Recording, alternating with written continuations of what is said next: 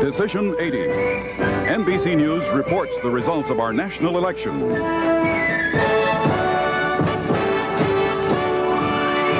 From the NBC News Election Center in New York, here are Tom Brokaw and John Chancellor. Good evening and welcome to NBC News' coverage of the 1980 presidential election. Our team of correspondents, analysts, pollsters, and commentators is assembled here in New York and around the country to see if Jimmy Carter can win re-election or if Ronald Reagan will be going to the Oval Office. We have been polling around the country in the key states, NBC News and the Associated Press, and what we're learning in the key states is that makes us believe that Ronald Reagan will win a very substantial victory tonight. Very substantial. That's our belief as of the moment based on polls in key states. And we have two projected states in the presidential race which tend to support that view. In Florida, NBC News projects Ronald Reagan the winner of Florida's 17 electoral votes. And so we will put on our map in blue, for those of you who are watching in color, dark gray and black and white, we'll make Florida our projected winner for Reagan. We have the electoral vote, therefore, given the fact that we had projected Indiana for Reagan earlier, is now 30 for Reagan, two states projected so far. We have another southern state to project. Florida was carried by Carter 4 years ago. Mississippi was carried by Carter 4 years ago. But tonight, our projected winner in Mississippi is the Republican candidate, Ronald Reagan. And so, again, in blue, or dark gray and black and white sets, light gray, I'll get that straight this evening, light gray and blue, we move another 7 electoral votes into our projected column of electoral votes for Reagan, 37. 3 states projected for Ronald Reagan now. And we'd like you to meet some of the people who will be reporting this evening. Jessica Savage will be covering the races for governor in the House of Representatives. Garrick Utley will be covering the Senate races for us, Garrick. And Tom Brokaw and I will share the coverage of the presidential race. David Brinkley, who is recovering nicely from an operation, thank you, will provide commentary from time to time this evening. He's right over there. Well, Tom, it's turning out to be an interesting evening, perhaps more quickly than we had thought. Well, the pattern that we have on the map already, I think, does show some ominous signs for Jimmy Carter. We have been talking throughout this campaign that he has to hold his political base, as all good politicians do. And there are 2 big chunks of it already tonight. Mississippi and Florida, both states that went for him 4 years ago. Tonight we're showing in the Ronald Reagan column according to our projections. That is not a good sign for Jimmy Carter, very plainly. No, Jimmy Carter had expected to lose Indiana. There had never been really any doubt about that. But the other 2 are quite serious losses. Tom, go on. I didn't mean to interrupt. No, we have some popular vote that we want to show you as well. We'll be counting the electoral vote and the popular vote here tonight. Remember, in the electoral vote, the number is 270. That's what they want to reach. We have about 2% of the popular vote in from across the country. Most of that, 2% of the precincts reporting in so far. Most of that, as you might expect, from Indiana, Mississippi, Florida, those states that we have projected thus far. That is the eastern third of the country. And with that 2% of the precincts reporting in, Ronald Reagan with a pretty commanding lead that translates into 37 electoral votes, none for Carter thus far. Each state has an assigned number of electoral votes based on their representation in Congress. And that comes up to 535 altogether, and then there are 3 at large. So they need to get 270 to win before this night is out. It's a little simpler in the state and congressional races. There it's just a straight vote. Whoever gets the most wins. And Garrick Utley is going to take a look at some of the Senate races. Right, Tom. And the numbers are very simple in the Senate. 100 Senate seats. It takes 51 to control. As of now in the current session, the Democrats have 59. The Republicans have 41 seats. That means tonight the Republicans must pick up a net gain of 10 seats if they're going to gain control. We'll see whether they make it.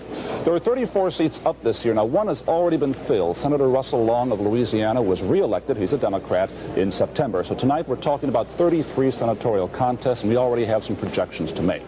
NBC News has projected that in Kentucky, the incumbent Senator Wendell Ford, a Democrat, has been re-elected, that he's going to defeat Mary Louise Faust, the Republican candidate, Ford going back to the Senate. And in Indiana, NBC News now projects that Representative Dan Quayle, Republican, will defeat the Democratic incumbent Senator Birch Bayh.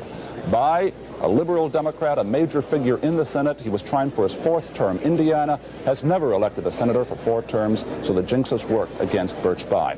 What is significant about that, though, is that there are a number of states where Democratic liberal senators face tough conservative challenges. What happened in Indiana may be a trend. Let's look at Iowa. We'll be watching the race there tonight, where Senator John Covert, liberal Democrat, is being challenged by Republican Representative Charles Grassley. Also, we'll be looking at Idaho, where Senator Frank Church, Democrat, the head of the Foreign Relations Committee, is being challenged by Representative Stephen Sims. And in South Dakota, George McGovern, trying for re-election, the 1972 Democratic presidential candidate, challenged by Jim Abner. In all of these states, liberal Democratic senators in a very tight race. They're all too close to call, but they must be a bit worried because Birch Bayh has lost in Indiana. We'll be following these races as the results come in. Now let's go over to Jessica Savage and some of her returns.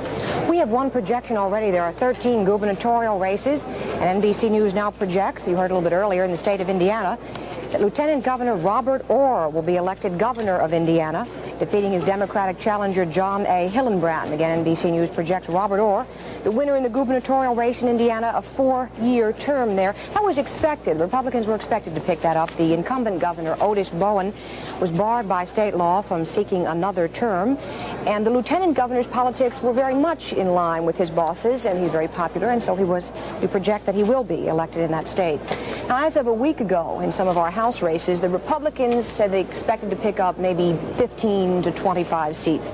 Well, today all the Republican Party officials I talked with told me that they have revised that, and they now expect a lot of the Reagan coattailing effect to come into play in many of the states, and they may pick up anywhere from 20 to 35 seats. Some of those seats they hope will belong to some of the Democratic leaders. 7 leaders have been targeted by the GOP, among them this year, House Majority Leader Jim Wright of Texas. He's in a very tough race in the 12th Congressional District. The Republicans conducted a survey in that district to come up with the best-known person to run against this 26-year House veteran. They settled on Jim Bradshaw, a Fort Worth City Councilman. I, however, talked with Wright a while ago, and he thinks that although it will be a close race, he may be able to turn it around.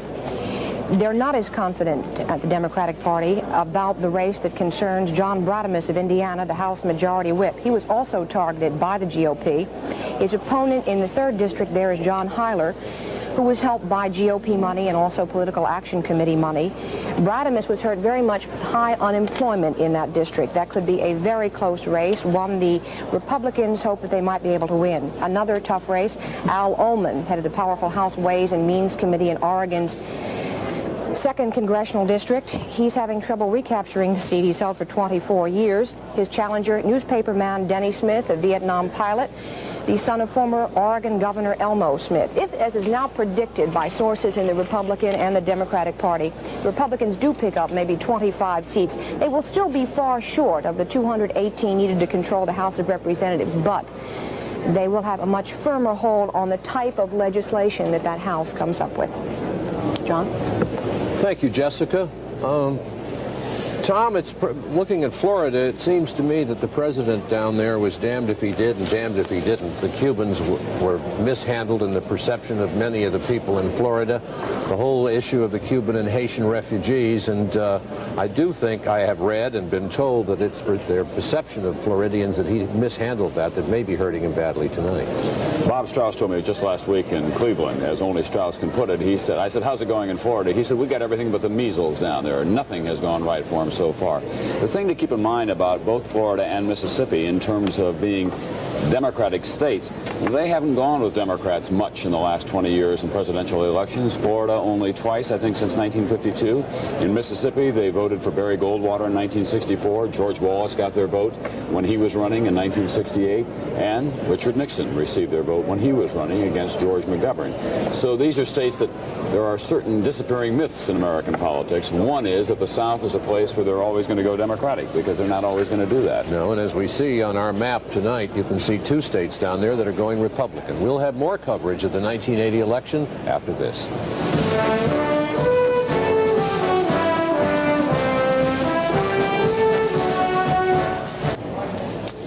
In modern elections anymore, it's not enough just to tell you who won, but why they won, and somehow how some of the issues may have cut across the lines. Well, since the polls opened early this morning, we've had people at voting places throughout the country asking voters what was on their minds on this critical election day. As the voters left their polling places, we asked them a series of questions that had to do with issues such as the holding of the hostages in Iran, the state of the economy, the character and the integrity of the candidates. In other words, the most important issues of the day, the issues on the minds of the voters. This NBC News Associated Press poll was carried out at almost 1,100 polling places across the country. By the time this night is over, we will have talked to 12,000 voters for our national poll, and then another 16,000 voters in key states around the country. One of the questions, not surprisingly, that we dealt with in the state polls was the hostage crisis, and whether the events of the past few days turned to be a plus or a minus for President Carter. He thought it was a minus, generally speaking. So far, we've asked approximately 1,400 voters in each of the three key battleground states, New York, Ohio, and Illinois, whether they approved of the president's handling of the Iranian hostage crisis. If he hoped that what happened over the weekend would boost his approval rating among voters, then the president was sorely disappointed. He guessed right. It was a negative for him. Only 27% of the voters we talked to in New York said they did approve. In Ohio, only slightly better, 31%. And in Illinois, 33% approved. The last NBC News Associated Press poll on this question, taken throughout the country 2 weeks ago, gave Mr. Carter an approval rating of 36%. And he simply didn't reach that in those three battleground states that we showed you just a moment ago. So clearly, last weekend's events, in terms of the hostages, cut against Mr. Carter with the American voting public, the people who went to the polls today. John? And the people who went to the polls today and talked to our poll takers in the key states that a president or a candidate needs to win the election have told our poll takers from NBC News and the Associated Press they've given them information that makes us believe that a substantial victory will be awarded to Governor Reagan tonight in the balloting. A substantial victory. He's in California. John Anderson, the independent candidate, is at a hotel in Washington, and the president is at the White House. Three reports now, the first one from Judy Woodruff at the White House. The only way to describe the mood here at the White House, John, is just to say that it's very sad. No one is commenting on the record at this point, but aides who are working in the press office are wearing grim expressions. They're staying very quiet. Perhaps the best indicator was Jody Powell's teenage daughter, Emily, who I saw a few minutes ago with tears in her eyes. Reporters haven't seen the president since he flew back to Washington from Georgia earlier today, where he voted. But when he spoke to the townspeople in Plains this morning, almost 12 hours ago, he choked up as he talked about hoping that he had fulfilled his commitment to the people of his region. I think it was evident at that point to the people who have been following the president in this long campaign that the president knew what was ahead. We have been told not to expect any statement from Mr. Carter until about the time the polls close on the West Coast, and of course that's several hours from now. But it does seem obvious that the miracle story of Jimmy Carter, the unknown Georgia governor who finally made it to the White House, is just about at an end. And now we switch to Chris Wallace, who is outside the Reagan home in California. 1669 San Onofre Drive, Reagan's residence in the Pacific Palisades, a spot that could be as famous tomorrow as Plains, Georgia is today. The Reagan camp fully expects that, openly predicting victory for several days now. Reagan spent this afternoon at his home with top aides discussing the start of a possible administration. One state that the Reagan camp will be looking at very closely in the next hour is Kentucky, a border state they say will indicate how Reagan will do in Ohio to the north and in Jimmy Carter's southern base.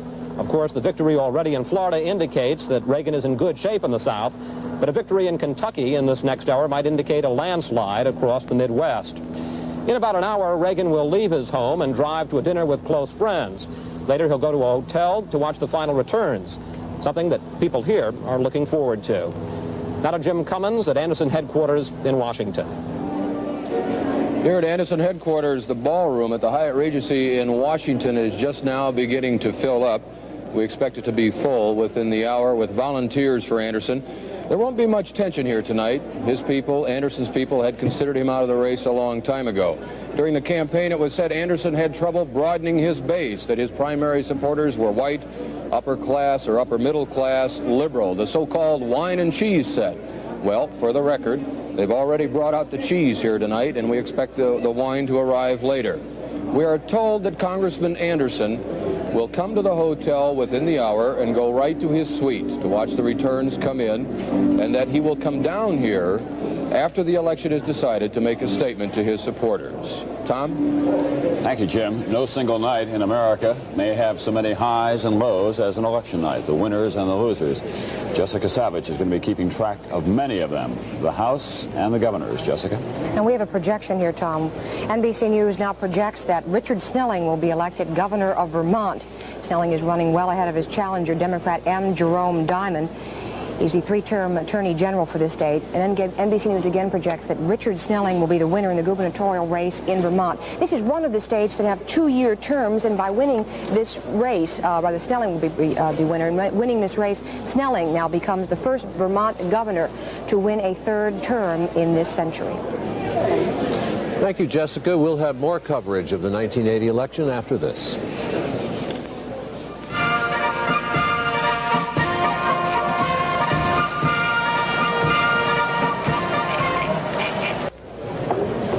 David Brinkley is here now with us, and Tom, I believe you've got another projection. We have two more projections, actually. In the South, Jimmy Carter's home base, which is being broken up tonight by Ronald Reagan. We are projecting the state of Alabama for Ronald Reagan. Reagan wins in Alabama, 9 electoral votes, right next door to Jimmy Carter's home state of Georgia.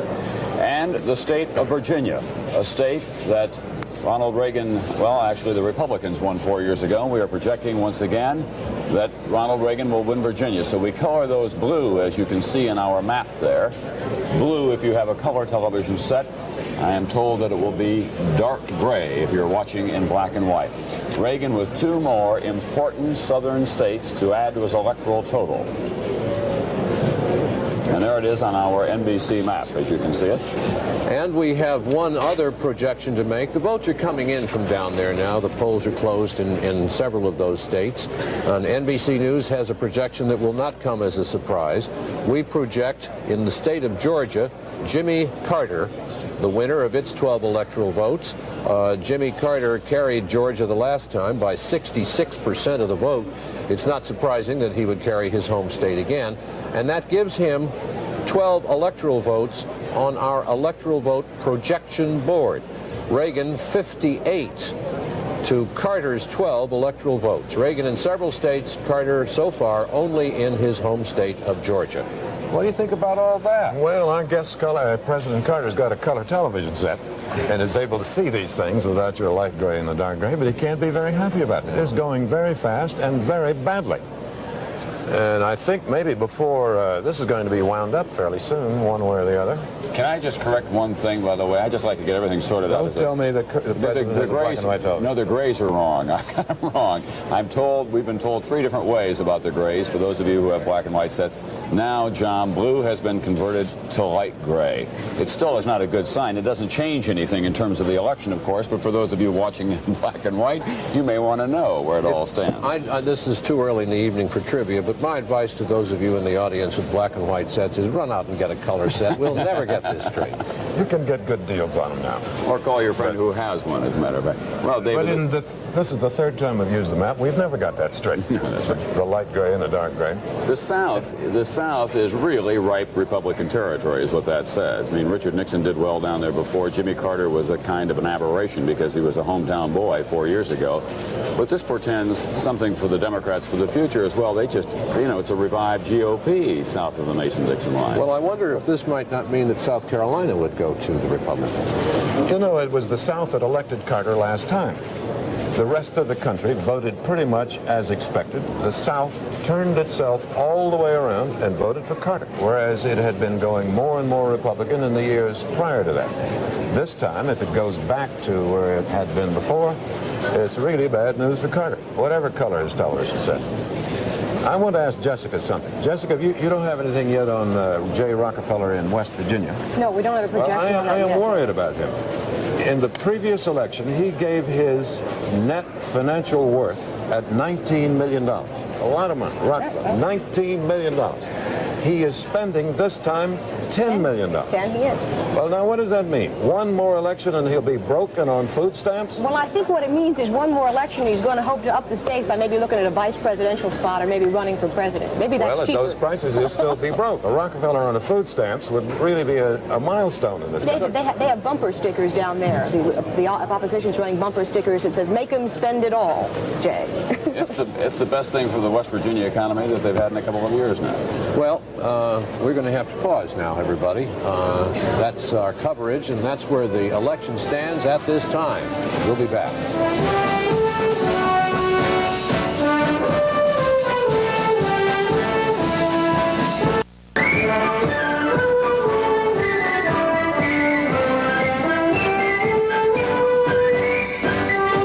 Decision 80.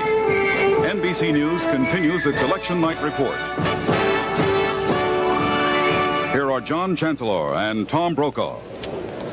Good evening once again. It is early on this election night, but already there is a lot of good news for Ronald Reagan of California on our election map and a lot of bad news for Jimmy Carter, the president from Georgia. We have a state just coming in. NBC News now projecting that Ronald Reagan will win the state of Ohio and its 25 electoral votes. Reagan wins Ohio, a big key industrial state in the Midwest. Its 25 electoral votes go into his column. He'll add those to Indiana, Virginia, Mississippi, Alabama, and Florida, all colored blue on the NBC News election map. That means they go into Ronald Reagan's column, and that's a very impressive beginning for him on this evening. No Republican has ever been elected president of the United States, by the way, without winning Ohio. Here's the electoral vote as it now stands. Ronald Reagan, 83, Jimmy Carter, 12. Carter's all come from his home state of Georgia, needed to win 270 altogether. So it looks like a very substantial victory for Ronald Reagan, as we have been saying all evening here, before this evening is out, and it may be an early evening indeed for Ronald Reagan. It will be a long evening, however, for Jessica Savage, who is going to be counting the 435 House races and also taking a look at the governor's races around the country, and Garrett Utley keeping his eye on 33 Senate races for us tonight. To say nothing of John Chancellor, who is here taking a look at the vote as well. To say nothing of David Brinkley. And David Brinkley, who is going to be joining us from time to time. We're so delighted. He had surgery just a week ago. But tough old bird that he is, he insisted on being here tonight, and we're delighted. He'll take that tough old bird term up with you when he gets here. I know he will. Let's have a look at the national popular vote now. We have it in from a number of states, mainly those states in the South and the Southeast, but as far north as Ohio. And we see that with 2% of the precincts in around the country, that Reagan has a lead of less than 200,000 votes, but the important thing to look at is the percentage. 4% for Anderson, 42% for Carter, 53% for Reagan now, with the votes beginning to roll in from several states in the South, in the East, and one big, very important Midwestern state, Ohio. And looking at some individual state races that we're getting in here, we have projected Reagan the winner in the state of Indiana. You see a third of the precincts have reported, and he's got a very large lead, bigger than Gerald Ford did 4 years ago at the moment now, 57% for Reagan. And in Kentucky, we have results from there, 2/3 of the precincts reporting there, a 5-point solid lead for Reagan. Jimmy Carter won that state last time with 53% of the vote about. He's now got 46% of it coming in. It shouldn't go more than that. Garrett Utley. Birch Bayh is our projected loser in the state of Indiana. He fits in the projected loser. Dan Quayle is the winner there. We projected that a few minutes ago. We have some other projections coming in, results coming in predominantly from the southern part of the country. First of all, in South Carolina, this is not really a surprise, but NBC News now can project that the incumbent Democratic Senator Ernest Hollings is headed for re-election, that he will defeat his Republican opponent, Marshall Mays. And in Georgia, Herman Talmadge. NBC News projects that Herman Talmadge will be reelected to a 5th Senate term. He's running with a good lead over Mac Mattingly, the former head of the Republican Party in the state of Georgia.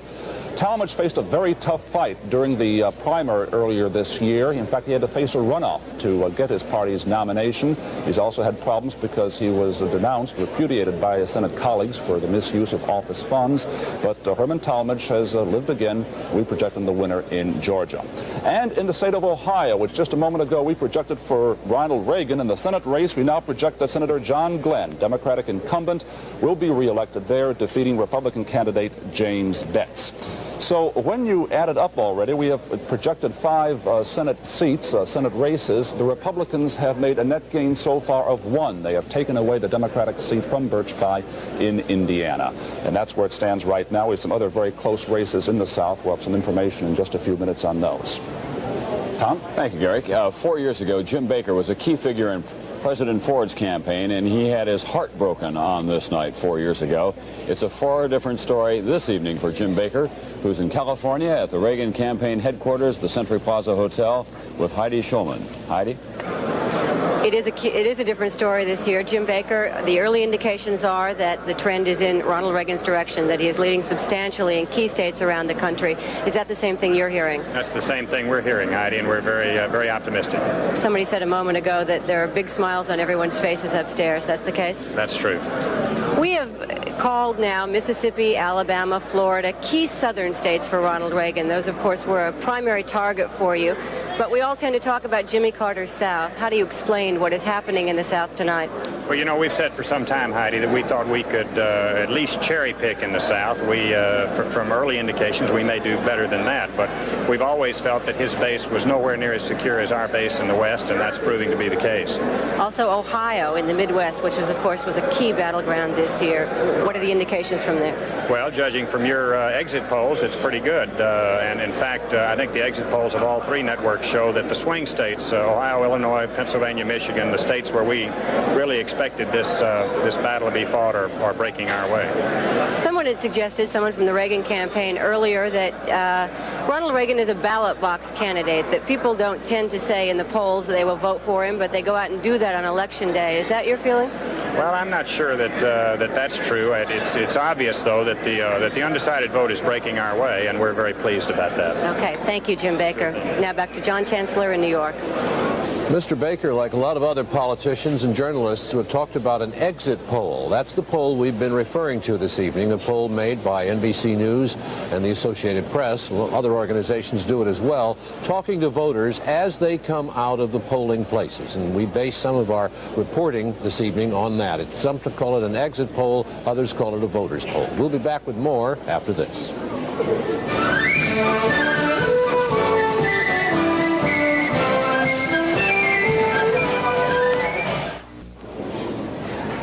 Some figures to keep in mind about the state of Ohio, where we have named Ronald Reagan the projected winner of that state's 25 votes. Ohio unemployment is 9.1% when last checked. Youngstown, 12% unemployment. Toledo and Cincinnati, 10% unemployment. Keep that in mind as we go through this following analysis based on our polling in Ohio today. Ronald Reagan won Ohio, which Jimmy Carter carried by 11,000 votes 4 years ago, because the voters were most deeply concerned about inflation and also the maintenance of American strength abroad. And the voters in Ohio felt that Ronald Reagan could do something about both better than President Carter. So far, NBC News, Associated Press poll takers have talked to 1,500 Ohio voters as they left the polls, and the results on these issues now. Only 22% of the people concerned with inflation voted for the president, while 71% concerned with inflation cast their ballots for Ronald Reagan. Only 28% of the voters worried about U.S. strength abroad. Then they voted for the president, but more than 2/3, 68% of those worried about American strength abroad went for Reagan. Another striking result in Ohio, a heavily industrialized Midwest state which had been losing both industry and jobs. Only 19% of those polled listed unemployment as one of the most important problems they face. But that's with 9% unemployment, that's understandable. Carter and Mondale made an appearance on the last campaigning day of the campaign yesterday in Akron, Ohio. It did not work. Tom? John, there's been a lot of talk about, in the course of this election, that someone may win an electoral victory, but not the popular vote here tonight. We're going to show you the popular vote right now and show you that Ronald Reagan is not only running ahead in the electoral vote, but he is running substantially ahead in the popular vote as well. 3% of the precincts reporting in nationwide. Ronald Reagan with a percentage lead of about 11 points now over President Jimmy Carter. Changes in the numbers, but not in the percentages, as you can see. John Anderson at 4%. That's an important figure, one that he'll be watching very carefully. He has to get 5% of the popular vote to qualify for federal election funds. And for every percentage point above that, he gets about another $700,000. So there will be a lot of cheering and straining going on at the Anderson headquarters tonight, not because they think he can win, but because they need the money to pay off the campaign debts. Someone who's been with us during this long campaign season is Theodore H. White, the author and historian, and he's right behind me right now with someone else who's been with us through it all, Bob Jameson, covering the Anderson campaign, tonight interviewing Teddy White. Gentlemen. Tom, Teddy, we've been talking for a moment about points of reference. What kind of historical context would you place the election tonight in? It's still too early to say because I think it's still building. But if it builds at this dimension, it could be of landslide, and it could be the end of an era, as 1932 was the end of an era, as 1964 was the end of an era. Some elections are just ripples. Others are tides coming, and there's a tide of change, I think. The sense I think the country has had growingly over the past few weeks of loss of control over events, loss of American power, humiliation abroad, uncontrollable inflation here at home, gives people a sense that things must change. And we have to wait, I think, a few more hours to see how big the dimensions of this apparent victory is. Teddy, when you talk about the end of an era, are you talking in terms of 1932, when Franklin Roosevelt was elected for his first term, or 1952, when Dwight Eisenhower was elected? I'm speaking of the end of an era in the sense that we're going to have to do our rethink again. We have been a free trade nation almost since 1932. We've been for free trade. That was a good idea 50 years ago. But when I see the devastation of Detroit and Toledo, the auto industry, the steel industry of the USA, when we left that war, we made more steel than all the rest of the world put together. Teddy, we have just a few seconds. If the indications are correct, it would be a big Reagan victory. Where did President Carter go wrong? I think he was caught and cramped and squeezed by history itself. It was less his fault than the forces arrayed against him. Teddy, thank you. Gentlemen? Jessica Savage has some information on both the governor's race and things that are going on in the House of Representatives. Jessica? We have the third of our projections of the evening to offer. We offer a projection. James Hunt will be reelected. We project governor of North Carolina, defeating his Republican challenger, State Senator Beverly I. Lake. Beverly I. Lake, a male. Again, NBC News projects that James Hunt will be the winner in the North Carolina gubernatorial race. He will be the first governor in modern times elected to a second four-year term there in North Carolina after winning the opportunity to do that with a constitutional amendment. He came up with the idea 3 years ago.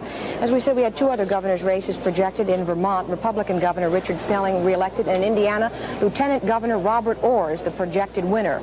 There's been somewhat of a Republican sweep so far in the state of Indiana, and we think it's affecting the race in the 3rd Congressional District. John Bradamus, House member since 1958. There you see it was 64% of the precincts now reporting in. His opponent, Republican challenger Hyler, with slightly more the vote than Bradamus has. It's a very tight race there. Bradamus people say that they're not really sure that the House Majority Whip will be able to come out of this one. The Hyler people say that there is a large vote turnout in that area, but that their 1,000 or so volunteers that they had today made some of that large voter turnout theirs. That is one of the races the Republicans have targeted, and as you see there, the candidate is not doing that well. Bradamus may not be reelected.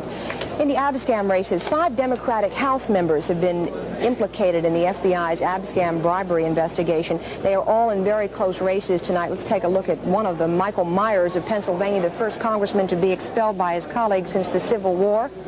organization politics he's looking to help him defeat his challengers. It may be enough to help him get by the GOP challenger Robert Burke, but that's a nominal candidacy. There's an independent running very strongly there, candidate Tom Folgera, who's been endorsed by Philadelphia Mayor Bill Green.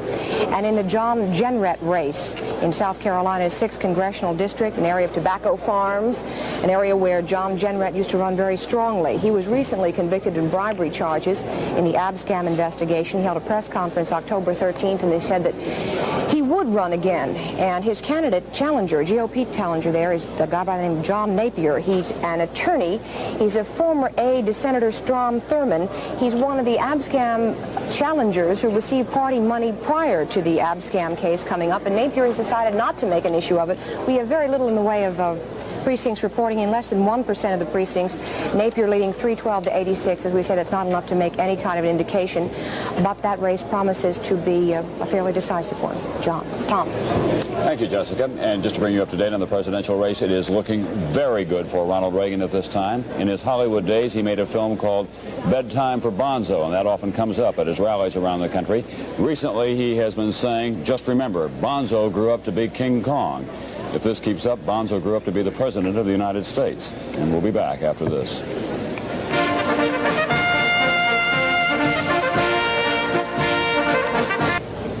We're back, and joining us now is David Brinkley, and framed behind him is the map that looks very encouraging for Ronald Reagan, looking more encouraging as the evening goes on, with Ohio added to Indiana, Virginia. As you can see, Mississippi, Alabama, and Florida behind us.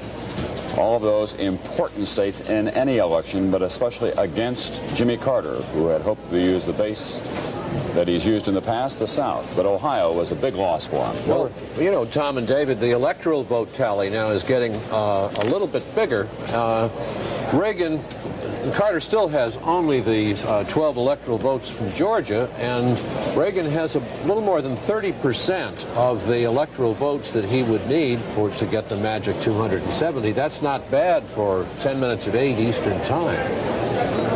You know, John, I was thinking, you and I spent a little time talking to Carter's mother, who said in the unlikely event that her son lost, she wanted him to come back to Plains and cut the grass and clean up the yard. She may have him there. Well, let me tell you what Helen Thomas of the UP reported tonight. She learned that the president was informed Monday night that samplings taken by pollster Pat Goodell showed it was all over, in those quotes. And campaign manager Robert Strauss, this is according to the UPI, reportedly informed workers that the president had lost. You have the feeling that he knew that this morning, or that he was in deep trouble when he made that emotional appearance in Plains. Talked once again about being proud to be a Southerner. Those are roots of which he is proud, occasionally even defensive. And the South, on either side of him at least, Florida, Alabama, and Mississippi, not with him, and we don't know about South Carolina yet. And yet, Democrats doing well in the South. Fritz Hollings, who's got an accent that's more Southern than a bowl of grits, it seems to me, is the epitome of the Southern senator. He'll be back. And who else will we call? The governor of that state as well. Hunt will be elected. Carter has never had a really proper Southern accent. No, it's kind of the Herman Talmadge, Fritz Hollings have got the corner on that in Washington right now. Carter never really had it. I think he spent too much time outside the South or something. Well, I'm amazed at the way things are going, if they are going the way we think they're going, and our polls indicating a substantial victory for Reagan.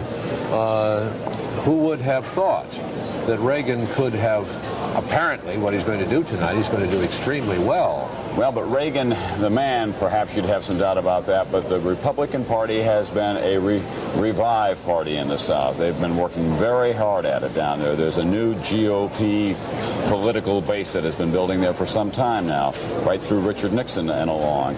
In Alabama, they're given to saying these days the 3 M's are what's important. The military, motherhood, and the maker. And that all cuts very well for the Republican Party.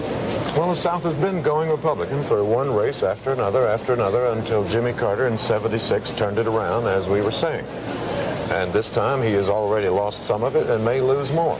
And it's bad news for him. All right. In the next hour, we get the great big dump of votes from many of the big states, Illinois and Michigan and Missouri and New Jersey and all that. And that's where the election stands at this time.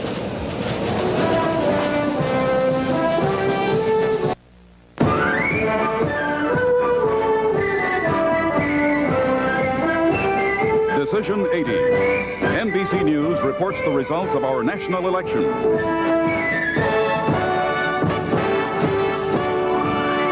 Brought to you in part by Merrill Lynch, whose ability to guide you through the intricacies of investing makes them a breed apart. And by IBM, helping put information to work for people. From the NBC News Election Center in New York, here are John Chancellor and Tom Brokaw. And welcome to those of you who have just joined our coverage of this quite remarkable election, the 49th presidential election in the United States, and we are seeing every sign of a substantial victory for Ronald Reagan. We have already projected some states on our map for him, only Georgia so far projected for the president, and now with the polls having closed in a number of states and other key indicators have coming to us, we are going to project a number of states for Ronald Reagan, beginning with the state of Connecticut. Connecticut, with its 8 electoral votes, goes to Ronald Reagan. Our next projected victory for Ronald Reagan is New Jersey with 17 electoral votes. New Jersey for Reagan. Going westward, we project Pennsylvania for Ronald Reagan. Pennsylvania, in his column, we project 27 electoral votes there. Further, Michigan, the state of Michigan, we project for Ronald Reagan 21 more electoral votes for his total. We go on.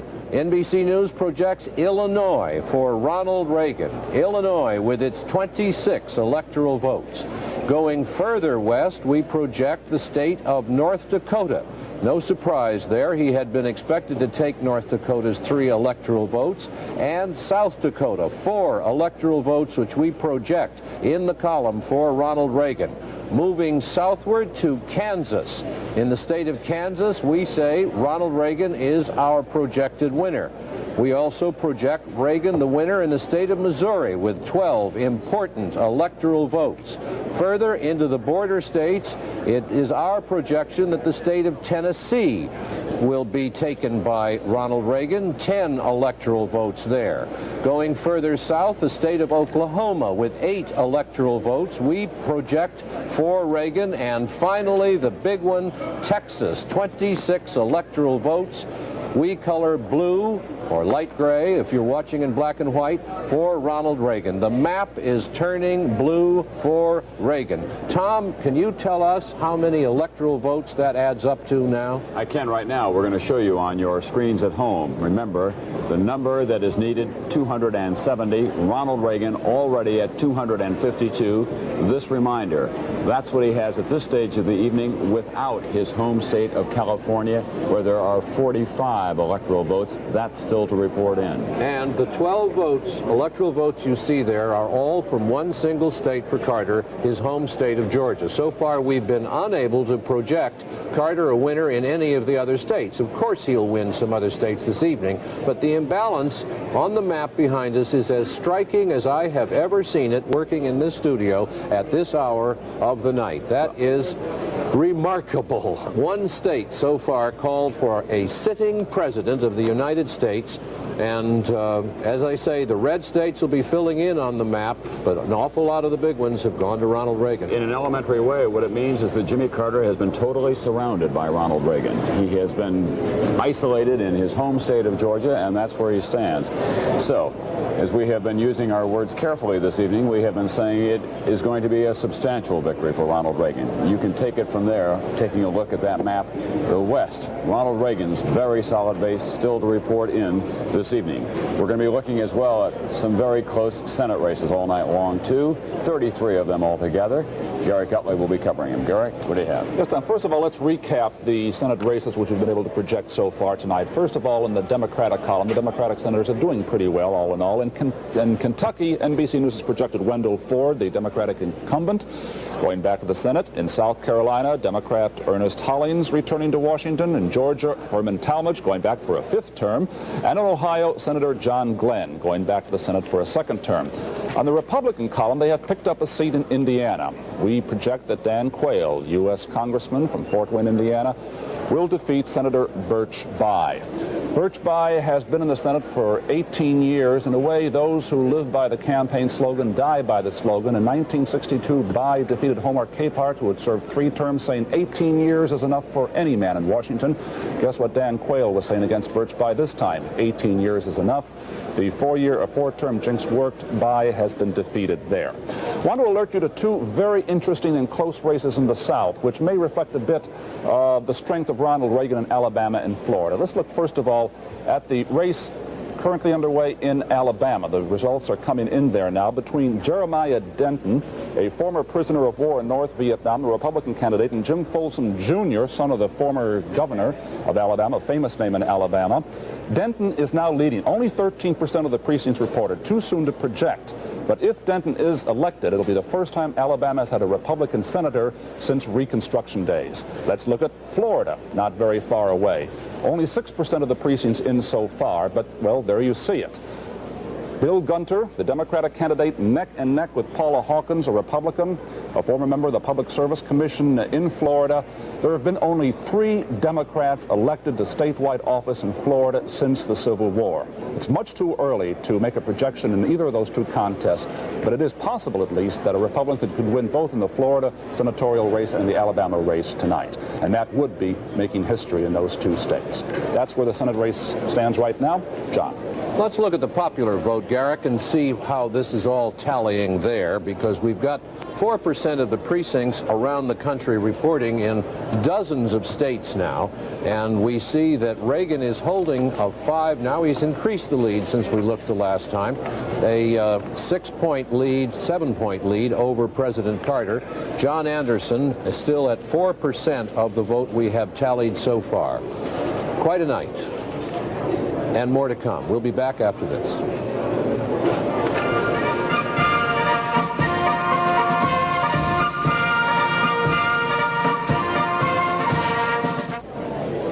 Ronald Reagan apparently headed for an enormous victory tonight. As we show you on our map, he is winning in all of the key areas, the industrial Midwest, parts of the Northeast, and the South as well.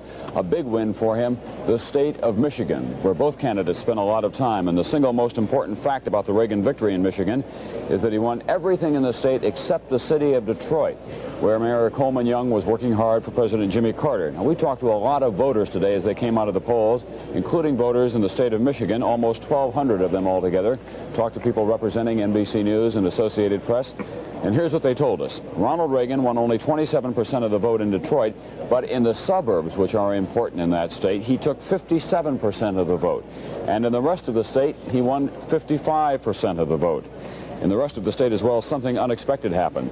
Carter and Reagan split the blue-collar vote, which normally, in Michigan especially, is heavily Democratic. This happened despite the intensive campaign on behalf of the president waged by the United Automobile Workers Union. In that union, Mr. Carter did pick up 60% of the vote, but that was not nearly enough to offset the gains of Ronald Reagan and the rest of the state of Michigan, so the 21 electoral votes from there go into the Reagan column, John. We have another projection, and this time for President Carter. NBC News projects President Carter the winner in the District of Columbia.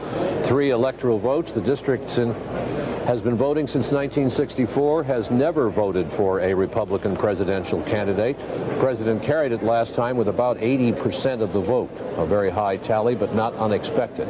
That brings the electoral standings to Carter 15, 12 from Georgia and 3 from the District of Columbia.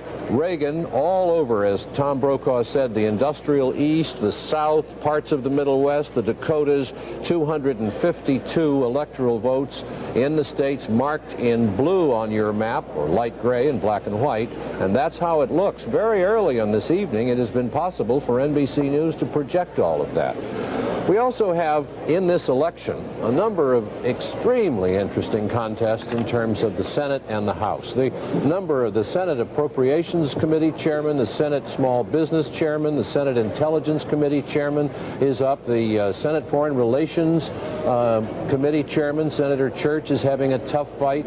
The House Majority Leader, the House Whip, the chairman of the Ways and Means Committee, the chairman of the Public Works Committee, the chairman of the Interior and the Agriculture Committee in the House, all of them are facing difficult contests this time. There's quite a story there, and Jessica Savage is covering it for us. I would imagine a lot of that story will have we'll see some of it in the coattailing effects that some of this Reagan landslide, the way it looks to be at this point, might have on some of those races. But first, NBC News has a projection to offer.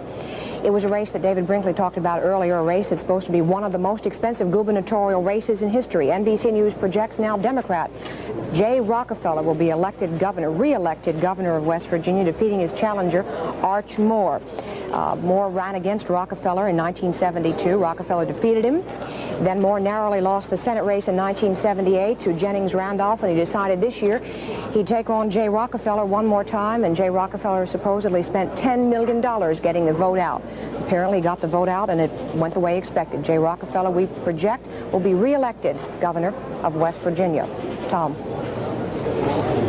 Jessica, we were told just a few moments ago that we had some pictures of Ronald Reagan leaving his home in California, and we will be standing by to go to those as soon as we possibly can. I think right now John has got some votes for us down south. I do. First, let's have a look at the popular vote again, which is mounting around the country. Now you see we're over 1.5 million in each race, and Reagan's lead is holding at 7 points, with 4% of the precincts reporting. John Anderson's vote edging up there, but he's very far behind. Well, it just changed. Reagan's lead increased just a little bit there. These numbers, incidentally, that you see on your home screen are being fed to us by a computer, and so from time to time they will change while we're on the air with them. One of the things that has to be disappointing to the president is his showing here, 7 points behind with the election as far along as it is. Tom? The vice presidential candidate on the Ronald Reagan ticket, of course, is George Bush. He contested him strongly in the primaries and then helped him a great deal, perhaps even in his home state of Texas, his adopted home state. Well, this evening, George Lewis, who covered the Bush campaign all year long, talked with George Bush. I did hear the NBC report. I think it's too early to do anything but at least have your hopes up at this point. Are you surprised by that at all? Yes, because I've felt that it would be very, very close, and it still might well be. But I must say it's more encouraging to have these so-called exit polls speaking favorably. With the findings going your way, apparently, in the polls, what do you think made the difference in the closing days of the campaign? I think the debate clearly was a major turning point, and our inside tracking figures showed that since the debate, Governor Reagan was doing very, very well, and we followed it very carefully, and he continued to break those undecideds over. But again, it's awful early to really assess it until you know what actually happens.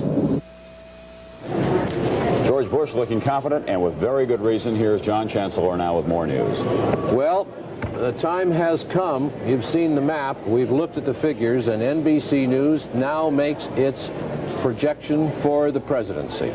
Reagan is our projected winner. Ronald Wilson Reagan of California, a sports announcer, a film actor, a governor of California, is our projected winner at 8:15 Eastern Standard Time. On this election night, we have projected Ronald Reagan the winner.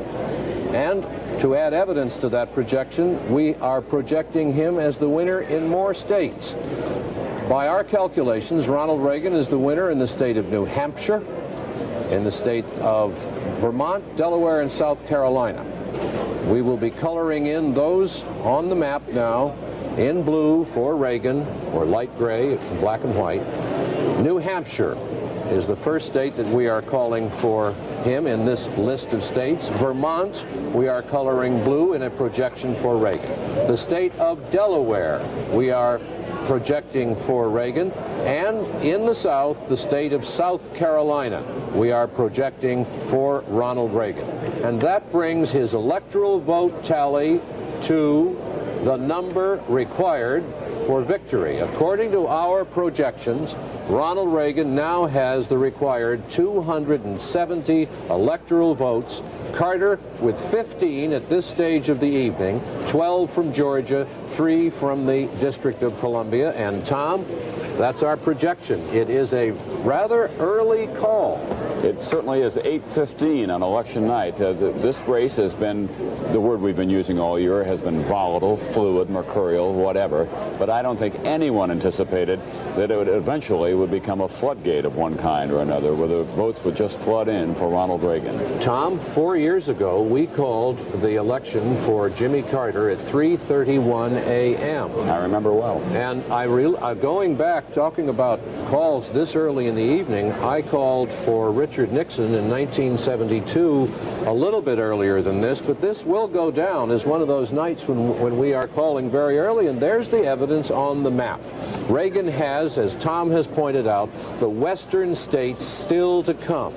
And we saw little softness for him in most of those western states, some doubts about the ones in the Northwest, Oregon and Washington. California was leaning. We do not see, given what evidence we have now, that the president will be able to overtake Reagan at all, and certainly not in the West. And most of the big industrial states now, New York has not been projected yet, but most of those big states are in, and Reagan took them.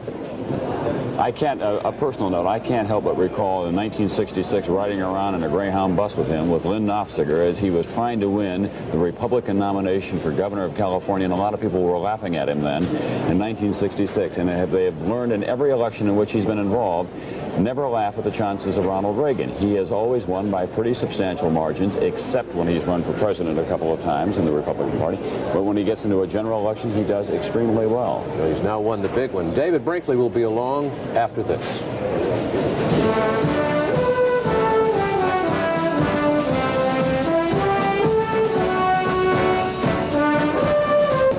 David Brinkley has joined us. David, what do you think about all this? We've called the election. I know, at 8:15.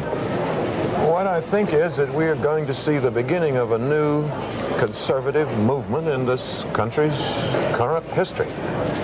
It's too early to say how the Congress is going, how the Senate is going, but whatever happens, the thing to remember is that all of the members of the Senate who are in trouble, whether they wind up winning or losing, those who are in trouble are all liberals. And however that turns out, it is going to terrify liberal members of the Senate. And with Reagan in the White House, a scared bunch of liberals, not as many as in the past, in the Congress, he's going to have his way. And so we're going to see a rightward movement in the direction of the U.S. government. I would say substantially so. Yeah, he has talked about using it, as Theodore Roosevelt called it, the bully pulpit, and he's masterful at that, at using that kind of an office. We've seen him in one campaign after another, how effective he is on television. He is a kind of prototype of the conservative in this country. He has been active in that wing of the Republican Party for a long time, very practiced at the rhetoric of it, so I think that you can expect to see that. I wonder how ideologically conservative Ronald Reagan really is. It has always seemed to me, Tom and David, that he was not that right-wing when he was governor of California, and I had the sense this year that he was a man who didn't want to become president because of a great ideological crusade. He was a fellow who wanted to become president. He thought he deserved it. He thought he'd do a good job at it.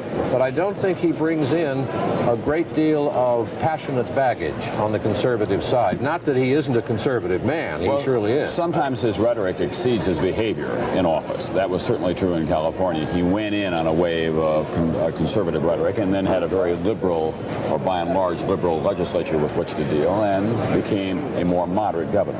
Well, a number of people who know Reagan well, better than I do, and perhaps better than most of us do, see him as a sort of Eisenhower, a kind of amiable Republican who is conservative but not wildly, screamingly so, and who will be easygoing in the White House, who will decide nothing outrageous until he has talked to everybody in sight.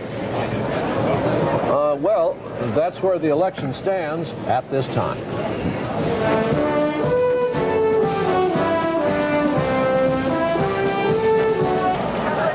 Decision 80.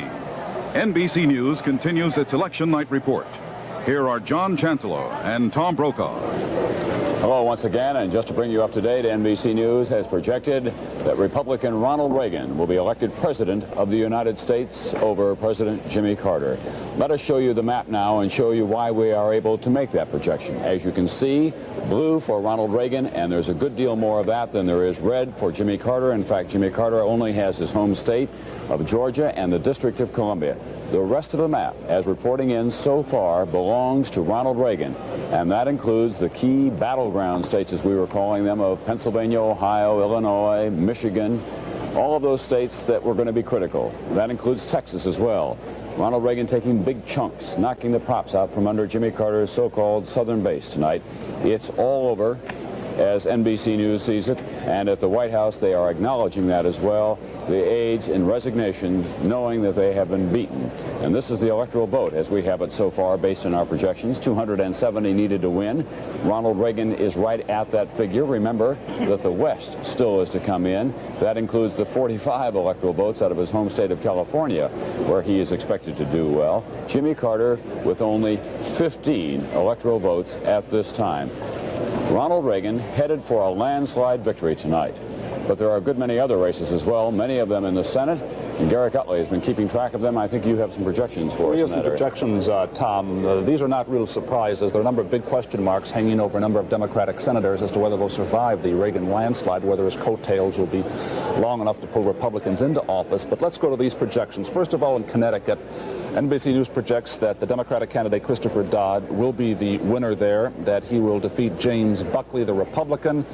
Abe Ribicoff is the Democratic senator who's retiring in Connecticut, so that seat remains in the Democratic column. In Maryland, we are now projecting that Republican Senator Charles Mathias will be reelected, defeating his opponent, Democrat Ed Conroy. Mathias, a liberal Republican, somewhat of a maverick in the Republican Party. He had the endorsement of the AFL-CIO. He draws heavily among Democratic voters, although he is a Republican. He is going back, a liberal Republican, reelected in Maryland to the Senate. In Kansas, Senator Robert Dole, Republican conservative, Gerald Ford's running mate in 1976. We project him to be reelected to defeat Democratic candidate John Simpson. And in North Dakota, where Senator Milton Young, Republican, is retiring, we project that the seat will remain in Republican hands. Mark Andrews, our projected winner, defeating Democratic candidate Kent Johanneson. So far tonight, we have projected 9 Senate races out of the 33 which are up for grabs today. The Republicans so far have gained only 1 seat. That's in Indiana, where they've taken it away. But I would certainly think that a number of Democratic candidates are very nervous. Democrat liberals such as John Culver, let's say in Iowa, such as perhaps Gary Hart, George McGovern in your home state of South Dakota, Tom. These kinds of Democrats, seeing the trend in Indiana and what is happening on that map back there, must be very worried as to whether they're going to survive. I would think so. We were talking about the chairman of the Senate Foreign Relations Committee, Frank Church out in Idaho, Warren Magnuson in the state of Washington, chairman of the Appropriations Committee. One person who may take some comfort, surprisingly enough, is Barry Goldwater, Mr. Conservative, Arizona, up for re-election. The recent poll showed him in almost a dead heat against his Democratic opponent. If the Reagan tide continues and Reagan gets a big vote in Arizona, Barry Goldwater should be encouraged by that. Garrick, actually, the polls were shifting a little bit to Goldwater toward the end with the error factor in the poll. The last poll had a 6% error factor in it, which made it close. But if you read that poll another way around, it didn't look so bad for Goldwater. He wasn't reluctant to say as well to the voters of Arizona, I want to go back and help my friend Ronald Reagan out. And if that carries through in Arizona, it will help Barry Goldwater out as well, because it was for Barry Goldwater that Ronald Reagan made that memorable television speech in 1964, and it began his political career. It really did. Let's go on. Let's have a look at the popular vote now. The popular vote, with 6% of the precincts reporting, shows the same lead that Reagan developed over Carter earlier this evening, holding now as the votes come in. A 7-point lead on 51% of the vote now. That will almost certainly go up as the percentage, the Reagan percentage ought to go up, because there are very few places given the traditional dynamics of the Democratic Party, where Carter could get sizable numbers of votes. A lot of those votes have already gone to Reagan in those states. Some of the states, however, we have been unable to make projections on, and we'd like to look at some of those. Kentucky, for example, the vote tabulations in the Louisville area, they are slow tonight, so we don't have any projection of the winner because of that slowness, but Reagan is ahead in a state that President Carter carried 4 years ago. Similarly, in North Carolina, which I think will come up there in a moment, we have 7% of the precincts in. North Carolina has voted only for Richard Nixon since the end of the Second World War. It did it twice. It looks as though it is going Democratic now, but with 7% in, it's kind of hard to say. Going on to Maryland, another state we have not had a projection in, about a fifth of the precincts in, and you see that Reagan is doing quite well, over half of the vote now. If that were to hold, he would join Richard Nixon as being the only Republican candidate in a very long time elected by the state of Maryland. And in West Virginia, a state that was regarded as safe Democratic. It's voted Democratic in 10 out of the last 12 elections. Carter is ahead there. Tom? We're going to have continuing coverage of this evening. The Senate races, Jessica Savage with the governor's races, and the House, of course, 435 seats at stake there. More to come after this.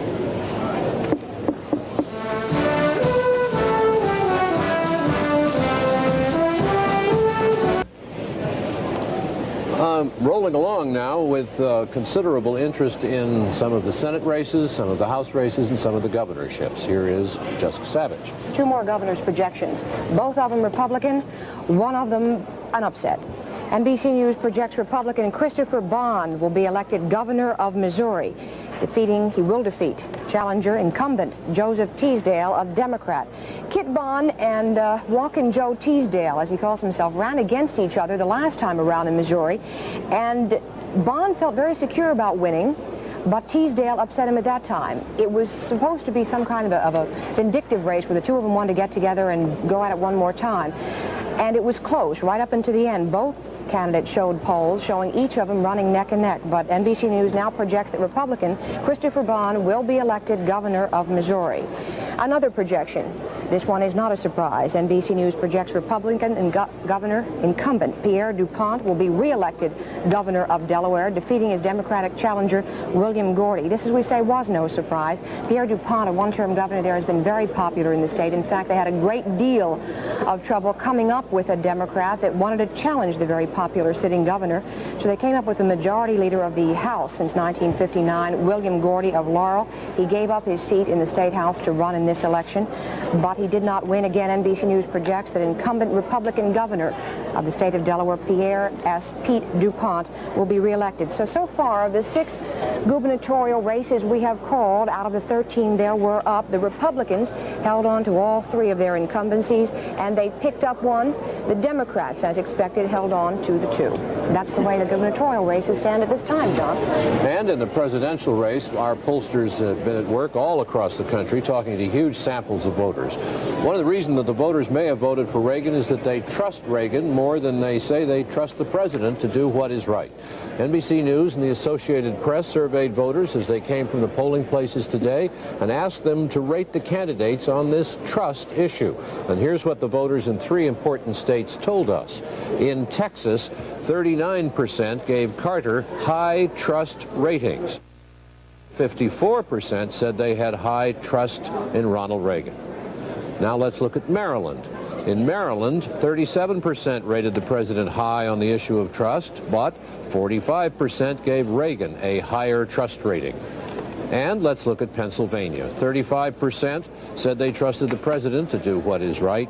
47% said they trusted Reagan to do what is right. It's interesting that those ratings in those 3 states, Texas, Maryland, and Pennsylvania, are all about the same. And we checked 7 other states so far, and we find the same thing.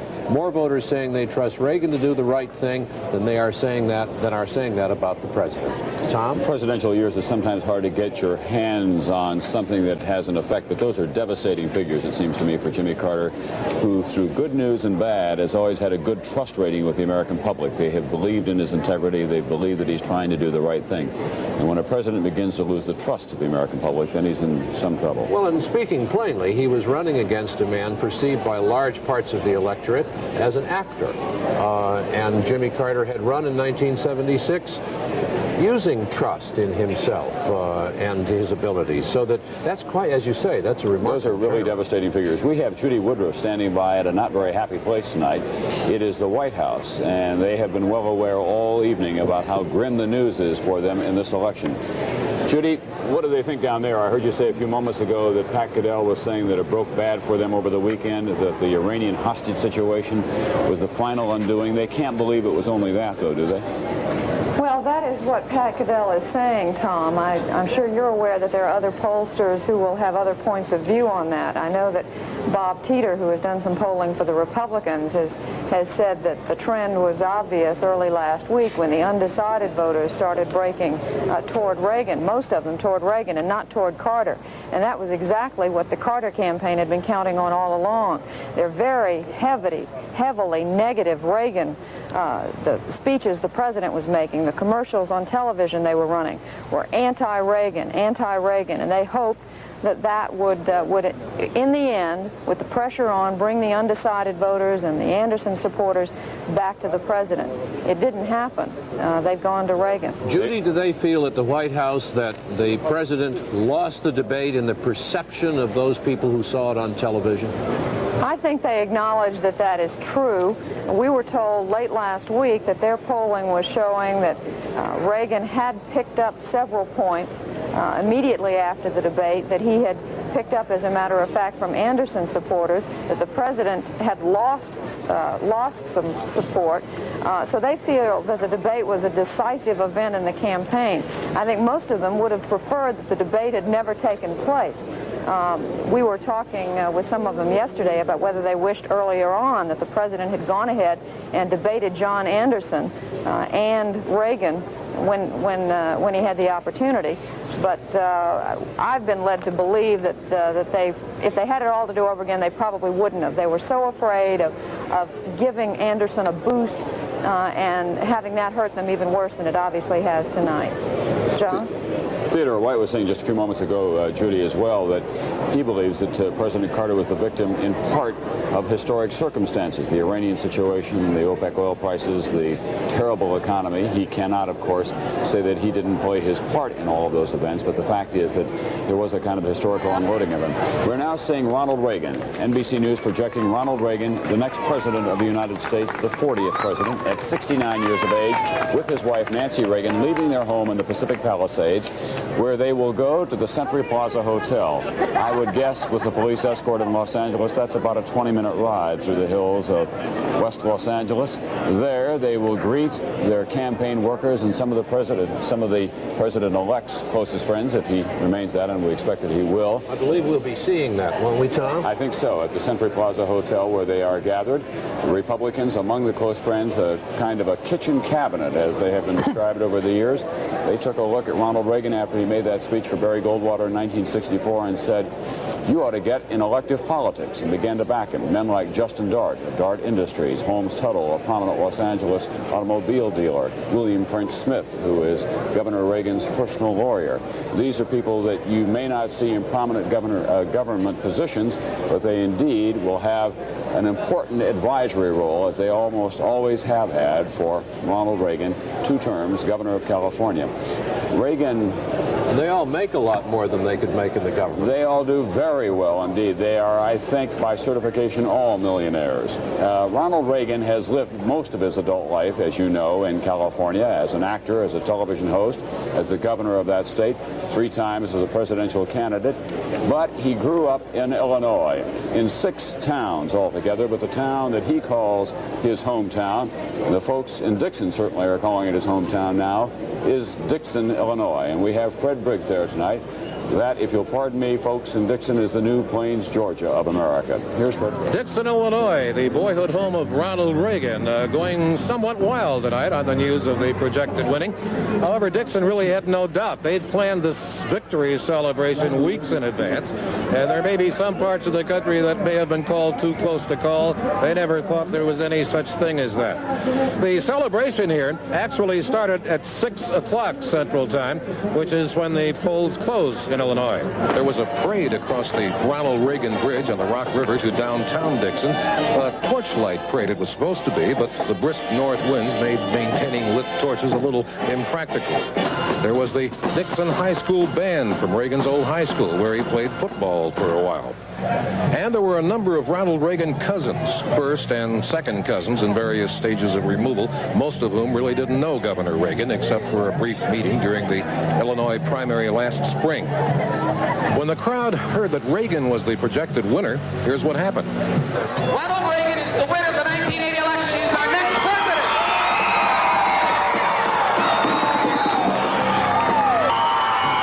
Well, the night is young as far as the celebration is going here. In an hour or so, they're planning a fireworks demonstration. The publisher of the Dixon Advertiser, the local paper, wants to have the first newspaper in the country out in print saying that Reagan is the winner.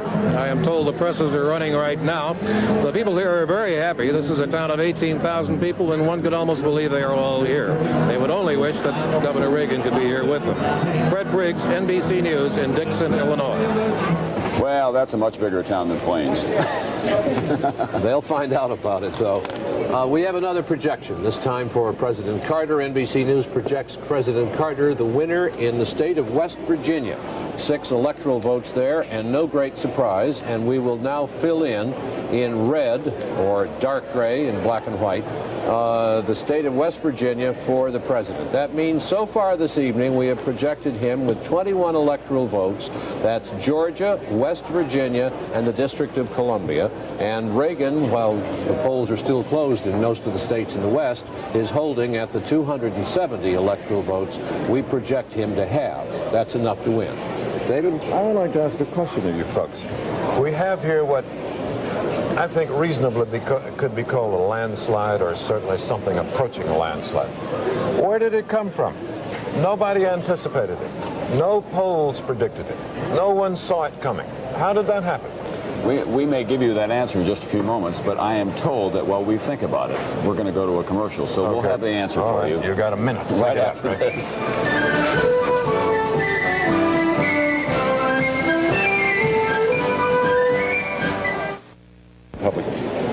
Win the Senate. I'm thinking about David Brinkley's question. I believe I have now formed an answer. All right, let's have it. What is it? Well, you'll recall that last summer that Ronald Reagan did have a very substantial lead at one point. It was post-convention euphoria for the 30%. Republicans. But that indicated at that time that a lot of people in this country were unhappy with what has happened in the last 4 years. Then he had his campaign gaffes.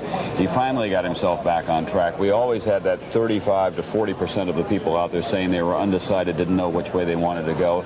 And then Ronald Reagan began to say to them, I ask you this question: are you happier and more secure today than you were 4 years ago? And I believe that it is that question, simplistically, spread out across the country, that began to work very well for him in the closing days of the campaign.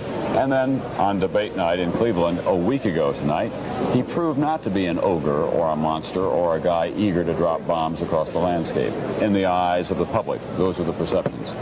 Well, I don't want to knock the polls because I believe in them and they generally do very good work. And in fact, they were right. They've been Harris today called Reagan, but didn't call it this big. And one thing I've wondered, did a lot of people decide to vote for Reagan but didn't want to say so? Well, that's always been a factor. They call that the ballot box factor in Ronald Reagan. Well, I don't want to confess he's an actor after all. A lot of people have made fun of him, and maybe I ought not be publicly in favor of him. I should say, in behalf of the NBC News Associated Press poll, that we took a lot of flack from the White House during the last several weeks or so, because we would always show Reagan more substantially out in front than would other polls. And they would call and say, how can you have it that way? I think your poll is off base and so on. I finally said to Jody Powell last week, we'll show you the second half of it on Wednesday morning. Well, it turns out not to have taken all the way to Wednesday morning. Well, again, I don't want to pick on the polls, but there was none of this in sight. All right, thank you very much, David Brinkley, and that's where the election stands at this time.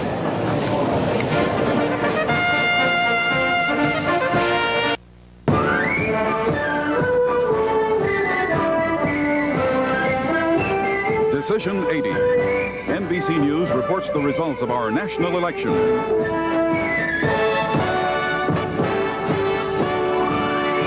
Brought to you in part by Merrill Lynch, whose ability to guide you through the intricacies of investing makes them a breed apart. And by Dodge, with America's widest selection of front-wheel drive cars made for today's needs. From the NBC News Election Center in New York, here are Tom Brokaw and John Chancellor.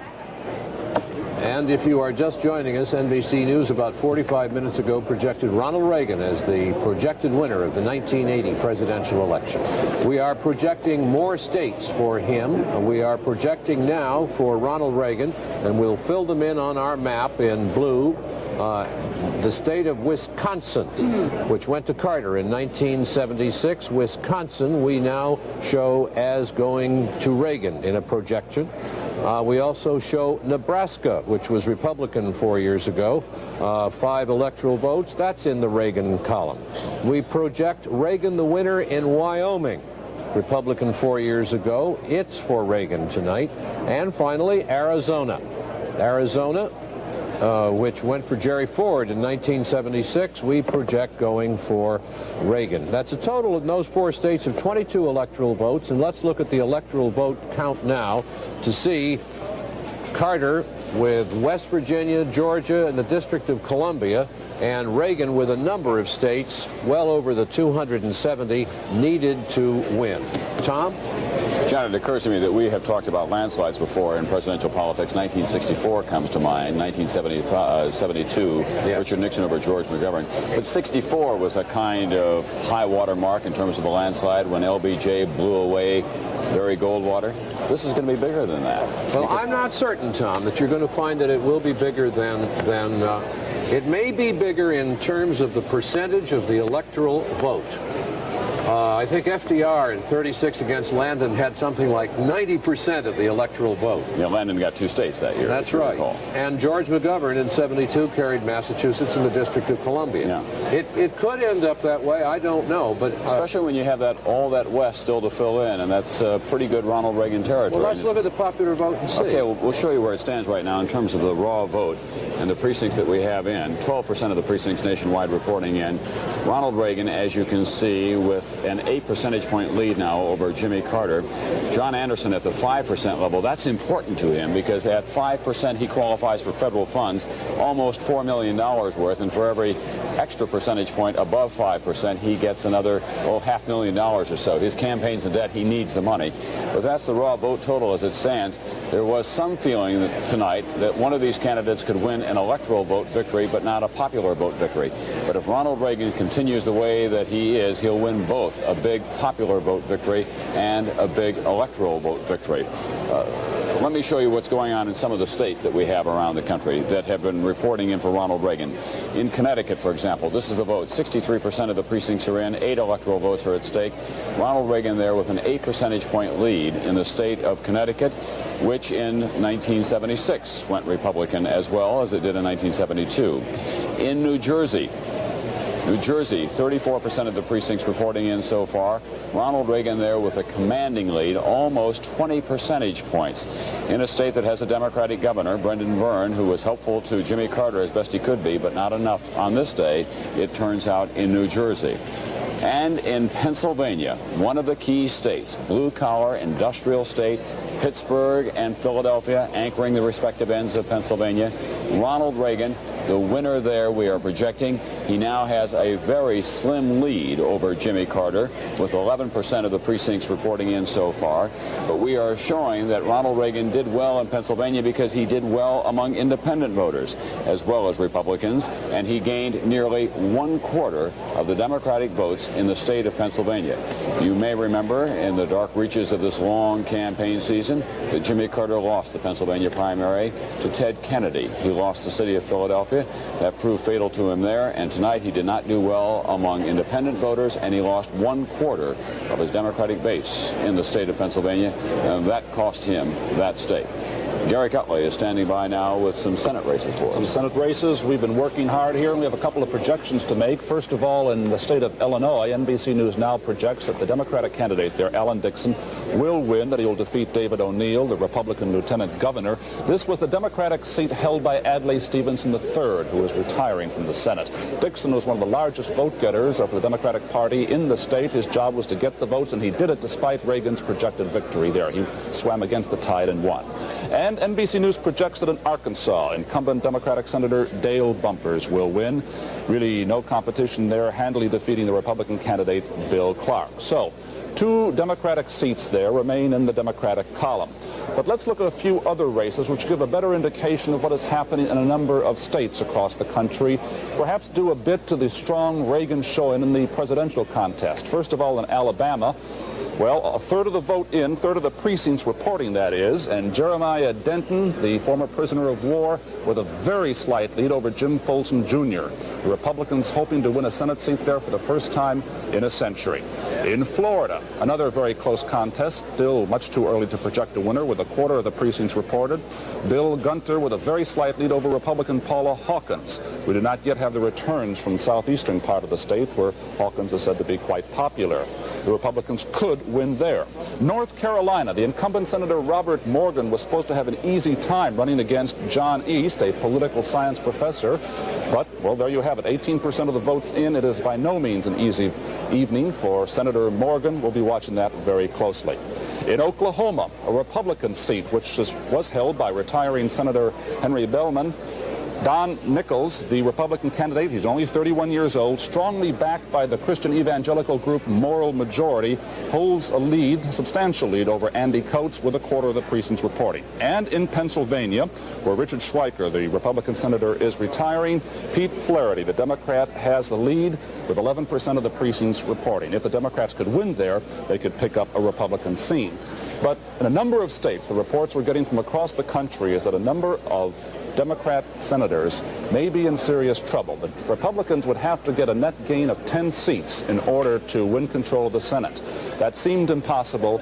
We're not saying it's going to happen, but they could get an awful lot. Actually, they only need 9 if Ronald Reagan continues to do well, because the vice president would cast a tie-breaking vote, and if they're at 50-50, that means that the Republicans would have control of that. We'll be back with more of all of this right after this.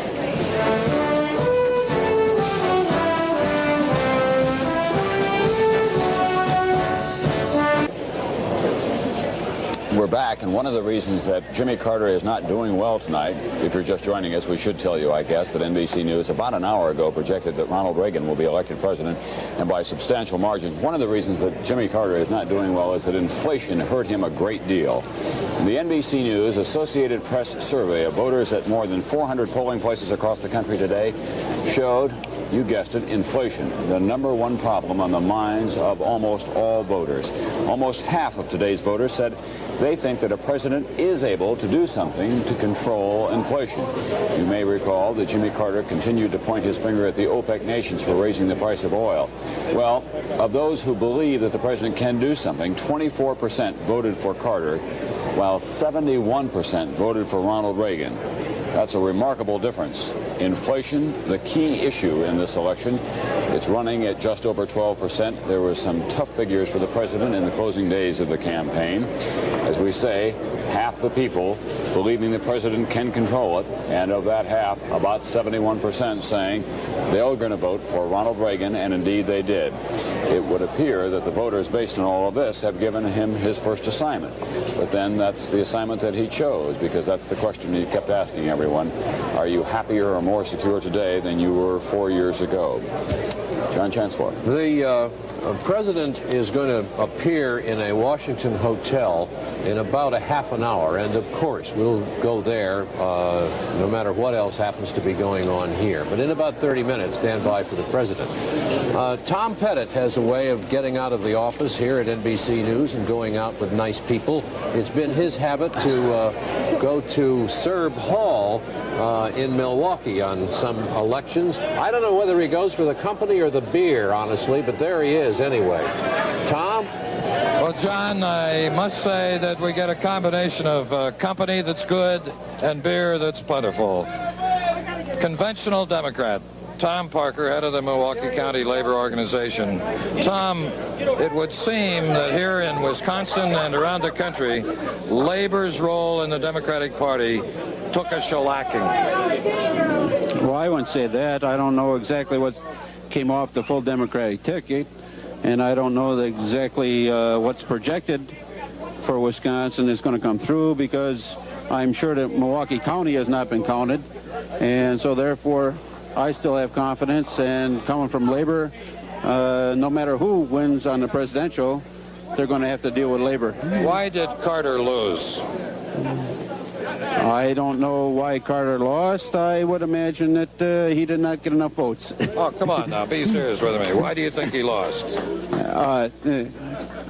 Carter may have lost. There were a couple of labor issues that Carter did not come through with. I don't know that all of labor has understood exactly what will happen if it goes the other way. I have not been convinced that it's going the other way yet, though. You still don't accept the victory of Ronald Reagan as projected by the networks? I never accept projections. Well, we'll talk to you tomorrow. I'm sure you will. See how you feel about it tomorrow. Now, one of the people here who's very happy, Tom, is Bronco Groover. Bronco, you're a Reagan man, right? Well, yes, I am today.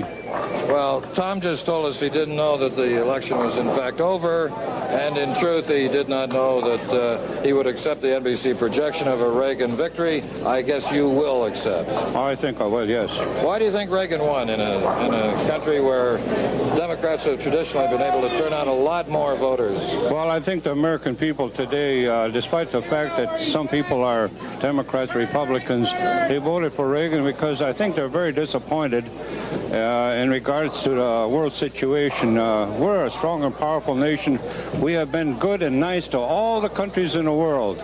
We have helped them in need, and I think we deserve a better break from all the countries in the world than what we're getting. Bronco, thank you.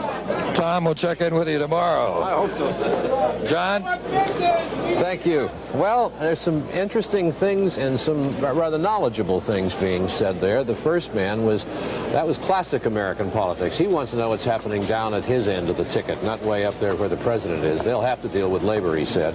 And the second gentleman expressed a feeling, I think, held by a number of Americans. The polls have indicated that. The number 3 Democrat in the House of Representatives, John Bradamus of Indiana, I believe, and we're going to find out about that in a moment, is in serious trouble tonight.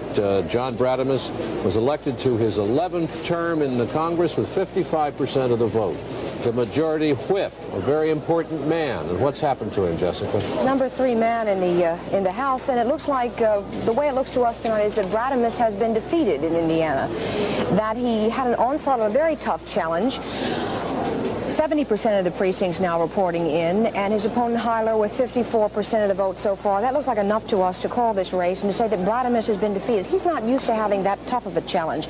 But this has been a time in Indiana where the Republicans have swept the state. There's a Republican governor. Reagan took the state. There's a Republican senator. It's been a very difficult night for the Democrats in Indiana. And Bradamus was targeted by the GOP. His opponent, John Hyler, was someone who was selected by the GOP to run against him, gave him a very tough challenge.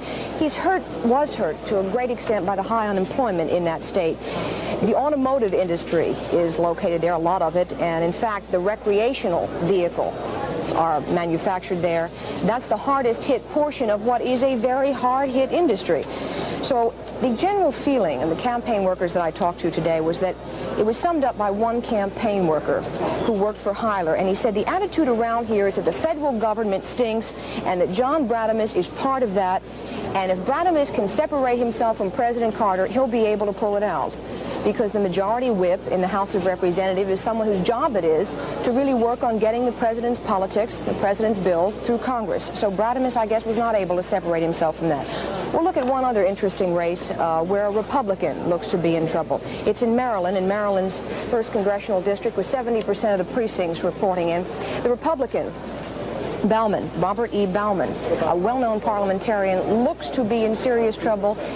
in the challenge that's been mounted by his opponent, Democratic candidate Roy Dyson from Great Falls, Maryland. If you'll remember, Baumann was charged with soliciting sex from a 16-year-old boy, and he was permitted to plead innocent to those charges in return for undergoing a court-ordered supervised rehabilitation program. His opponent, Roy Dyson, a state legislator, was considered to be a long shot until that disclosure. And although Dyson had said he would not make an issue of it in this campaign, 92% of the voters in Maryland's 1st congressional district knew about those charges against Baumann. Baumann didn't make it an issue, Dyson didn't make it an issue, but apparently the voters of Maryland consider it to be a very important part of this race. There are 2 races that we're looking at. We'll look at further races in the House of Representatives coming on later in this evening. Tom. Thank you, Jessica. We are going to give Jimmy Carter another state. He does not have many tonight. NBC News now projecting that Jimmy Carter will win the state of Rhode Island and its 4 electoral votes. Jimmy Carter winning Rhode Island and the 4 electoral votes. So on our map, we will add now in the upper right-hand corner the tiny state of Rhode Island. That will be colored red for Jimmy Carter. Not much red up there, as you can see. An overwhelming Ronald Reagan victory that we are projecting tonight. Rhode Island had been expected to go to the Democrats, and indeed we are projecting that it will. So let's take a look now at the electoral vote as it now stands. Ronald Reagan, 295 electoral votes. Jimmy Carter, just 25. His home state of Georgia, the Democratic state of West Virginia, Rhode Island, and the District of Columbia. And that's all he has at this point. Earlier this evening, he was told by his own pollster, Pat Caddell, it's all over. The top President Carter campaign officials were saying the same thing. They acknowledged it early on, and now that's the consensus. Ronald Reagan, the projected winner of the presidential race. And where shall we go from here? All right, we'll be back with more of Election 1980 right after this.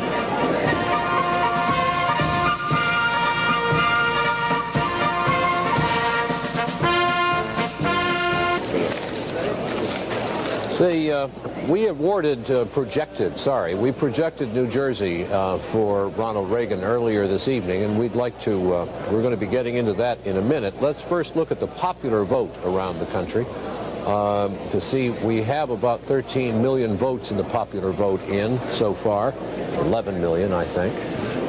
And again, the Reagan advantage over the president has now increased to 8 points.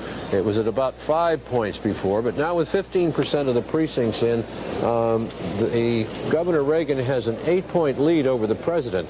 I'm looking at the 51% with some interest because a landslide, according to many people who write about politics, starts at around 60%. We may not be able to see a landslide victory, even though it looks as though Reagan is going to have an overwhelming, colossal, perhaps historic victory in electoral votes. Now let's talk about New Jersey. We're going to show you a comparison now as to how well President Carter did this time and how well President Carter did the last time in New Jersey. Now, what you're seeing now is that's what happened this time. That is our projection of the vote. And in 1976, Carter lost New Jersey to Gerald Ford. Gerald Ford got 50% of the vote there, and Carter got 48%. But you can see how much better Reagan did in New Jersey than Ford did before, and how poorly Carter did this time compared to the fairly good showing he had in 1976. David? John, you know, the Carter people have been saying now for some weeks, days, they're afraid of losing, and they have been saying it, if they did, it would be Anderson's fault. Because Anderson, they were afraid, was going to take away enough votes from Carter to throw it to Reagan. They can't blame this on Anderson. If all of Anderson's votes, at this hour, it could change, but not that much, if all of Anderson's votes were added to Carter's, it wouldn't change the outcome at all. He's got his 5%, I gather. He'll get his money, federal money. We'll have to wait to see. As of now, he has it. It may change. But in any case, he has made that much difference. And the winner is Reagan without regard for any other consideration. Thank you very much, David. We'll see you again in the next half hour. And that's where the election stands at this time.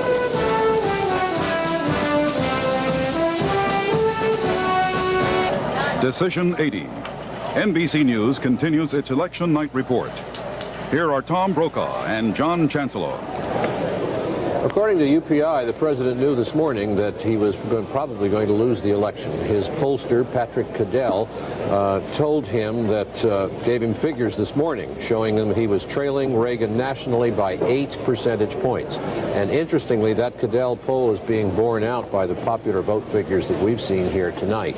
It may end up being more than 8 points, but that's what the president was informed of this morning by his very accurate pollster.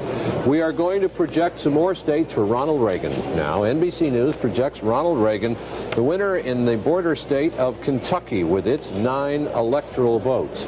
And that's a solid block ranging all the way from the Gulf of Mexico to the Lake Michigan.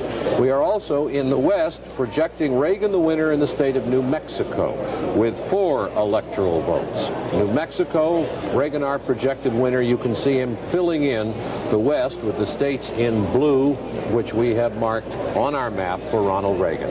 A lot of blue on the map.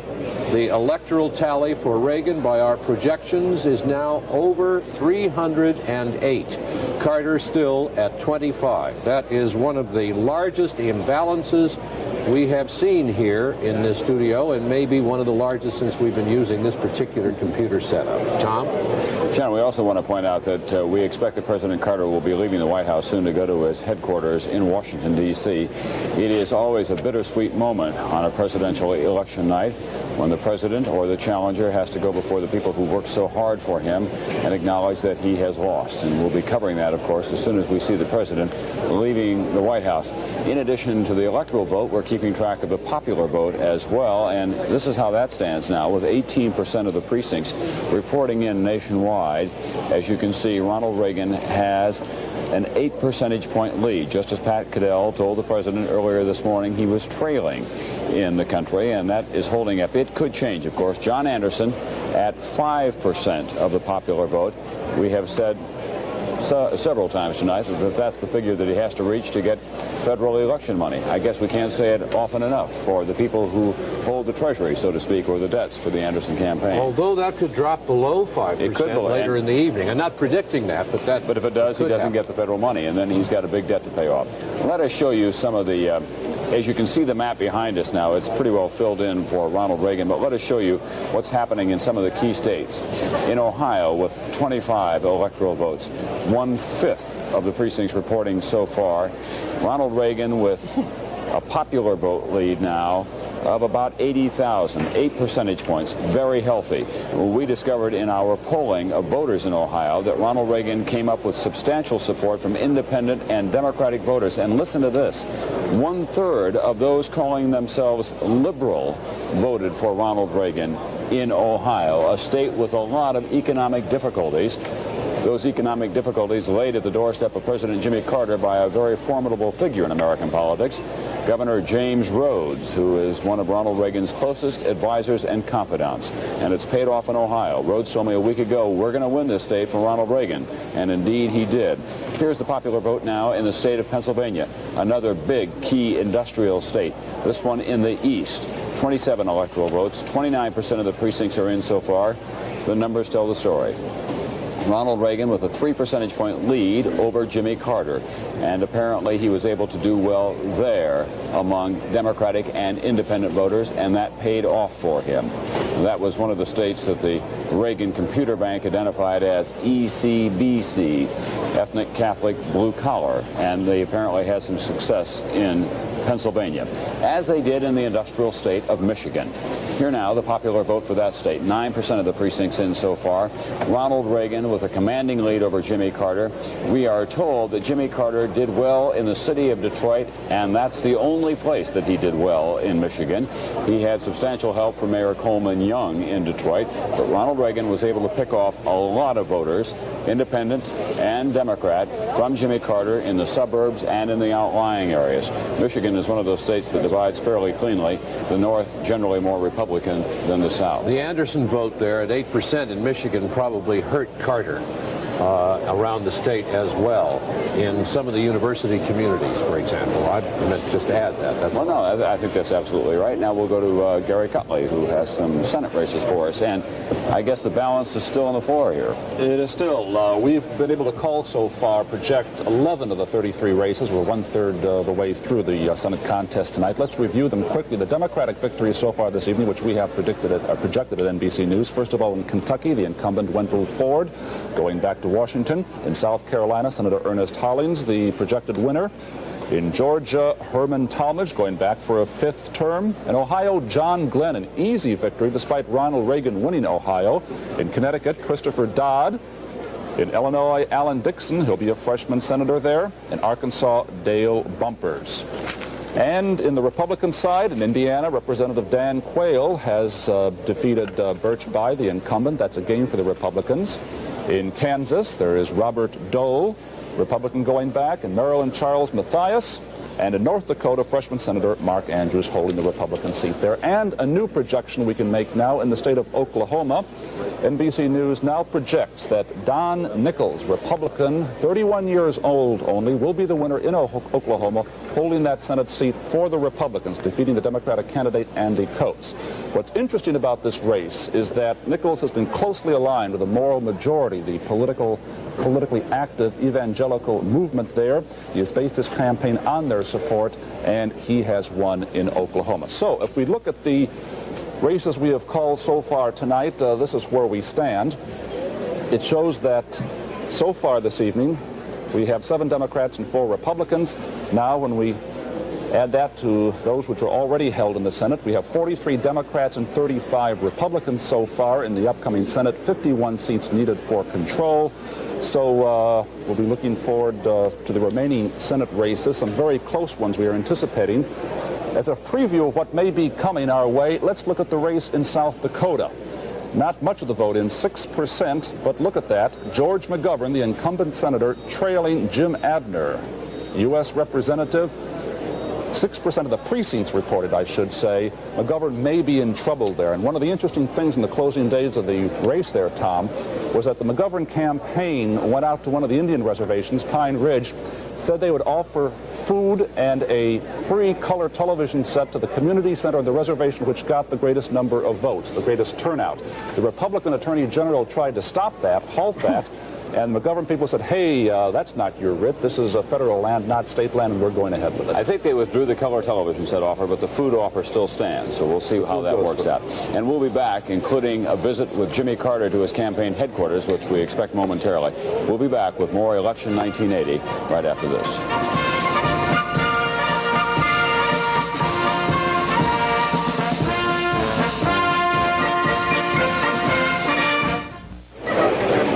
There's Robert Strauss and the president. Strauss, the campaign manager of a campaign that did not work. President Carter entering a hotel in Washington, D.C. at this hour, and we presume that he is going to make a concession speech to his supporters gathered there. A number of his supporters walking in with him. You saw Jesse Jackson there with him, the Sheraton Washington Hotel. A sad night for the president. This has not happened to a president since it happened to Herbert Hoover, and there was no television then on that November night when he lost to Franklin Roosevelt. That was in 1932. It's been a long time since a sitting president has been defeated. There's John Palmer of our staff. Just a few minutes. The president has just arrived here at the Sheraton Hotel in Washington, his campaign headquarters. He came in, he was waving in somewhat a subdued manner, but the familiar smile broke out every once in a while. He was accompanied by Secretary of State Muskie and a number of other White House aides. He has gone very briefly now into a holding room for 3 or 4 minutes, and his aides tell us that very shortly he is going into the main ballroom here, where about 2,000 or 3,000 of his supporters have been waiting for an hour or so, waiting for what they had hoped would be some kind of a victory celebration. But as we all know now, the president has come here to make his concession. White House aide said earlier this evening that this was not really a surprise, this victory by Ronald Reagan, that they had known at least for the past 24 hours that they were not going to win this election, but it has been quite a surprise, the margin of victory for Ronald Reagan. So that's the situation here in the outer lobby. Let's move just just inside the ballroom to my comrade, Judy Woodruff. Judy? Thank you, John. We are inside the ballroom here at the Sheraton Washington Hotel in Washington, waiting for the president to come in. There was a lot of loud music in here a few minutes ago, and I think it probably disguised the long faces and the very sad mood that certainly so many of the people here are feeling right now. I've seen several people go up and quietly hug their colleagues in the White House, colleagues in the campaign. The president, we are told, is going to wait just a few minutes before he comes in here.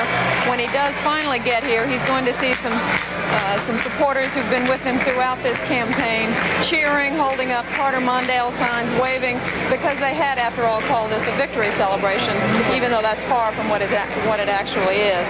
I was talking with someone who worked in the campaign just a few minutes ago, who said that we were talking about what Carter's problems were, why he wasn't able to put it together. Judy, can you hear me? His view. Yes, I can, John. Judy, we've got a big news break here. Just stand by for 1 second. Garrick Utley is going to tell us about it. Garrick, you've got a story there. Yes, John. NBC News now projects that in the state of South Dakota, George McGovern has been defeated. George McGovern, the 1972 Democratic presidential candidate, defeated by Representative Jim Abner of South Dakota.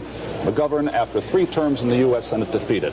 And in Alabama, a second projection, a second surprise. Jeremiah Denton, Republican candidate, former prisoner of war, projected by us as the winner in Alabama against Jim Folsom Jr., the first time Alabama will have a Republican senator in 101 years. Now, Judy, back to you. That's true.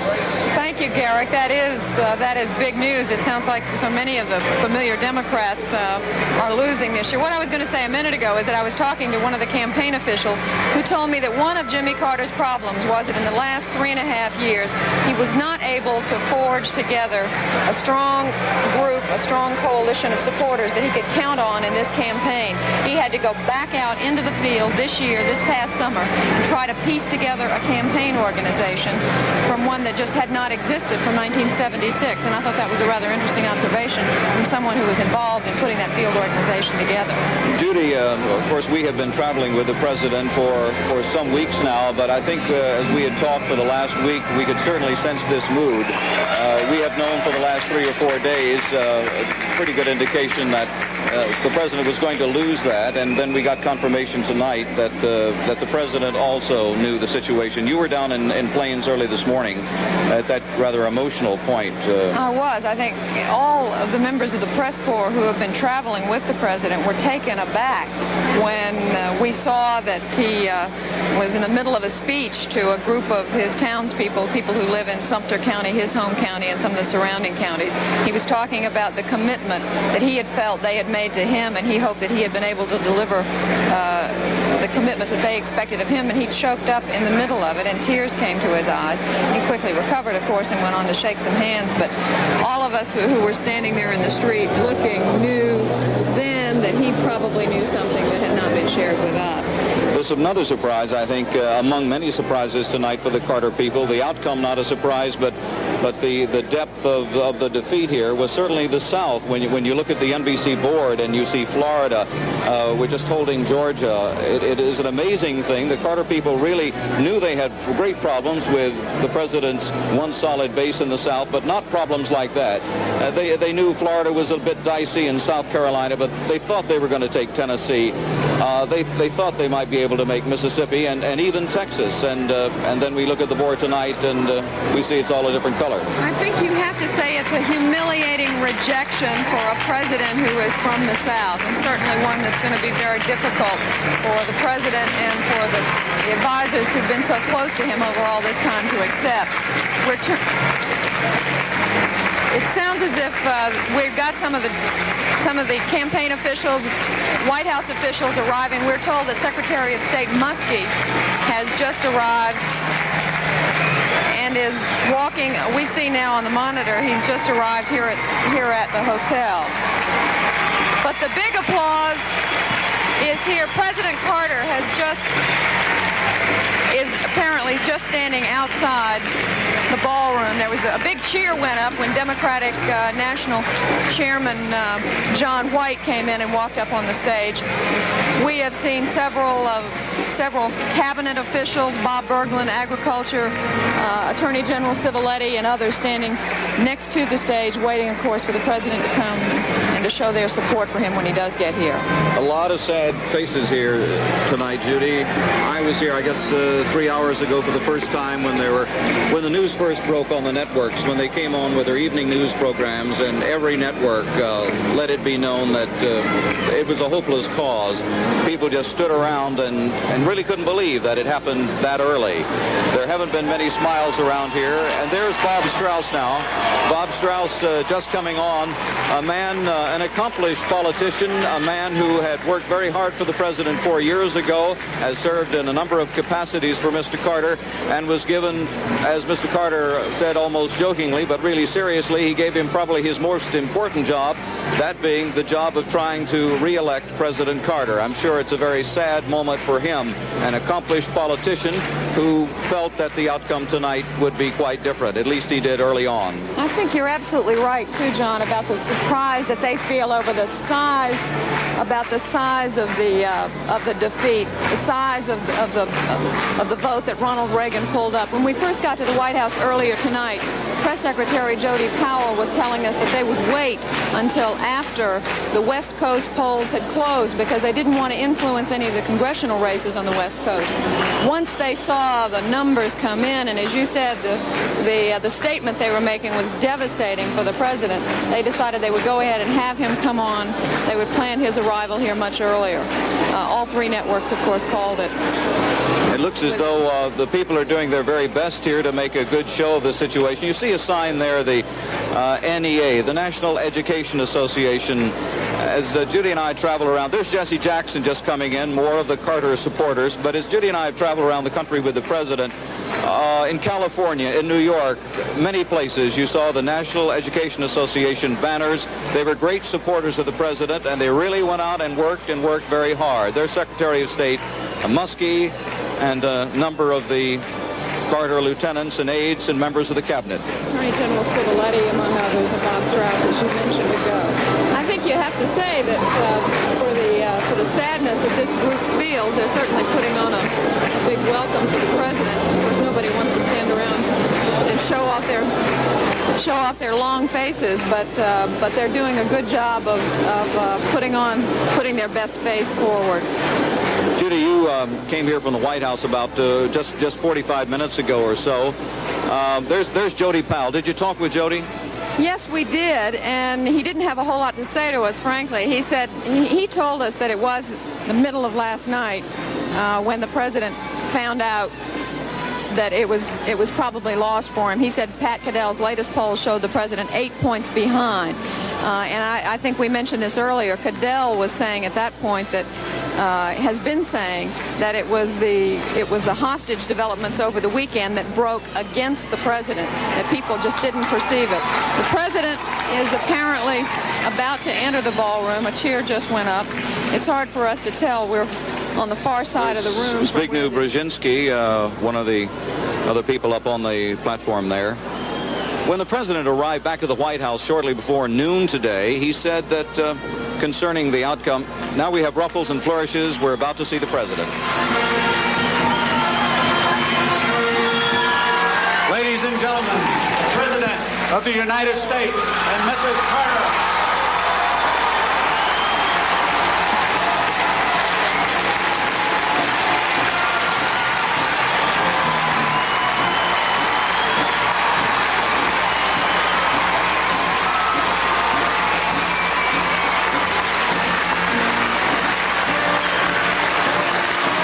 President Carter, of course, has just arrived here in the ballroom, the Sheraton Washington Hotel, greeting members of his cabinet, Secretary of State Muskie,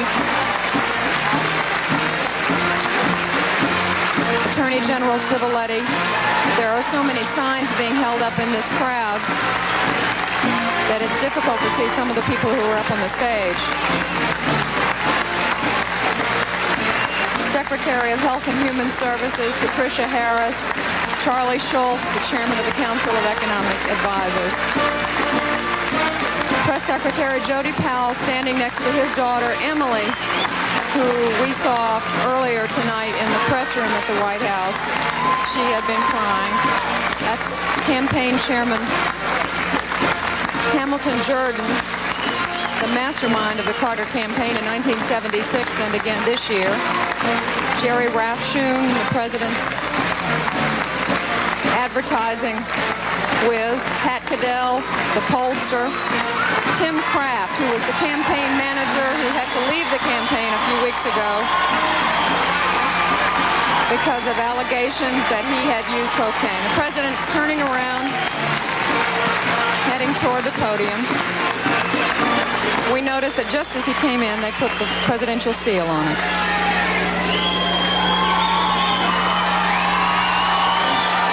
Ladies and gentlemen, not only the president, but the splendid president of these United States.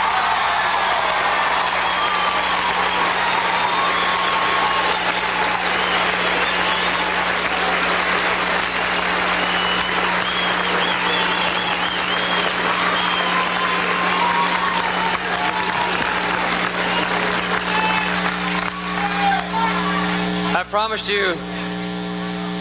promised you 4 years ago that I would never lie to you. So I can't stand here tonight and say it doesn't hurt.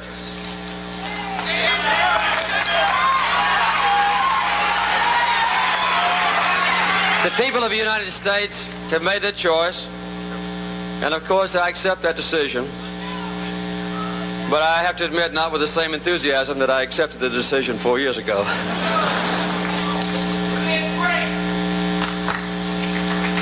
I might say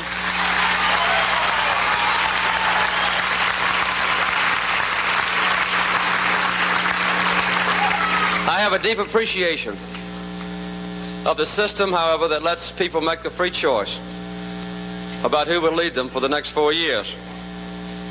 About an hour ago, I called Governor Reagan in California, and I told him that I congratulated him for a fine victory. I look forward to working closely with him during the next few weeks. We'll have a very fine transition period. I told him I wanted the best one in history. And I then sent him this telegram, and I'll read it to you. It's now apparent that the American people have chosen you as the next president. I congratulate you and pledge to you our fullest support and cooperation in bringing about an orderly transition of government in the weeks ahead. My best wishes are with you and your family as you undertake the responsibilities that lie before you. And I signed it, Jimmy Carter.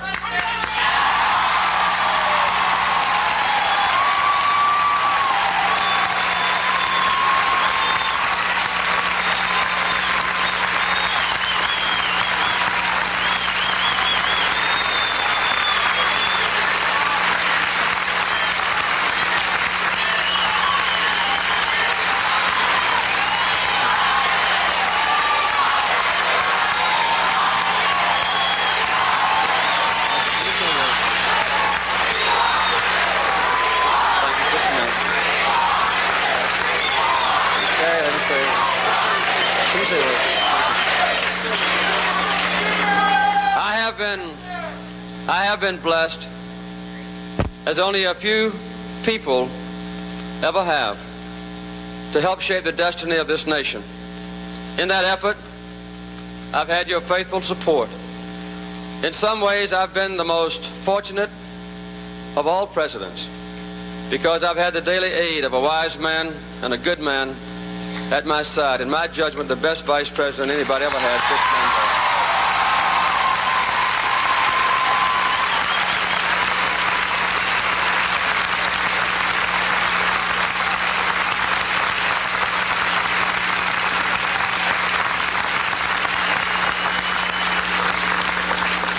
I've not achieved all I set out to do. Perhaps no one ever does. But we have faced the tough issues. We've stood for and we've fought for and we have achieved some very important goals for our country. These efforts will not end with this administration. The effort must go on, nor will the progress that we have made be lost when we leave office. The great principles that have guided this nation since its very founding will continue to guide America through the challenges of the future. This has been a long and hard-fought campaign, as you well know. But we must now come together as a united and a unified people to solve the problems that are still before us, to meet the challenges of a new decade. And I urge all of you to join in with me in a sincere and fruitful effort to support my successor when he undertakes this great responsibility as president of the greatest nation on earth.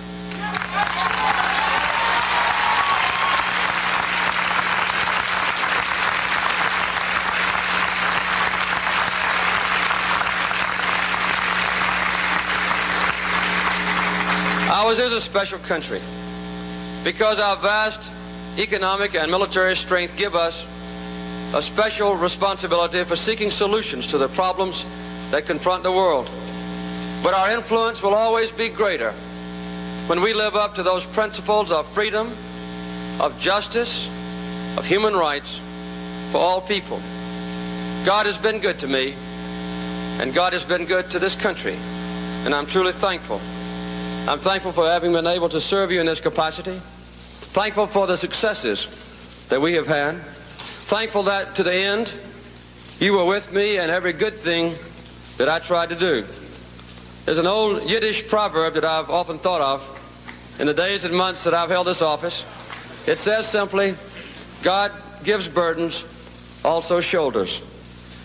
In all the days and months when I have served you and served this country, you've readily given me your shoulders, your faith, and your prayers. No man could ask any more of his friends. I've wanted to serve as president because I love this country and because I love the people of this nation. And we love you.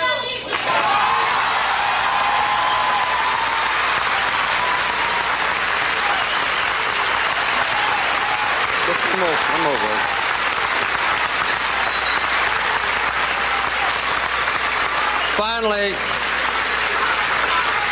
Finally, let me say that I am disappointed tonight, but I have not lost either love.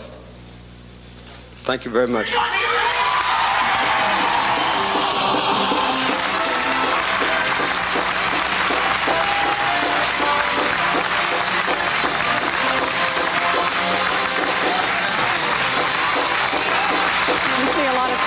Faces in this crowd. As the president has concluded a statement, he started out by being very frank. He said it hurts.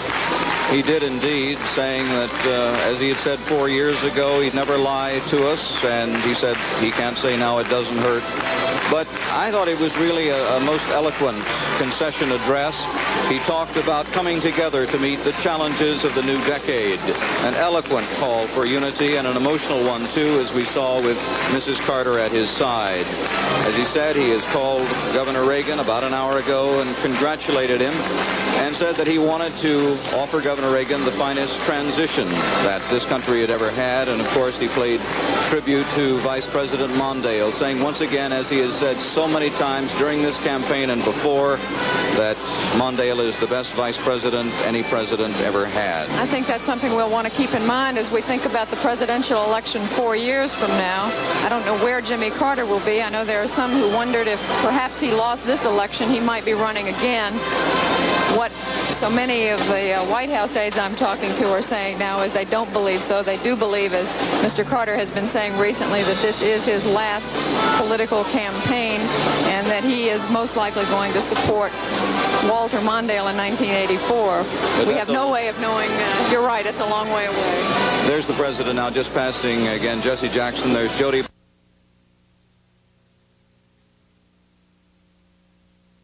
Would you might say, the top flight Democrats, members of the cabinet and so forth, who were to meet there in what was hoped earlier would be some kind of a victory celebration, hoped earlier on the part of the Carter people. We are told that the president, most likely, he could change his mind, but probably would skip that and will go immediately back to the White House after he finishes his personal greetings here in the ballroom. John, he seems to have come to grips with the feelings that we have talked about that he was displaying earlier in the day. He does seem to be he does seem to have those under control. He seems to be trying to put his best face forward for this audience. And I think it's a little bit ironic, frankly, that there are so many cheering supporters in here for this man who did have such a difficult time arousing, inspiring his supporters over the last 3 or 4 years. Yes, well, some people are now starting to file out. There's still the happy music playing, and the president is just about over to the side, just about ready now to leave the ballroom, again after almost eloquent, what should we say, concession speech. But I'm sure that pretty soon we'll be hearing from Governor Reagan, and he will give his point on his end of the conversation. And I'm sure we haven't heard the end of this from the Carter campaign either. I mean, I'm sure there will be plenty of explanations and analyses and why it happened the way it did and why we weren't able to put it together. I'm sure they're going. In fact, we are told that tonight Press Secretary Jody Powell and Pat Caddell, who is the president's pollster, may hold a briefing to talk about why it didn't work. We now want to go to Walter Mondale at his headquarters in Minnesota. Families, our congratulations. Now we must stand together behind our president-elect, all of us. We have only one president. He deserves our support, and he will have it. Obviously, I would rather have one. But I also see, as I think you do, a chance to rejoice. For we are, above all, thank God, privileged to live in a democracy. Today, all across this nation, in high school cafeterias, in town halls, in churches and synagogues, the American people quietly wielded their staggering power and peacefully, without intimidation, made their choice. And whatever the outcome, tonight we celebrate above all the process we call American freedom.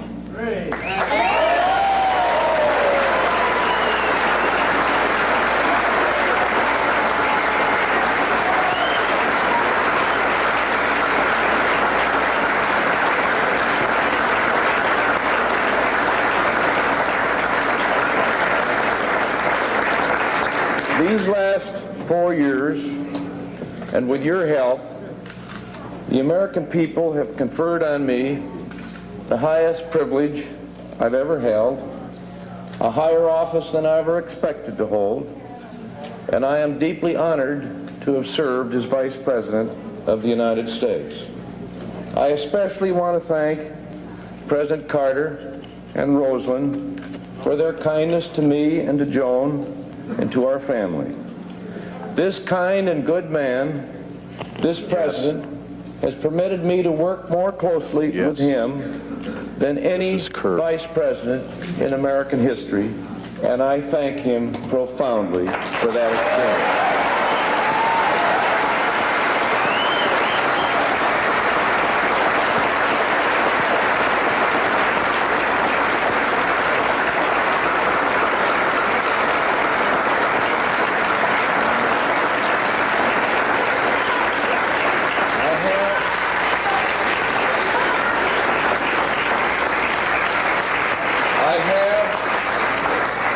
I have no regrets, for I've learned in this office, as I could in no other way, about our country's richness and our world's promise.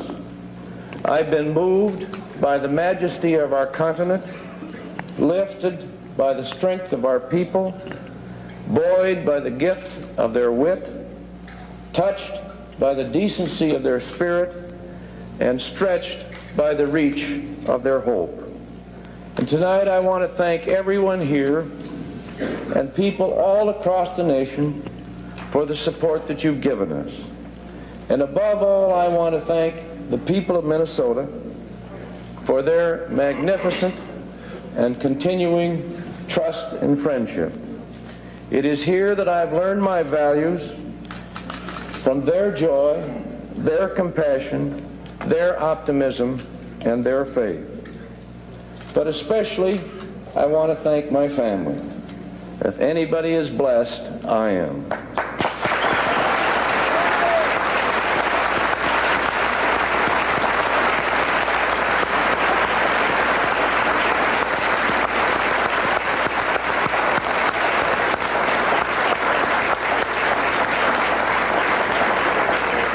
I don't know how well the rest of us have done, but I'll tell you this, Joan has performed magnificently.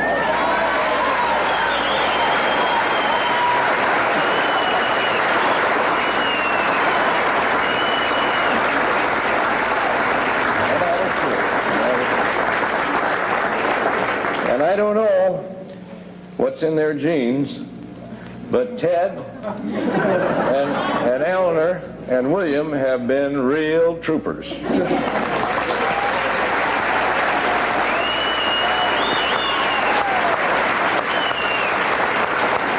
I also want to thank my staff.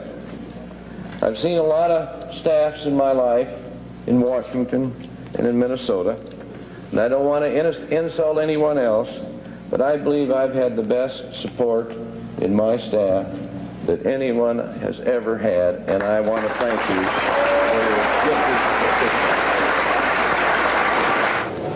Well, the Vice President, in his speech, he said the people quietly wielded their awesome power. And they're still wielding that awesome power according to our projections. We are projecting now 5 more states for Ronald Reagan. And let's look at the map and we'll show you what they are.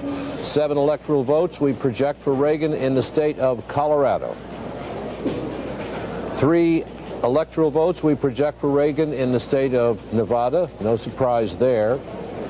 In Idaho, again, a state that had been expected to go for Reagan, 4 electoral votes, our projected winner there. We make him our projected winner in Utah and our projected winner in Montana. And that leaves only the Pacific Coast states there. It leaves Minnesota undecided and Iowa undecided, as you see, Arkansas and Louisiana, North Carolina, New York, and Maine.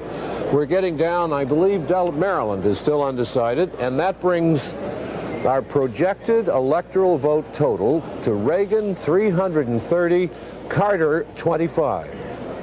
Excuse me, that's one of the biggest differences we have ever seen. David, I guess we'd have to look in the record books for that. I think you would have to go back to the Nixon-McGovern, when McGovern carried Massachusetts, period.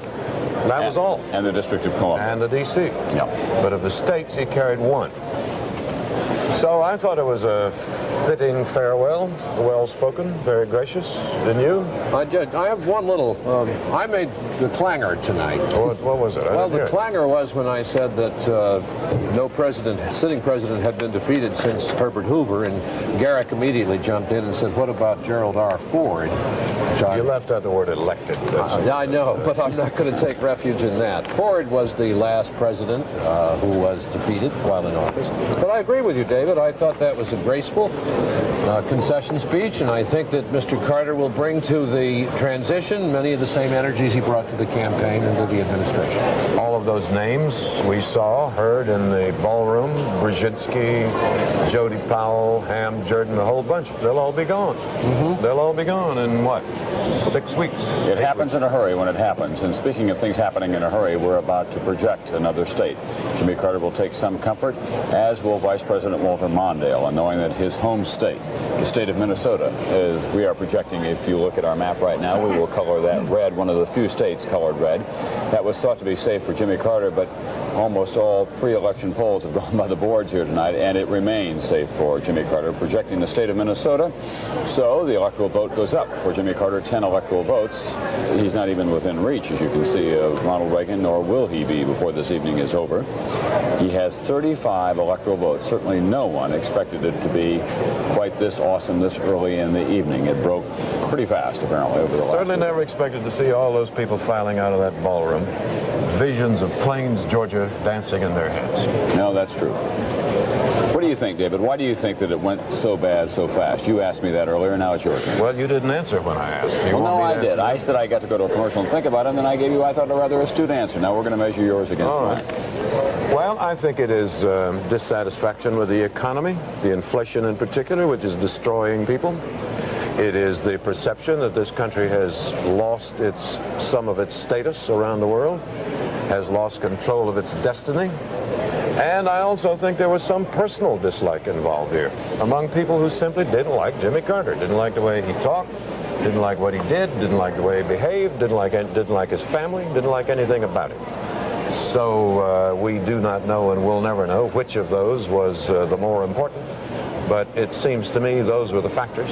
Well, the combination, it seems to me, of worries about America's place in the world, an economy which is in bad shape here at home, and we all know that. Real income for Americans went down 7.5% during the Carter years, and I suppose, some sort of belief that Mr. Carter just wasn't doing the job efficiently. It wasn't that he didn't work hard, but I think people had the feeling, certainly many who've talked to me, that he was just not, things didn't turn out the way they ought to. I thought in his concession speech he may have pinpointed one of his own problems. He said, I have not achieved all that I set out to achieve, and he did set out to achieve a great deal, and the promises were rather grandiose 4 years ago, and he kept promising and kept shifting that change all along, and the expectations from the voters' point of view kept dropping and dropping and dropping. Well, we'll be back right after this.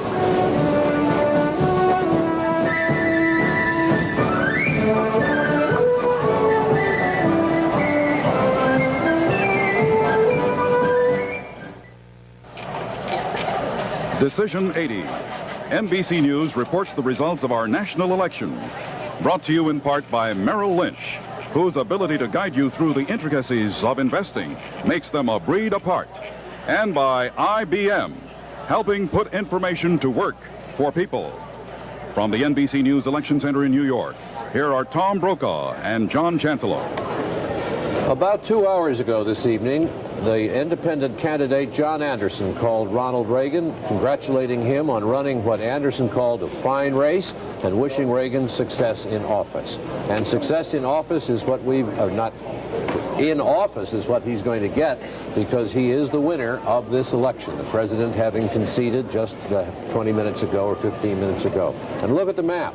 The map shows the blue states, or if you're watching in black and white, light gray, for Reagan, it's all over the country. We show Carter now with Georgia, Minnesota, West Virginia, Rhode Island, and the District of Columbia, and that so far is all.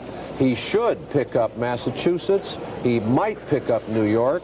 He might pick up North Carolina. Arkansas, probably. Not so sure about Iowa. Louisiana, maybe. And on the West Coast, probably, given the dimension of Reagan's electoral vote victory here tonight, those West Coast states will probably go for him, but we're going to wait and see here this evening. Tom? At this point, where Jimmy Carter must be hoping that he can capture at least, if not the election, which has gone by the boards, as a respectable showing, and he's going to have to go some to do that, it turns out. We want to show you the states that we have not yet been able to project because it's just impossible at this point. The race is seesawing back and forth. Let us begin with the state of Massachusetts, where 14 electoral votes are at stake. It is a state that traditionally goes for Democrats, especially liberals. 23% of the precincts reporting in so far. Ronald Reagan is trailing Jimmy Carter by 5 percentage points there. But as you can see, we simply cannot make a call. John Anderson, a big factor in Massachusetts, with 14% of the precincts reporting in so far. That's probably going to be his strongest state. Next, the state of New York, 41 electoral votes, 31% of the precincts reporting so far. Ronald Reagan with a percentage lead of 7 points. John Anderson has gotten 7 percentage points of his own. So that's an important state, 41 electoral votes. In Maryland, 10 electoral votes. 74% of the precincts reporting in. Ronald Reagan leading by 3 percentage points over Jimmy Carter. John Anderson, 8% of the vote counted thus far. North Carolina, thought to be Jimmy Carter's, well, second or third strongest southern state, next to Georgia and Arkansas. Almost half of the precincts in so far. 13 electoral votes at stake. We've got a dead heat, as you can see. 48 to 48%. John Anderson about 3% of the total. In fact, Ronald Reagan has a slight popular vote lead in North Carolina. Louisiana, a toss-up state, 10 electoral votes, 37% of the precincts counted thus far. Ronald Reagan with a 3% lead over Jimmy Carter in a state that has a Republican governor for the first time in this century, David Treen. He's been working hard for Ronald Reagan, and that's how it stands in those states that have not yet reported in. Of those, if I can recall in my own mind, Jimmy Carter is in his best shape in Massachusetts, but he's in trouble in the other states, including North Carolina, where it was thought that he would do quite well in the South. So that's where that stands. John? Tom, Jimmy Carter with 35 electoral votes now, by our calculation, to Ronald Reagan's 330, is in there with some of the big losers, according to the record. Adlai Stevenson got 89 when he ran against Eisenhower in 52 and 73 electoral votes when he ran against Eisenhower in 1956. In 1964, Barry Goldwater, who lost in a huge landslide to Lyndon Johnson, ended up with 52 electoral votes, and George McGovern, totally wiped out in the 1972 election, got 17 electoral votes. So Carter will do perhaps better than Goldwater and already has done better than McGovern. Jessica? Yes, John, we have a couple of gubernatorial races to project, and we've got a couple of House-related abscam races to look at. First of all, this was just in New Hampshire. NBC News has a projection to make. We project that incumbent Hugh Gallen has been re-elected as the governor, defeating Meldrum Thompson, his Republican opponent. That's the second rematch there. It is a rematch, the second time they ran against each other. Again, NBC News projecting Hugh Gallen the winner. In the state of Rhode Island, NBC News now projects incumbent Joseph Garrahy, Democrat, re-elected governor of Rhode Island. His opponent, Vincent Cianci, the very popular mayor of Providence, Rhode Island, apparently not popular enough in the rest of the state. NBC News now projects Joseph Garrahy, the winner in the gubernatorial race in Rhode Island. This is his third term. They have 2-year gubernatorial terms in the state of Rhode Island. Now taking a look at 4 of our 5 abscam-related House races. In South Carolina, in the 6th District, the Jenrette race, 36% of the precincts now reporting in. Jenrette trailing his opponent, a former aide to Senator Strom Thurmond. He's trailing, but the margin is not all that great yet, and there are only 36% of the precincts reporting in. Another race which cost a candidate, abscam cost this candidate the race in New Jersey. 3rd Congressional District, 4th Congressional District, 53% of the precincts now reporting in. We are projecting that Thompson has lost that. Incumbent Frank Thompson, Democrat from Trenton, indicted in abscam for allegedly taking a $50,000 bribe in return for using his influence on Capitol Hill. His GOP opponent, Christopher Smith, we project will be the winner there. New Jersey 4th Congressional District. Thompson the winner, loser Smith the victor. In that particular race, abscam came up quite a bit. Another race, Michael Myers in Pennsylvania, in the 1st Congressional District, 65% of the precincts reporting in. This is a very tough race to make a call on. There's an independent running in the race that's getting the support of the Democratic mayor from Philadelphia, independent candidate Tom Folgetta. The abscam race there made it very, very tough and very, very close. And also, in this particular area of Philadelphia, the big lever is important. Democratic politics usually delivers the vote. And in this race in Pennsylvania's 3rd Congressional District, with 55% of the precincts reporting, this was the race we think abscam did not affect. Raymond F. Lederer goes on trial for abscam-related charges in January. He was favored to win, despite the fact that there were radio ads there that said, this congressional seat can't be bought for $50,000. So we think that Lederer won. Brokaw? Thank you, Savage. And we will tell you that Iowa, we are projecting, NBC News projects that Ronald Reagan wins the state of Iowa as he was expected to. He lost it during the caucuses, but reclaimed it in the general. We'll be back after this.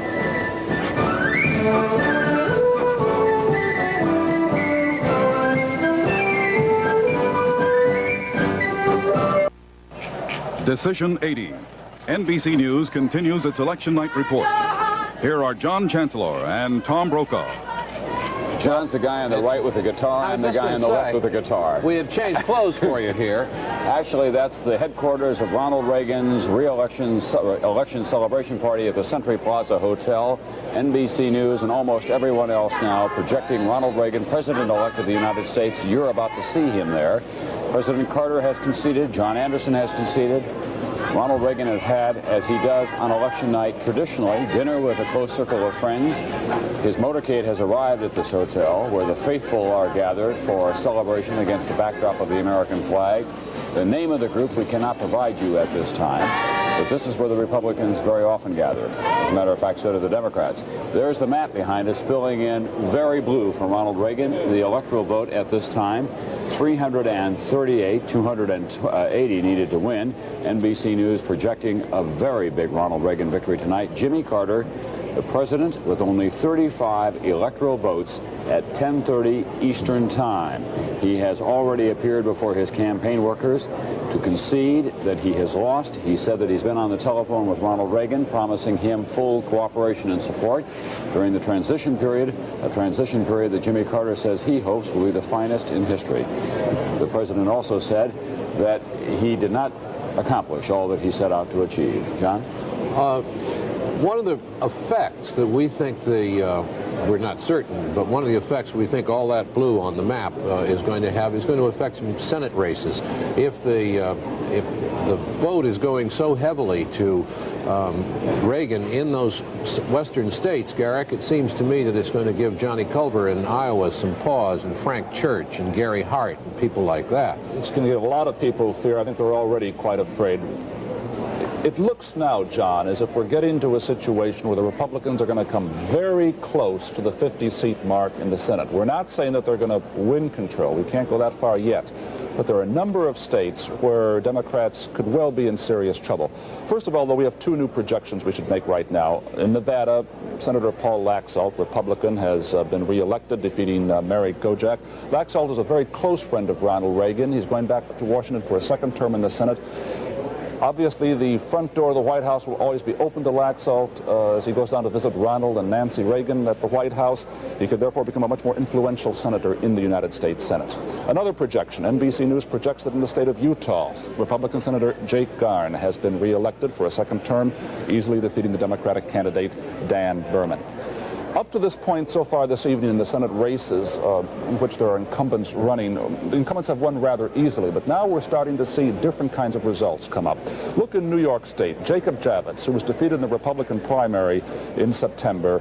He's now running on the liberal ticket. Well, Jacob Javits, 24 years in the United States Senate, and his career appears to be ended. We're not making any projections yet, but the seat will remain in Republican hands. It appears now Alphonse D'Amato from Long Island leading Elizabeth Holtzman, the Democratic candidate. In Missouri, Thomas Eagleton, once George McGovern's running mate in 1972, facing a serious challenge from the Republican candidate Gene McNary. Eagleton may face some trouble there with 39% of the precincts reported. In New Hampshire, where John Durkin, the Democratic incumbent, won one of the closest Senate races in history 6 years ago, well, he is in trouble with almost a third of the precincts reported. Warren Rudman, his Republican opponent, is slightly in the lead there. And in Colorado, look at this, almost a quarter of the precincts in, the Democratic Senator Gary Hart is trailing Mary Buchanan. Hart was George McGovern's campaign manager in 1972, one of the vulnerable liberal Democratic senators. And in Vermont, Patrick Leahy, Democrat, the incumbent, the first Democratic senator in Vermont's history. Well, there you have it, an even race with almost 1/3 of the precincts reported.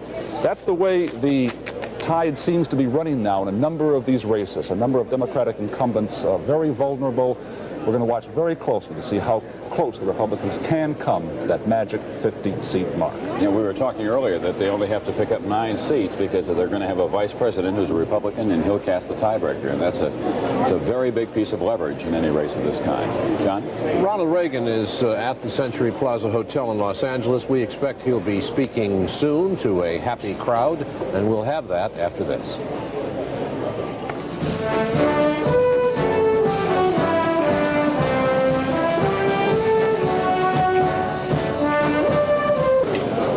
And And we have another projection now, the number of states still to be projected dwindling to a small number, but NBC News projects the state of Louisiana, and that Ronald Reagan is the winner in the state of Louisiana with its 10 electoral votes, which will be added to his total.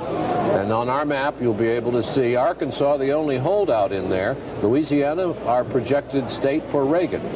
And that will bring Reagan's number to 348 projected electoral votes. That's really quite a lot compared to,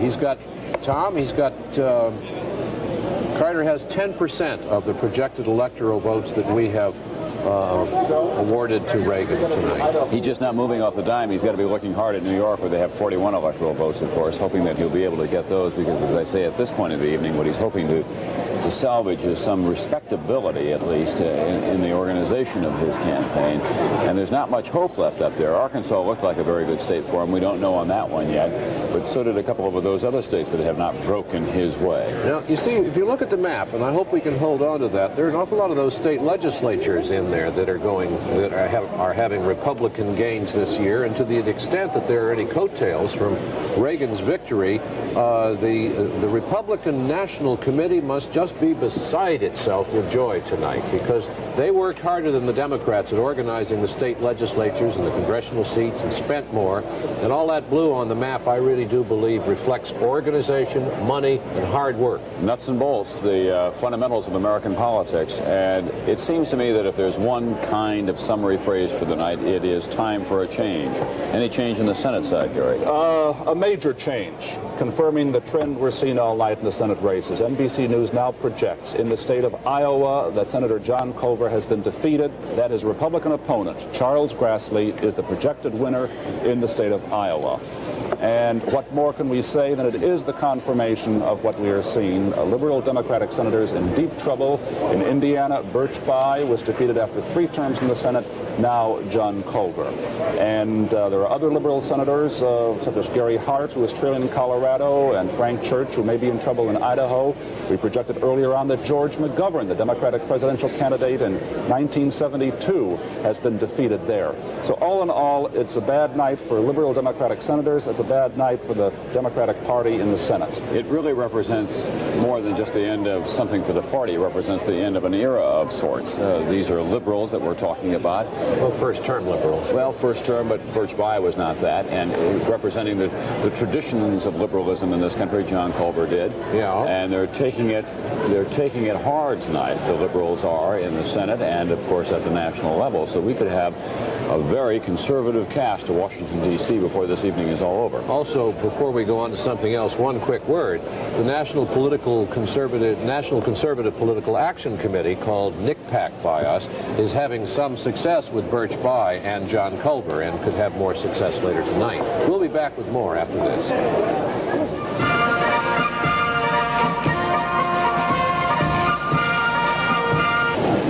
And we believe that John Anderson now has arrived at his headquarters in Washington, and there he is, taking the applause of a large and enthusiastic crowd, standing at about 6% in the vote nationally now.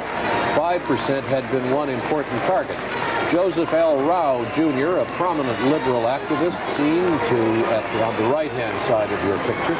He had been a supporter, as many other liberals had, of John Anderson. I wonder if that flag has lights as well. I mean, that tie that Joe Rao is wearing. It's the red, white, and blue, the American flag. I wonder if it lights up before the end of the evening. I hope he's not breaking the law. Thank you very much. Thank you very much, Governor Lucey.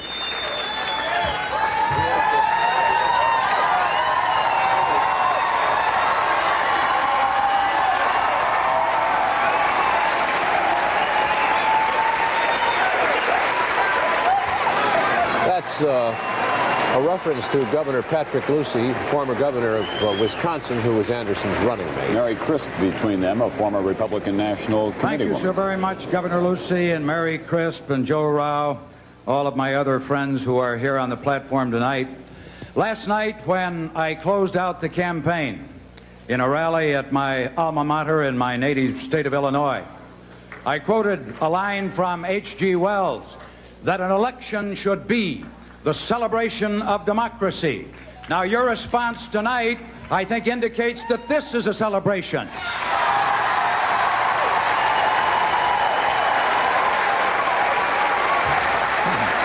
Okay.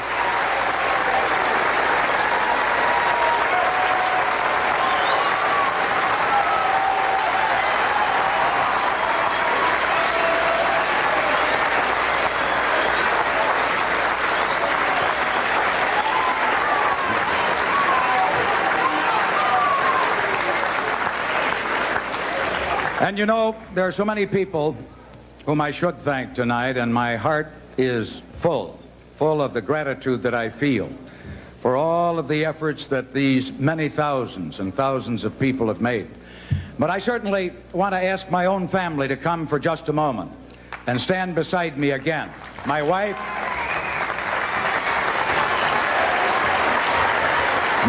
Kiki,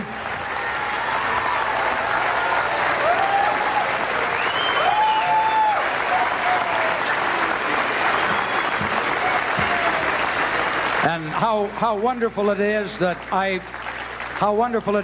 was gifted with such a marvelous nature and sweet personality that I am never afflicted with feelings of envy, because there were times when I traveled around the country when I thought that many people would have preferred Kiki to me as the candidate. But a couple of days ago, emulating that grand lady of American politics of a generation or more ago, Eleanor Roosevelt, Kiki was down some 600 feet underground in a coal mine in Illinois campaigning for her husband. She's been in the senior citizen centers. She's been in the public housing projects. She's been wherever across the face of our great land.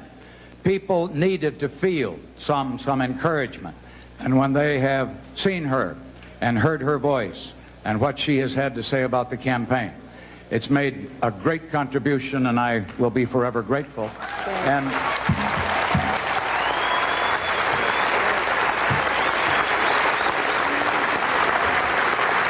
And Eleonora and Diane and John, who have been on the campaign trail, I'm thankful to them for what they have done. This whole campaign experience has been one that has really brought our family very, very close together because of the common enterprise that we shared. And Susie, even you have contributed, because from time to time I've used you in my jokes and said that you were home studying your non-proliferation lesson.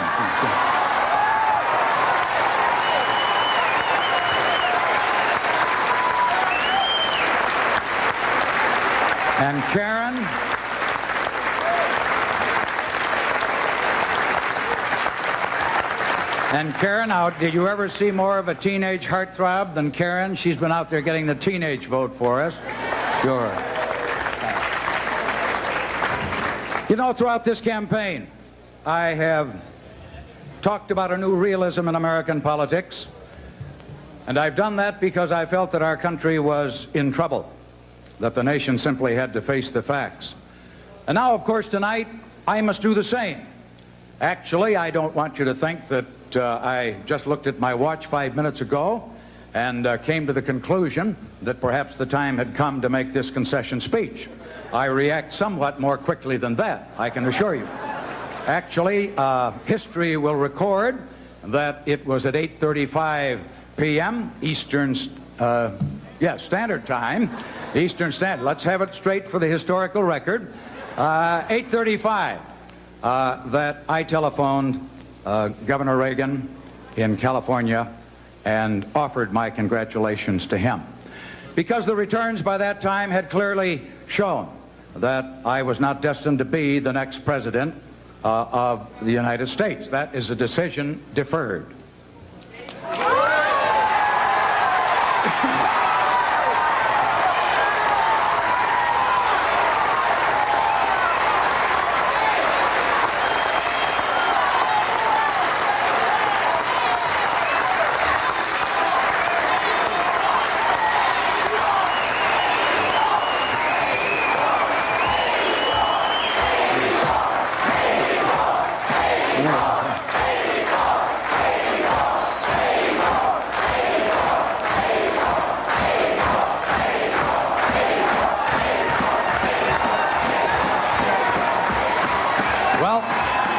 If you don't let me finish this speech, it will be 1984 and I'll still be up here.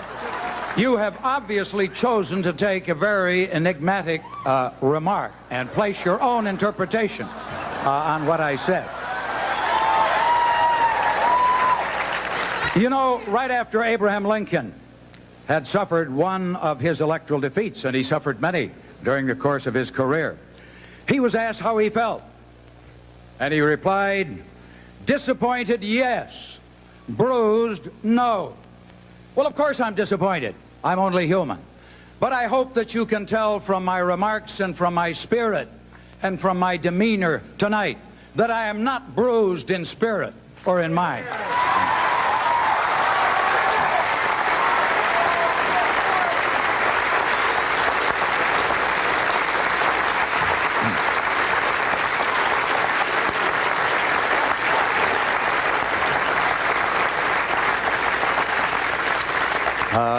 This has been, I think, this campaign, the greatest event of my life.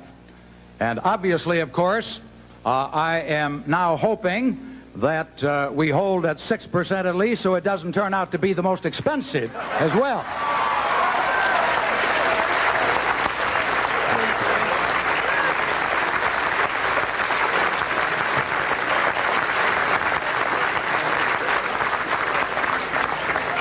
But you know, there are many reasons that prompt the feelings of real joy that I feel tonight.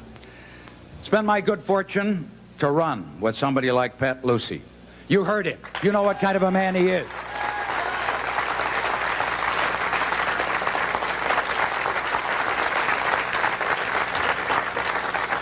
His wit and his experience, his wise counsel, his good judgment have reminded, I think, millions of Americans how decent and honorable politics really can be.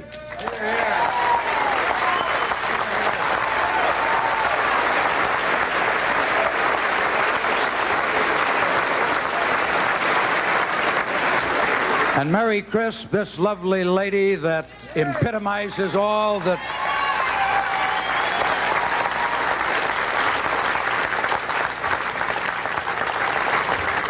I was going to say I have more women in my life than ever before, but that might be a somewhat injudicious statement to make. But if there are going to be any, I would want them to be like Mary Crisp, because she has given so much to this campaign. What time do you make his victory speech? We're going to have a look now at John Anderson's share of the popular vote, and as you see, it's 6%.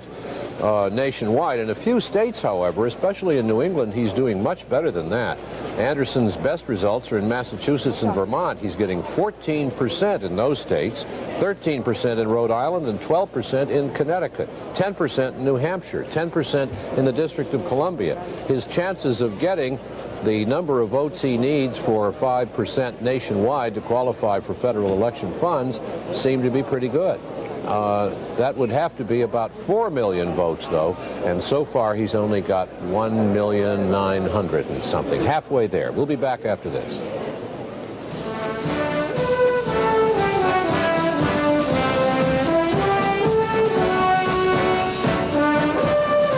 When Jimmy Carter took office in 1976, the inflation rate was running at about 7.8%. It's now running at over about 12.7%, and at one time, a few months ago, it was 18%, which was politically very damaging to the president. And as expected, the key issue influencing today's voters was inflation. The NBC News AP survey of voters, and we took this survey at more than 400 polling places around the country, tells us that we asked this question: which one or two issues were most important when you decided for whom you would vote for president? Now, 39% of the people all across the country said controlling inflation was the most important question. 30% said strengthening America's position in the world was the most important, and 25% said standing up for basic American values was most important.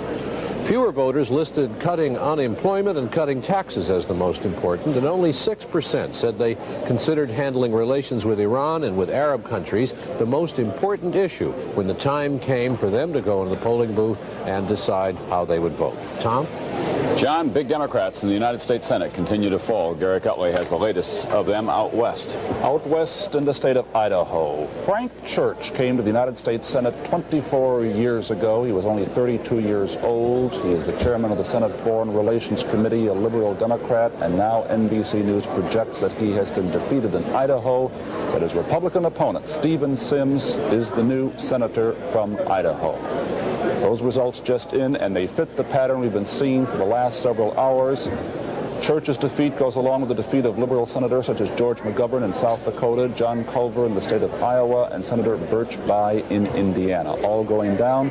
Gary Hart of Colorado is in trouble there. He is trailing at the moment behind his Republican opponent.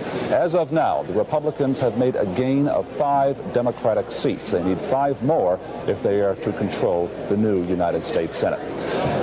If you like, though, close races, there are many of them, too, tonight. Let's look at some of them. There is one in Pennsylvania we haven't talked very much about up till now because we haven't really been able to figure out who would be leading there or winning.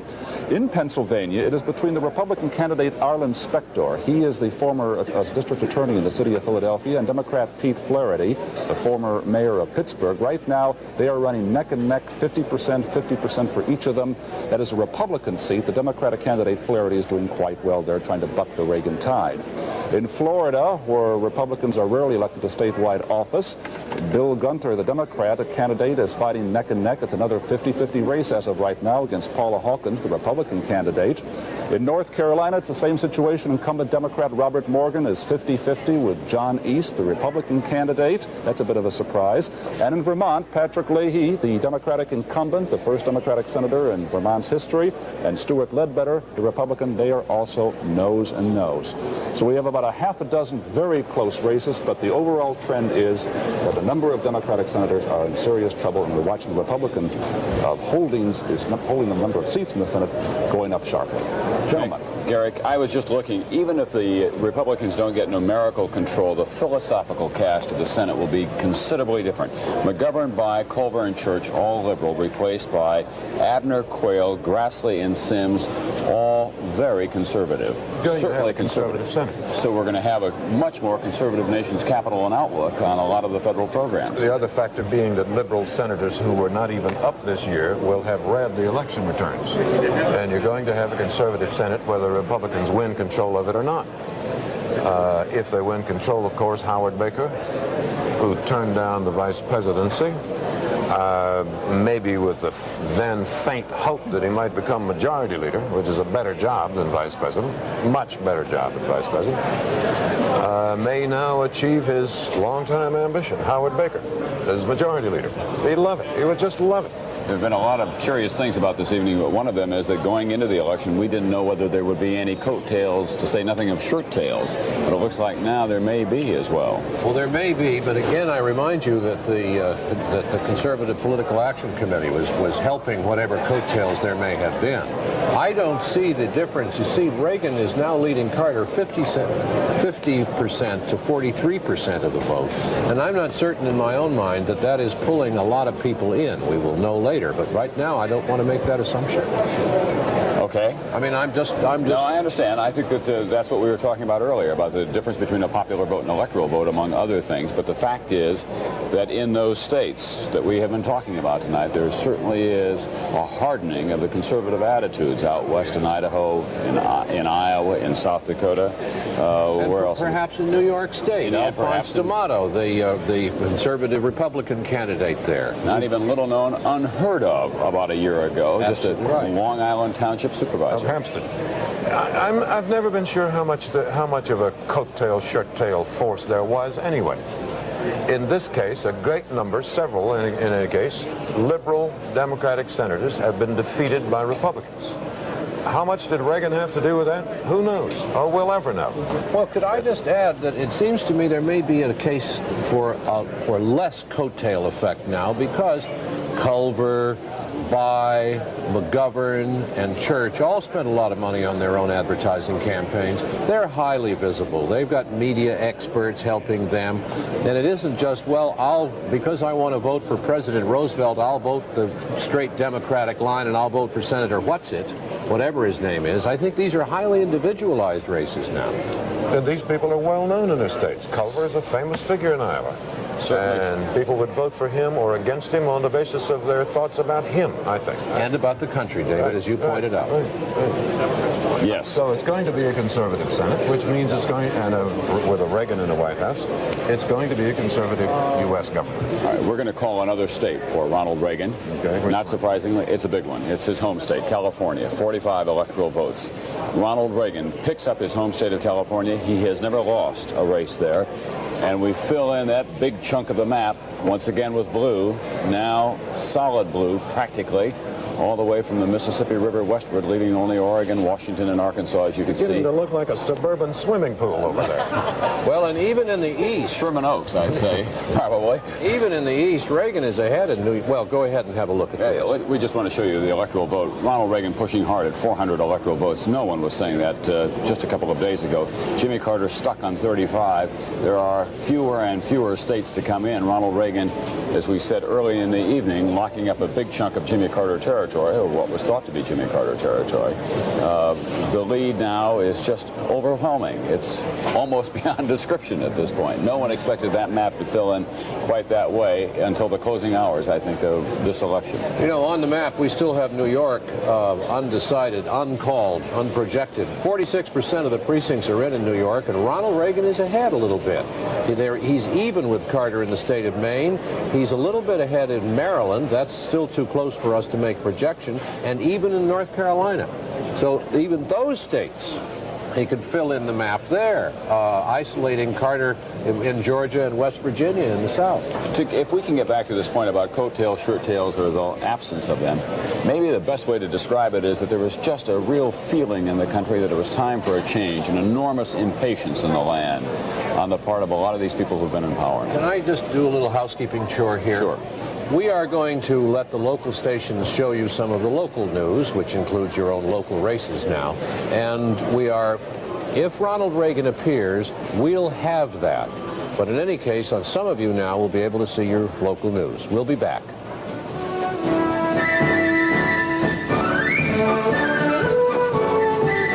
More time with Bob Strauss during the course of this year than I did with my wife and children, but I must say I enjoyed it a lot. The thing is that some things never change. This night has been a surprise, but what was not a surprise is that you can ask Bob Strauss a question and he will give you precisely the answer that he wants to, regardless of what the question may be. World class in answering questions. He's just absolutely no, he was the president's friend, as you can see right to the very end there. I do think that if I can just get one quick word in here, that he said several important things there, but the one thing was that the president, in his view, Mr. Strauss's view, Ambassador Strauss's view, was that Carter was never able to communicate how good he was. And I think that's really one of the factors that are hard to track this evening, but very important for this election. And Bob Strauss felt that very strongly. I saw him in Cleveland last week at the debate, and over a long lunch, that's what he said. I just don't understand how we haven't been able to get the real Jimmy Carter before the American public. Try as they did. Standing by right behind me right now, David Brinkley, who is going to be interviewing a man who's been very close to Ronald Reagan in the closing days of this campaign, former Secretary of State Henry Kissinger. David? Are we on? Yes, we are now. And I want to ask you what you think of this stunning victory by Governor Reagan. Surprising. Certainly. Well, I must say it surprised me. I was expecting and hoping for a Reagan victory, but all the indications I had read were that it would be much closer. I think it shows that the American people are moving, that this I think is one of these radical changes in voting patterns that happens once in a generation. Comparable to what, 32, would you say? Maybe comparable to 32. In your own field of expertise, foreign affairs, what would you say this means now? Well, I think this means a foreign policy that will be firmer, that will be not ashamed of American power, that will not permit the United States, or that will not permit the United States to look impotent as we have in the case of the hostages, and that will assert the American national interest, but it also will lead to a foreign policy more conducive to peace and stability in the world. Isn't that a great deal to expect of one man in the White House? It's not, any one man cannot do it. It will depend partly on the team, and it will also depend on the perception of other nations of what we are about. even weakened as the United States has been relatively to other nations, we're still the strongest nation in the world. And on our performance depends the self-confidence of our allies and the risks our adversaries are willing to run. And I believe with a firmer American policy, there's a better chance for peace, a better chance for serious negotiations, and there will be less crisis in the world. Well, you know the foreign leaders in Europe and in Asia. You also know that Governor Reagan is not widely experienced in foreign affairs. How will they take to him? I think what these leaders, many of whom are friends of mine, want from the United States is a predictable foreign policy, a firm foreign policy, and a prudent foreign policy. Governor Reagan will without doubt surround himself with thoughtful, reliable, steady people. You likely to be one of them, you think? I have never discussed this with him, and I don't expect to be a full-time member, but I would certainly be willing to help him, but I just don't know. You mean in all these visits to Reagan and Virginia and other places, you've never discussed that with him at all?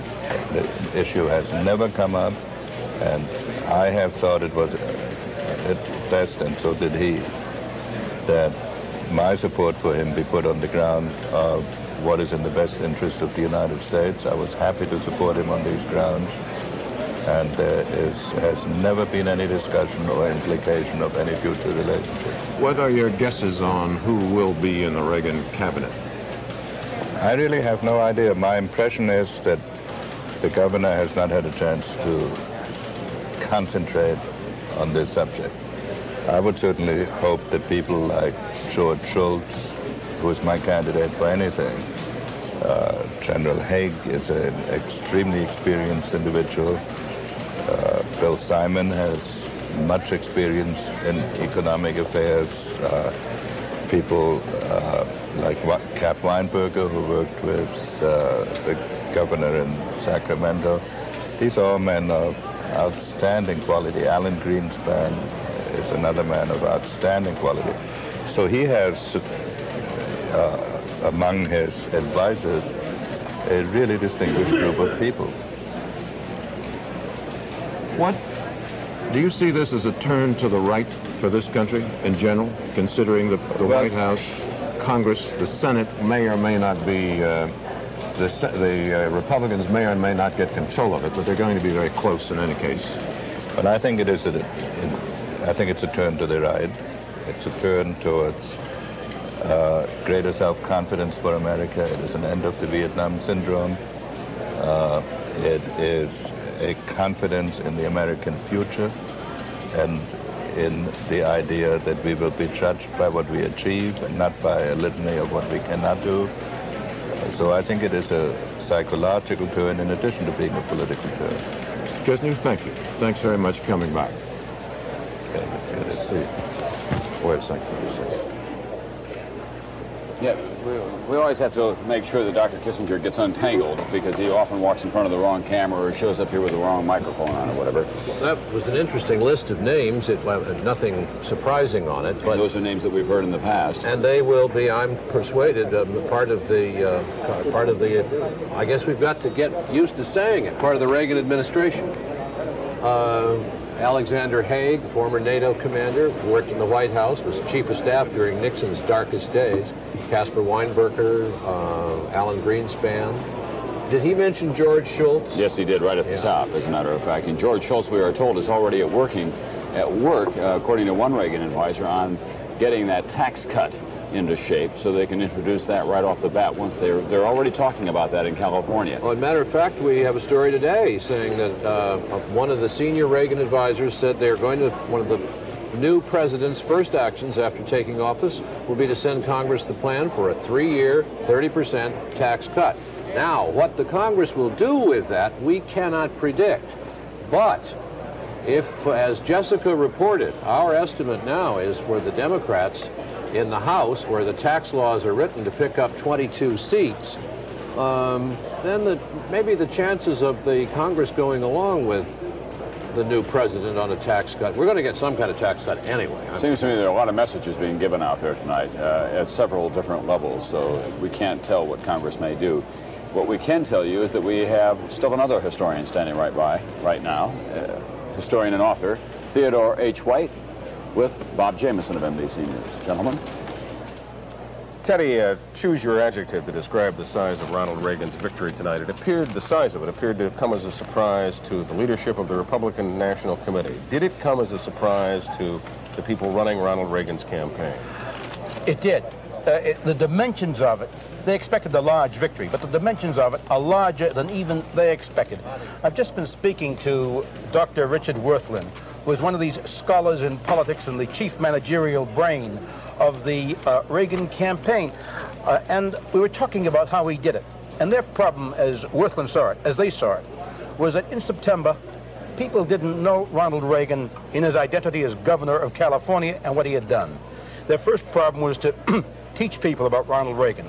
By the middle of October, only 20% of the people did not know who Ronald Reagan was, at which point they were putting together their coalition, which was to hold their Republican base, add the ethnics, the trade unionists, the Catholics of the Northeast, and that explains Ronald Reagan's campaigning to the Great Lakes state, after which they went for the jugular, which was to make it an issue of leadership.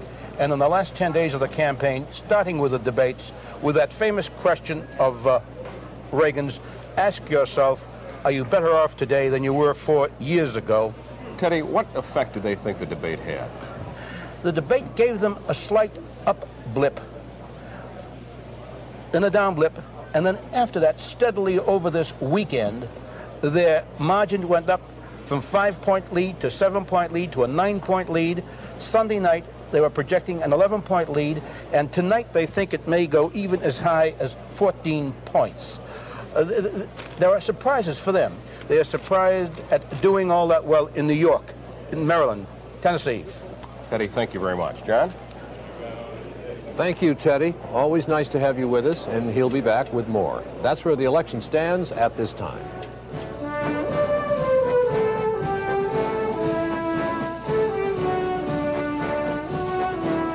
Now, with further election coverage, here are Bob Jamieson and Carol Simpson. We are seeing some coattail effect from Ronald Reagan's huge presidential victory, and we're seeing it in some of the Senate races tonight. First of all, let's look at the figures in New York City, in New York State, that is. Alphonse D'Amato, the Republican candidate, is leading Congresswoman Elizabeth Holtzman with 73% of the precincts reporting D'Amato in the lead, 47% to 42%. And Senator Jacob Javits, whose health and age became an issue in this campaign and ran on the Liberal Party ticket after a defeat in the primary, only has 11% of the vote. Steve Delaney talked to Senator Javits, and we'll go to that interview right now. So as far as I'm concerned, I've served well. I'm very gratified with my record and with the support and indeed the affection of the people of the state. And I said when I began way back last February that they had to tell me that in view of the perils of the time and the seniority which I'd built up and the power, therefore, after longer service than any other senator in the state's history, I couldn't take it away from them in terms of its influence for things that New York wants and the great issues of peace and war and the modernization of the American industrial machine and so on, unless they wanted me to. And they have spoken on that, it seems to me, very clearly. And so I'm quite content and deeply grateful for all I've had and all I've done with the people. We do have some projected winners in some senatorial races. We'll take a look at those now. In Connecticut, Congressman Christopher Dodd, the projected winner in Connecticut, beating former senator from New York, James Buckley, with 57% to 43%. 96% of the precincts reporting in Connecticut. In South Dakota, a very, very big upset. Congressman James Abner, the Republican candidate, unseating George McGovern, who was seeking a 5th term. McGovern was one of those liberal senators targeted by conservative political groups. In Alabama, Jeremiah Denton, the former POW, the projected winner in Alabama over Jim Folsom Jr., the son of the former governor of Alabama, Big Jim Folsom. Those are the figures in some of the senatorial races. Bob? Carol, one of the concerns now as we enter what will become a period of transition tomorrow is the direction that U.S. foreign policy might take under a Reagan administration. Tom Pettit, who has been at Serb Hall in Milwaukee all night, spoke with Clement Zablocki, a Democratic congressman from Wisconsin, who is chairman of the House Foreign Affairs Committee. Serb Hall is in the 4th Congressional District of Wisconsin, the home district of Congressman Clement Zablocki, chairman of the House Foreign Affairs Committee. Congressman, the election of Mr. Reagan will mean what kind of change in U.S. foreign policy as you perceive it? I don't believe there will be any dramatic change in the foreign policy, Tom. After all, the Foreign Affairs Committee is basically a bipartisan, nonpartisan committee.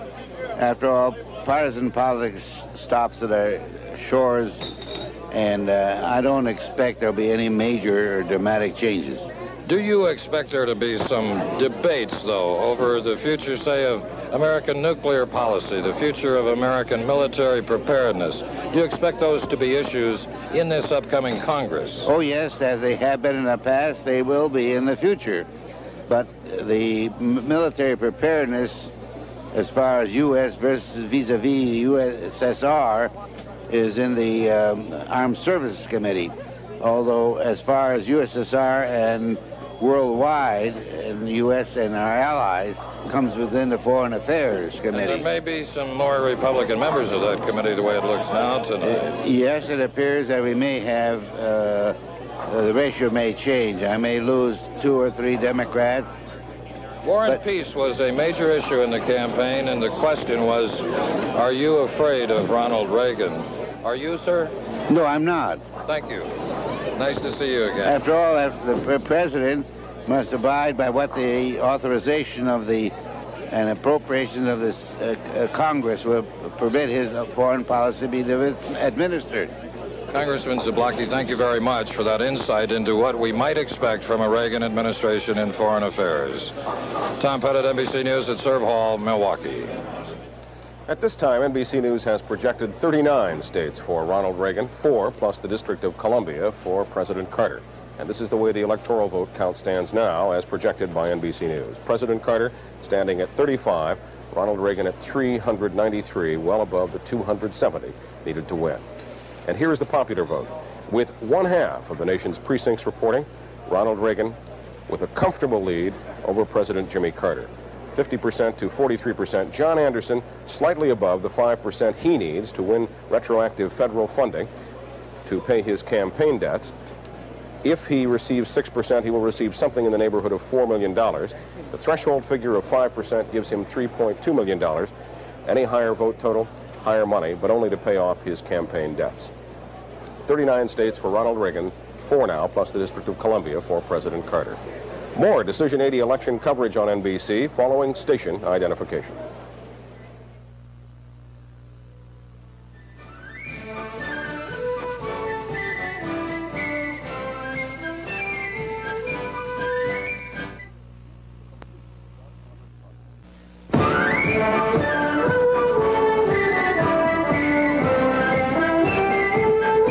Decision 80. NBC News reports the results of our national election. Brought to you in part by Merrill Lynch, whose ability to guide you through the intricacies of investing makes them a breed apart. And by Plymouth, who invite you to drive the front-wheel drive Plymouth Reliant K, the American way to beat the pump. From the NBC News Election Center in New York, here are John Chancellor and Tom Brokaw. Good evening. It is not only a very big evening for Ronald Reagan, but it is a big evening for conservative activists throughout this country. Let us show you now the presidential map as it stands at this hour. As you can see, the blue states are for Ronald Reagan, and the few red states that we have filled in for Jimmy Carter. It's an overwhelming electoral victory for Ronald Reagan, former governor of California, 69-year-old Republican challenger to the Democratic incumbent, Jimmy Carter, who will have served just 1 term. Well, that's where it stands in terms of the geography. Here's how it figures in terms of the numbers. 270 electoral votes needed to win. Ronald Reagan is more than 100 votes past that point, at 393 electoral votes and more probably to come his way. Jimmy Carter with just 35 electoral votes. If he stays in that neighborhood, he'll take a worse drubbing electorally than did Barry Goldwater against Lyndon Johnson in 1964. And here's the popular vote. 51% of the precincts nationwide reporting in so far. There it is somewhat closer, as you can see. That is a result of the different bases of the two men. Jimmy Carter trailing Ronald Reagan in the popular vote by about 7 percentage points out of 40 million cast altogether, slightly more than that. John Anderson holding at 6% of the popular vote. That's important to him, not because he can get elected, but because he can qualify for some federal funds. We want to show you now Ronald Reagan on videotape at the Century Plaza Hotel, President-elect Ronald Reagan. As he talks on the telephone, we cannot provide the sound, unfortunately, but he's talking to the folks in his hometown of Dixon, Illinois. Now, he hasn't lived there for a long time, but that doesn't mean anything to those good people in Dixon, Illinois. They've been celebrating all night long. That's Nancy Reagan talking to him, cheering him up, patting him as she often does. They are very close personally, and of course they've been a formidable team in terms of politics, both of them campaigning across this country. The president, we're told, talking to the folks in Dixon, Illinois, where he began his life, in which he often refers to it, kind of classic Midwestern poor boy upbringing. He was a Democrat until he was 51 years old. He was a sports announcer in Des Moines, Iowa on WHO. Went to the Cub spring training, Catalina Island in California, stopped by to see a friend of his, won a screen test, and became a contract player at Warner Brothers. Became eventually the president of the Screen Actors Guild, then got into politics on the Republican side, ran for governor of California, won, ran again, won, ran for the president 3 times, twice before this, in 1968 and 1976. This time won the nomination, and NBC News projects tonight that Ronald Reagan is the new president of the United States with, as we say, a very large electoral victory. There are still some important states outstanding, and John Chancellor has been keeping track of the close vote in many of those states. John? One of the things about it is a large electoral vote victory, Tom, but I've been looking it up. Nixon, when he beat George McGovern, got 520 electoral votes, which is 125 more than Reagan got today. Well, Roosevelt Reagan used to has so far. Roosevelt back in 32, when he creamed Alf Landon, got 523. Nonetheless, Reagan is very close to that 400 mark, which is quite solid. And as you pointed out, only George McGovern in recent elections has done worse than Jimmy Carter has today. We have some more projections. We have 8 undecided states now. We were 10 undecided states. We'll bring that down to 8 states. First, NBC News projects in the state of Maryland that Jimmy Carter will be the winner of Maryland's electoral votes. And so we will move that into the red or dark gray in Maryland on our map. And then all the way on the other side of the country, in the state of Washington, which Gerald Ford won in a squeaker in 1976, we will project that for Ronald Reagan. And there's Washington, leaving us with 8 undecided states, including, as you see on your map, Hawaii and Alaska. So the electoral vote total now brings Reagan over the 400 mark and brings Carter to 45 electoral votes. Garrick? We have a projection in California in the Senate contest. NBC News now projects that the Democratic incumbent Alan Cranston will be or has been reelected, will return to the U.S. Senate for a 3rd term, that Cranston has defeated Paul Gann, his Republican opponent. Cranston is the Senate Majority Whip. Paul Gann received or rose to some prominence in California as one of the original sponsors of the Proposition 13 measure in California to lower real estate taxes out there. He was sort of drafted or coaxed into running for the Senate post by some of the same businessmen out in California who had originally been behind Ronald Reagan's original political campaigns. But Alan Cranston reelected in California. Let's look at some other major Senate races. One race which is a 3-cornered affair, 2 men and a woman here in New York State. We're not able yet to make a projection in that race, but the results we have so far show that the Republican candidate Alphonse D'Amato is in the lead. He is leading Democratic Congresswoman Elizabeth Holtzman with the incumbent Jacob Javits, who is running on the Liberal ticket here because he lost to D'Amato in the Republican primary, a poor, distant third. The victory of D'Amato had been anticipated by some people. We're not projecting him yet because Holtzman and Javits was thought would split the liberal vote in New York State. Almost 3/4 of the precincts reporting so far D'Amato in the lead, but not yet projected by NBC News. Other close races we're following right now in Florida. Paula Hawkins, the Republican candidate there with 57% of the precincts in, holding a slim lead over Bill Gunter, the Democratic candidate. Paula Hawkins, one of the great hopes of the Republicans. They thought she might win in Florida. She's doing very well indeed at this moment. In Colorado, Gary Hart, the incumbent, is having problems. 38% of the precincts reporting he is trailing Mary Buchanan, a moderate Republican who had to fight her own party establishment to become the candidate. She had to even go to court to get on the ballot, but she did, running very well in Colorado.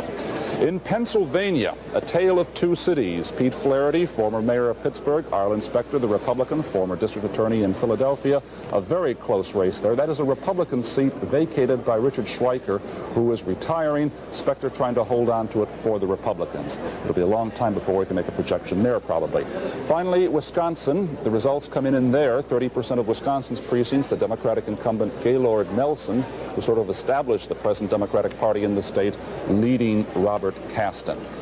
So in a number of states where Ronald Reagan has won handily, the Democratic senators are doing all right. But of course the trend so far this evening has been very much in the Republican direction. And one race we're going to be looking at quite closely in the next few minutes will be out in Washington State. Warren Magnuson, the Democratic dean of the Senate, about 75 years old. He may be facing some problems from his Republican opponent. We'll be checking on that in a few minutes. He did better every time Mount St. Helens went off because he has such control over the federal faucet that he just turned on the money. $951 million he turned on in terms of federal aid, disaster relief. Almost $1 billion, and as one of his opponents said, every time that mountain goes off, we lose a little bit. Heidi Schulman in California was in the room when Ronald Reagan was making a congratulatory call and receiving one as well to Dixon, Illinois. Heidi?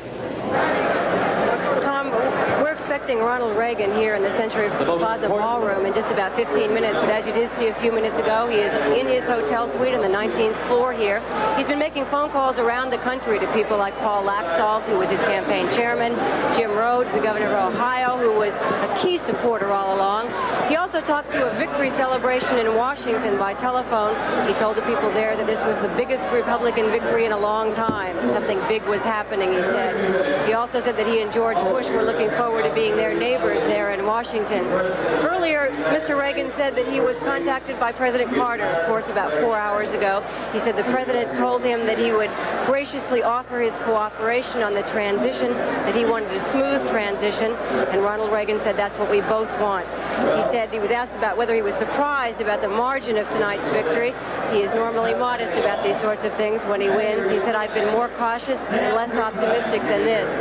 Mrs. Reagan is there with him, of course. They've been accepting congratulations from all of their friends. There's a party of about 40 people going on in their suite there. Nancy Reagan said that she was awake at 3 o'clock this morning. She couldn't sleep, but was relieved that it was all over early tonight and that they would have it all settled without waiting too long this evening.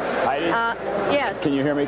We're going to just take it away from you for just a moment. We'll be back when Ronald Reagan shows up there because Gary Cutley does have a big call for us in the United States Senate.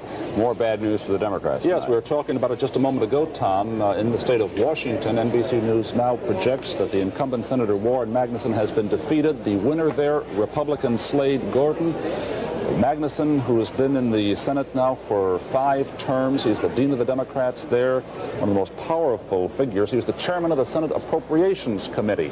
He is going down to defeat. That means the Republicans so far this evening have picked up 6 Democratic seats.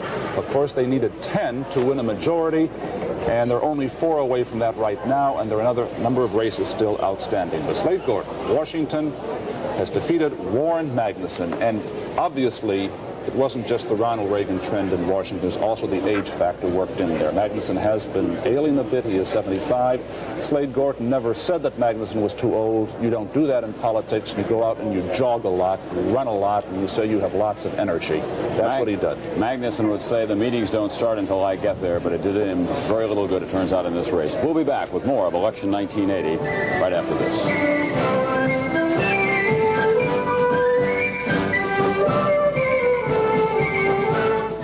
A couple of big projections coming up now. NBC News is going to project the state of New York. We say that our projected winner is Ronald Reagan in the 41 electoral votes of New York State. And there it is going in the blue on your map. Carter has 4 states now in the District of Columbia. The electoral vote tally, Tom, Reagan is getting up to those very big tallies that we were talking about a few minutes ago, almost 450, 10 times the electoral margin of President Carter. Well, let me add some more to Ronald Reagan's total if I can. We are now projecting that Ronald Reagan will win the state of Oregon. So on our map now, we will color in the state of Oregon blue, 6 electoral votes to the summary for Ronald Reagan. And as you look at the map, it is more than a swimming pool, David. It is now a full-size blue lake for Ronald Reagan all the way across the country, with just 1 or 2 red exceptions as we show it on the NBC map. Red for Jimmy Carter, of course. There's the electoral vote. Have we added the 6 from Oregon? 449 is the total? Yeah, right. Okay, 449 is the total for Ronald Reagan. Jimmy Carter, 45. Ronald Reagan made a lot of Democrats unhappy this year when he talked about FDR, who was one of his early political heroes. In 1940, we always think of FDR rolling up big totals. In 1940, he won 449 electoral votes. And there's a good possibility, of course, that tonight Ronald Reagan, running against Jimmy Carter, may exceed even that FDR total against Wendell Willkie. 2 or 3 states left to be called for you guys. It's a tremendous landslide. Unanticipated, unexpected, unpredicted. No one predicted this. If so, I didn't hear it. Did any of you? We had a number just a few moments ago looking at our voter poll, as we choose to call them, the people who were leaving the voting place. 25% of the people that we talked to said they made up their minds in the last week of this campaign. About half had made up their minds earlier in the year, but it appears that from the point of the debate on to the weekend, people were making up their minds left and right, so to speak. Mostly right, it turns out. Well, as Carter's manager, Bob Strauss, politically said, speaking, he said that was a confluence of negative factors that hit us after the debate. They did not, some of them didn't want to go into the debate. They were doing reasonably well before the debate. The country's perception was that Ronald Reagan won the debate, and I'll bet if you read the text of the debate and had not seen it on television, Carter probably would have won it on points. But the country believed that, and then the hostage thing came in a sneaky way, and it just collapsed for Carter. David, all of this arrived on top of inflation, unemployment, and so on, all of the problems we know about. You've seen an awful lot of change in Washington through the years. How do you think this will affect the Capitol and how it behaves and performs? I think it is going to bring profound changes. Partly because when Carter won 4 years ago, there was no particular change in Congress. Now, we still don't know if the Republicans will get control of the Senate, but they will effectively have control of it, whatever happens. They may even get actual control, and Howard Baker become the majority leader. So you will have a Republican in the White House, and you will have a Congress that is either a Senate that is either Republican or may as well be. Certainly much more conservative than more conservative, and a House that, if not conservative, will be afraid to be very liberal. And so it sort of looks to me as if the liberal era, modern liberal era, is over. Perhaps not forever. I would guess not forever. Because no party, no president can solve all the problems we have, and many of them will continue to exist for years until people feel they need a change again. But in the meantime, in Washington, it is going to be a new city. These things are cyclical, certainly. We keep, periodically, people keep saying, well, the Republican Party could never survive '64. It couldn't survive Watergate, for example. And look at the Republican Party tonight, strong all the way across the country. Well, that's where the election stands at this time.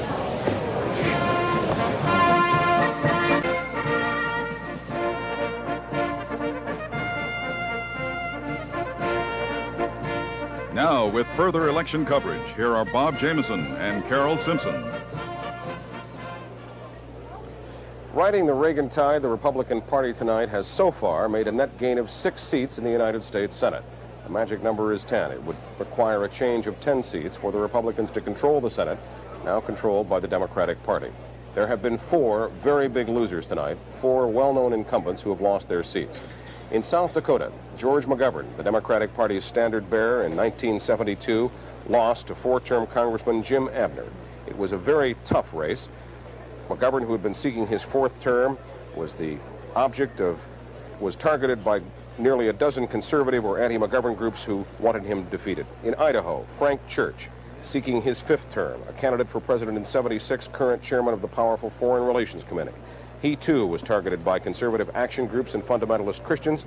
In fact, there was an Anybody But Church political action committee that began negative media 18 months ago. The winner, Stephen Sims, a 4-term congressman who is aligned with the new conservative movement in the House. In Colorado, one of the bright lights of the Democratic Party, 42-year-old Gary Hart, seeking his 2nd term. He ran George McGovern's campaign in 1972. He was defeated by Mary Estill Buchanan, 45, the current Secretary of State, a moderate Republican who defeated Howard Bo Callaway in the primary. Callaway, former Secretary of the Army. Estill Buchanan had been denied a place in the primary by the conservative Republican Party in Colorado, but petitioned her way on the ballot. And in Indiana, Birch Bayh, seeking his 4th term in the Senate, chairman of the Select Committee on Intelligence, was defeated by Dan Quayle, a 2-term congressman. Now at the Century Plaza Hotel in California, Ronald Reagan is entering the hotel to claim victory.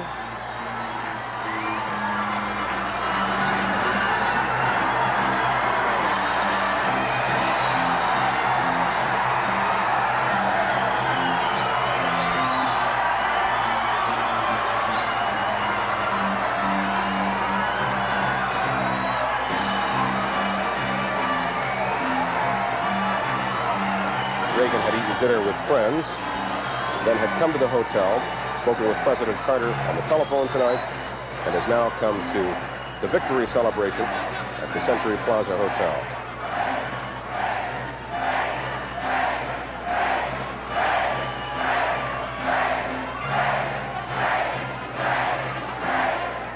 Ladies and gentlemen, we also have the first family. Edward Nicholas Jr. is the first family.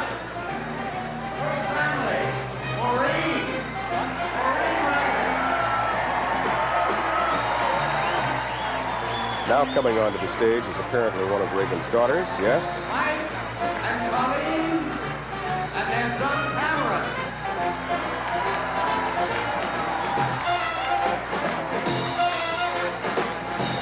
And Patty and Ron.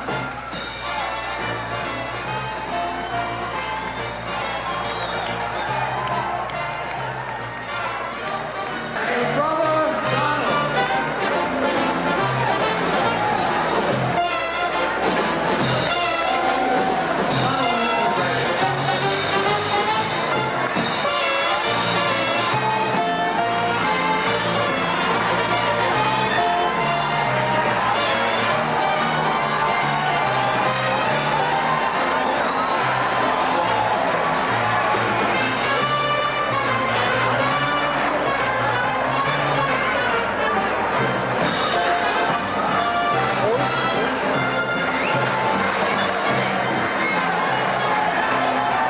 This is Chris Wallace at the Century Plaza Hotel. There you see the new first family of the United States. Governor and Mrs. Reagan, their 4 children, Doreen, Mike, Patty, and Ron, and Reagan's older brother, Boone Reagan. And there he is, the president-elect.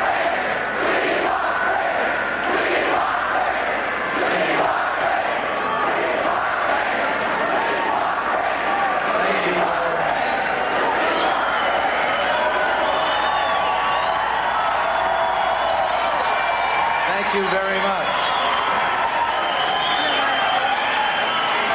Thank you. Thanks very much. Thank you. You know, here we are. This is...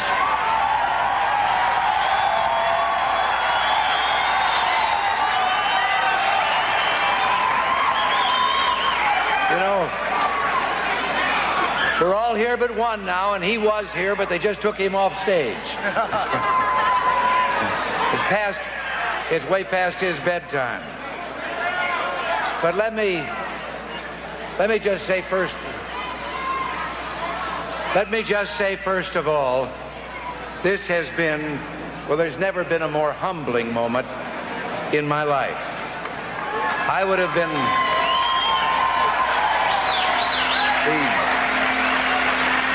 not only humbled by the extent of what has happened tonight, even if it had been the cliffhanger that all of us, I think, were expecting, it would have been the same way, but just to have had the support of the people of this country. I consider the trust that you have placed in me sacred, and I give you my sacred oath that I will do my utmost to justify your faith.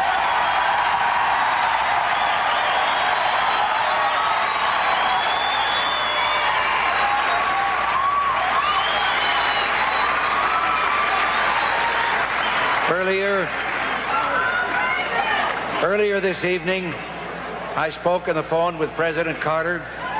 He called, John Addison called, but the President pledged the utmost in cooperation in the transition that will take place in these coming months.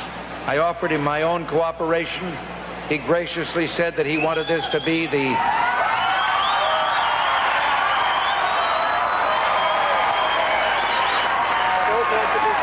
Governor Reagan, we just wanted to show you what the map of the United States looks like as of 8 o'clock tonight. Hey! It's all yours.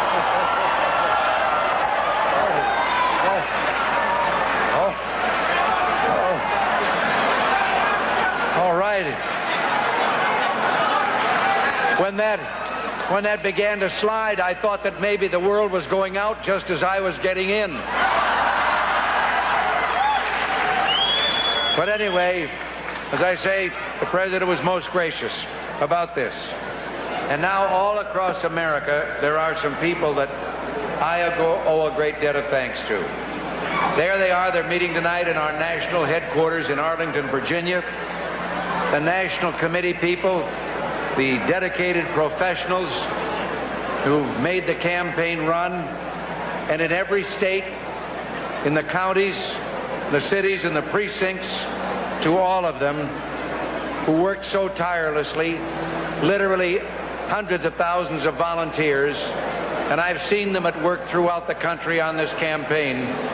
I just owe them an immeasurable debt of thanks. To George and Barbara Bush,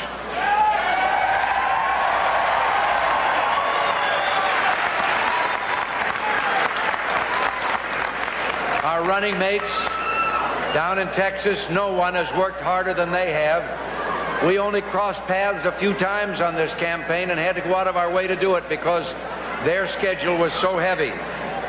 And I can tell you that we're going to have a true partnership and a true friendship in the White House.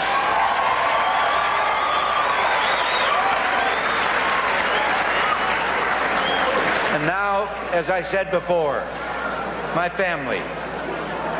I'm so grateful to them for the love, for the support, and for the hard work, because some of them were out on the campaign trail easily as much as Nancy and I were. And speaking of Nancy, she's going to have a new title in a couple of months.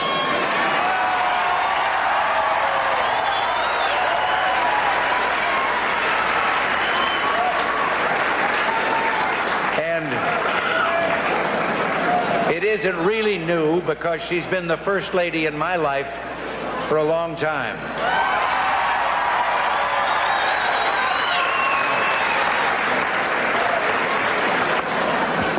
Now, we'll share that a little bit in the future. You know, Abe Lincoln, the day after his election to the presidency, gathered in his office the newsmen who had been covering his campaign. And he said to them, "Well, boys, your troubles are over now. Mine have just begun." I know what he meant. Lincoln may have been concerned in the troubled times in which he became president, but I don't think he was afraid. He was ready to confront the problems, the troubles of a still youthful country, determined to seize the historic opportunity to change things. And I am not frightened by what lies ahead, and I don't believe the American people are frightened by what lies ahead.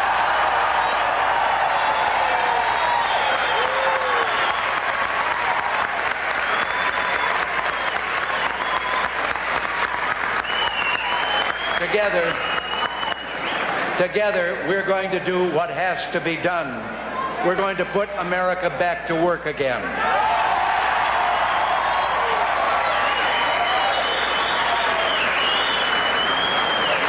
You know,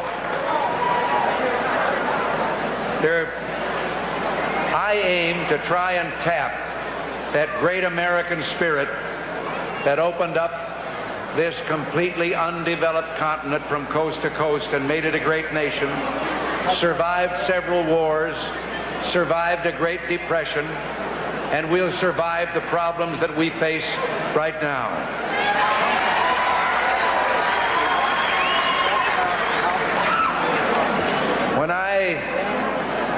When I accepted your nomination for president, I hesitatingly, but I asked for your prayers at that moment. I won't ask them for this in particular moment, but I will just say I would be very happy to have them in the days ahead.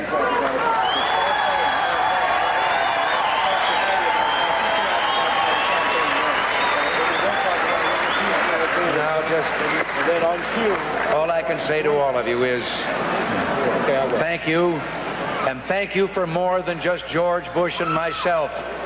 Thank you because if the trend continues, we may very well control one house of the Congress for the first time in a quarter of a century.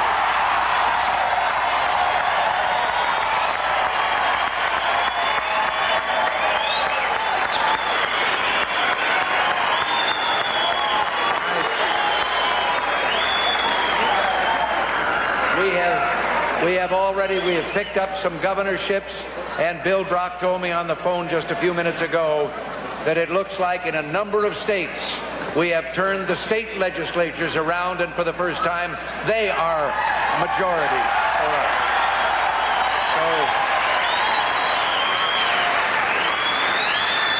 So you did it. I have one message that I have to give before I leave. I've been upstairs on the phone trying to get a hold of two celebrations, two parties that are going on, one in Tampico, Illinois, where I was born, and one in Dixon, Illinois, where I grew up. I've got two hometowns. And finally, we managed to get the radio station in that area, and they told us that they would broadcast my message into the two parties that are going on. So to all of them, thank you too, back there in the hometown. Thank you all.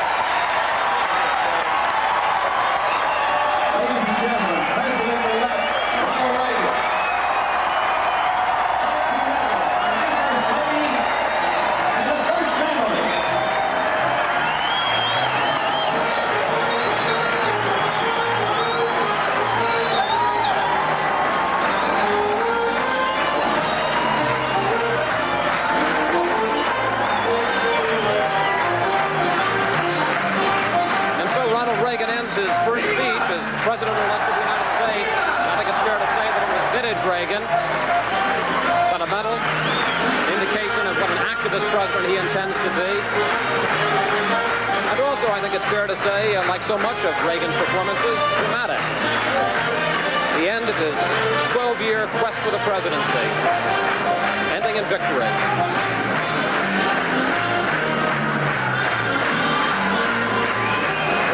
Goodbye to members of his family. And slowly, it seems almost reluctantly, they're leaving the stage. The campaign over and the administration about to begin. This must be a day of immense satisfaction to Ronald Reagan. For years, there have been a lot of knocks against him. I'm here with Heidi Schulman, who's been covering the Reagan campaign with me. For years, Heidi, there have been lots of knocks against Ronald Reagan, that he was too conservative, that he was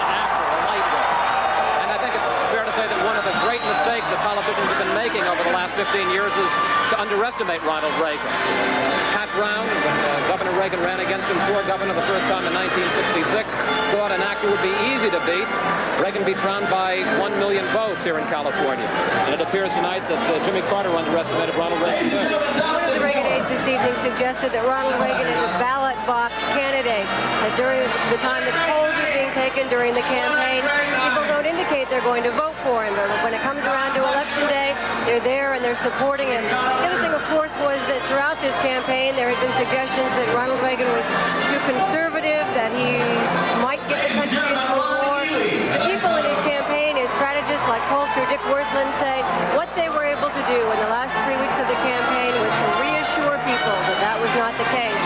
And that, as much as anything, accounts for the landslide victory that he won here tonight. You know, I think that one of the things that you notice tonight is that almost everything worked for Ronald Reagan. He spent much of the month of September moderating his views, what some of his strategists call the BCEC, the blue-collar ethnic Catholic strategy, to try to shave Carter's lead among the blue-collar, what they felt were swing conservative Democrats in the big cities. Not only did they shave Carter's lead, but in a lot of those areas they beat Carter. Then they spent late September and early October trying to eat into Jimmy Carter's southern base. And as you've seen all those blue states on the NBC map tonight, he succeeded very greatly in that.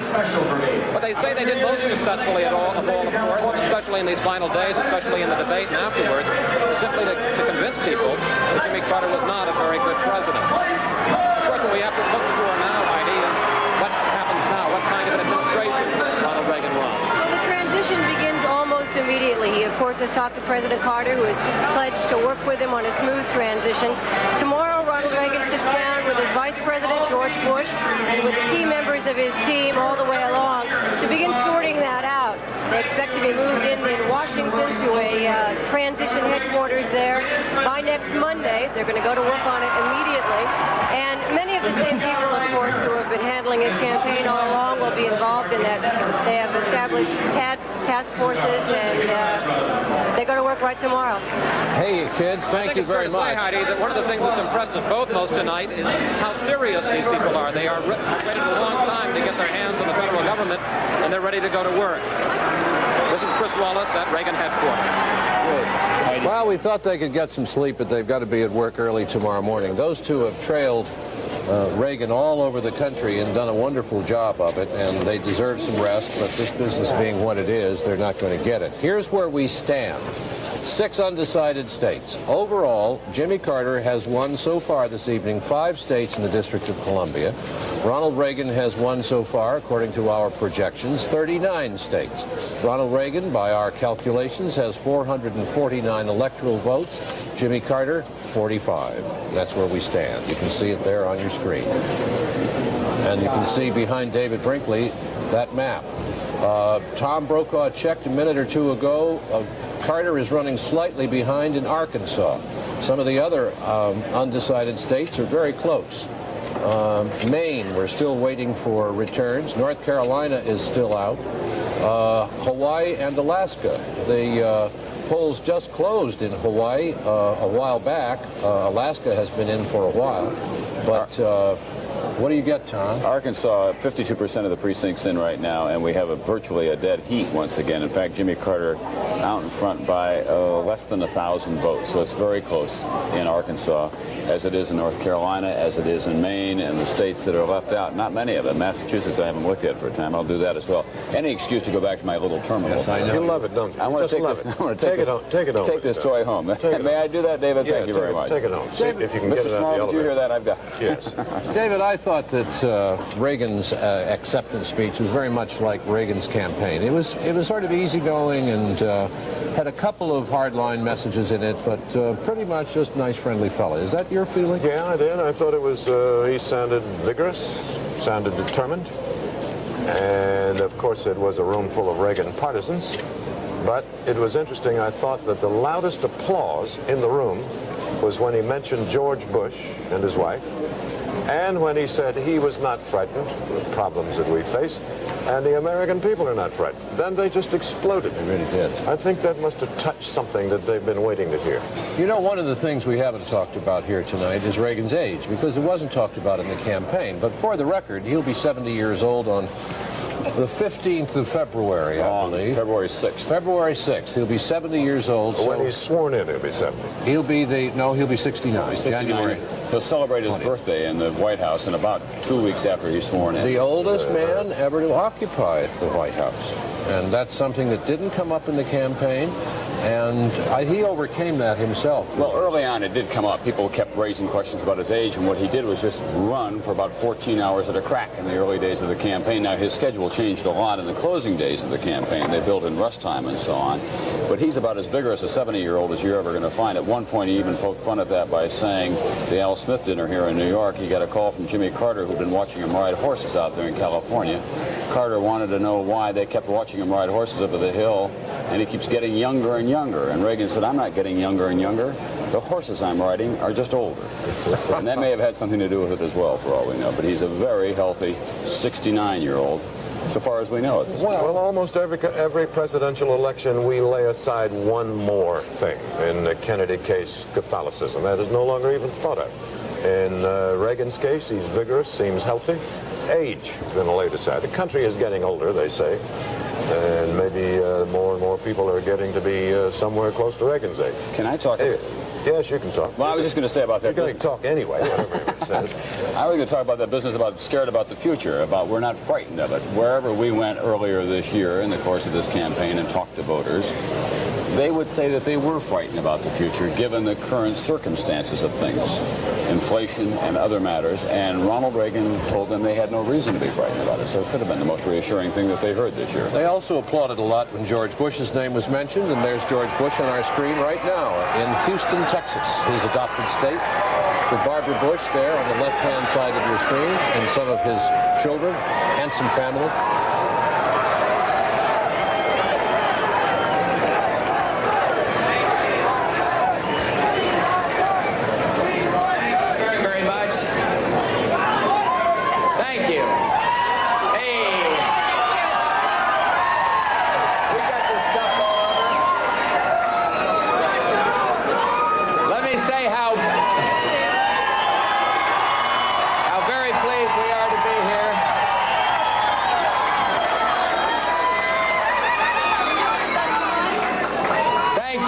Very much.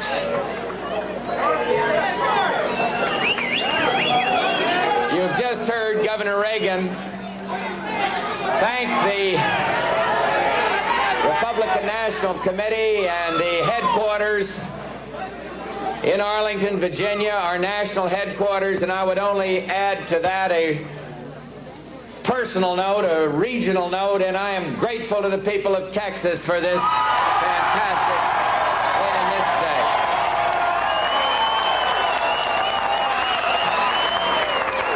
It's a great pleasure to have our family here. None has worked harder than Barbara Bush, I'll tell you. She's just done a fantastic job. And I'd like to use this rather expensive means of communication to thank Nancy Reagan and their entire family for what they did. I'll tell you, I've never seen a family work as hard as that whole Reagan family out there.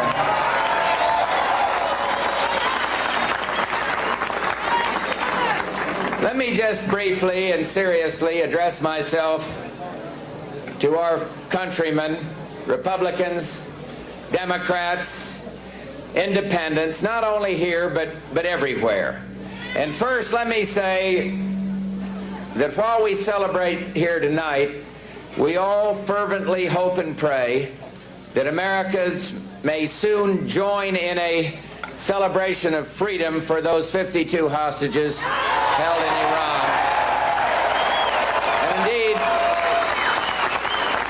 And indeed of happiness for their families on their return. To those who voted for the Reagan-Bush ticket, to those who supported another ticket, the election is over, but our real challenge as a nation dedicated to peace and the betterment of mankind lies ahead. is a night of celebration for some of us and a night of disappointment for others. But tomorrow, in that great American tradition, those of us who celebrate tonight and those who have suffered disappointment must come together as one people to meet the larger challenge. And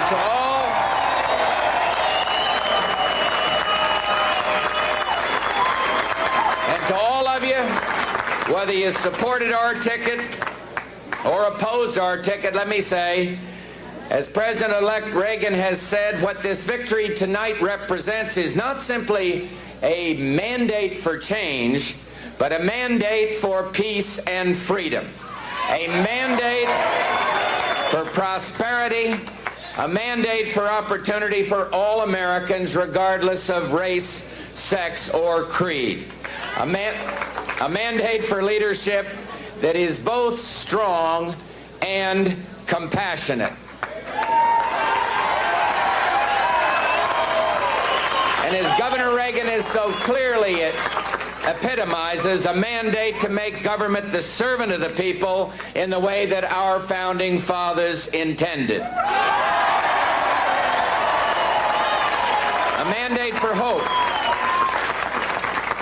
A mandate for hope, for the fulfillment of the great dream that President-elect Reagan has worked for all of his life, and to which he and I are going to dedicate every fiber of our being in the years ahead.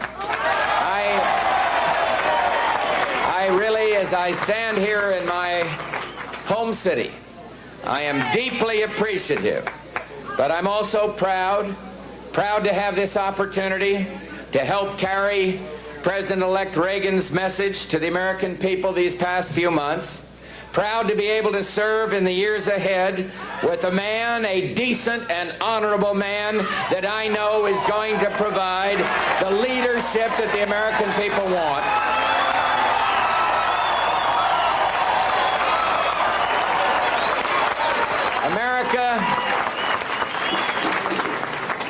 America, in the words of the song, is on the road again. And with the leadership of Ronald Reagan, that road is going to lead our country back to greatness. Thank all of you very, very much. We Bushes are so pleased to be here.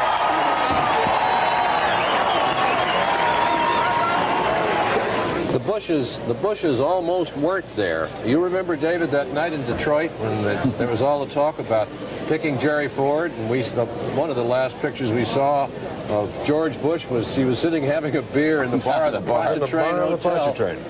His hopes were completely dashed, and they went up to the suite and they got the telephone call that they had been picked. And now tonight, look what happened. He had taken off his tie, which meant he did not expect to go anywhere. That's right. 2.5 years later, after he began running first for president, George Bush finds this conclusion tonight. It's been that long that he has been on the campaign trail in one form or another, and a force in it. But Fritz Mondale once complained about Holiday Inns.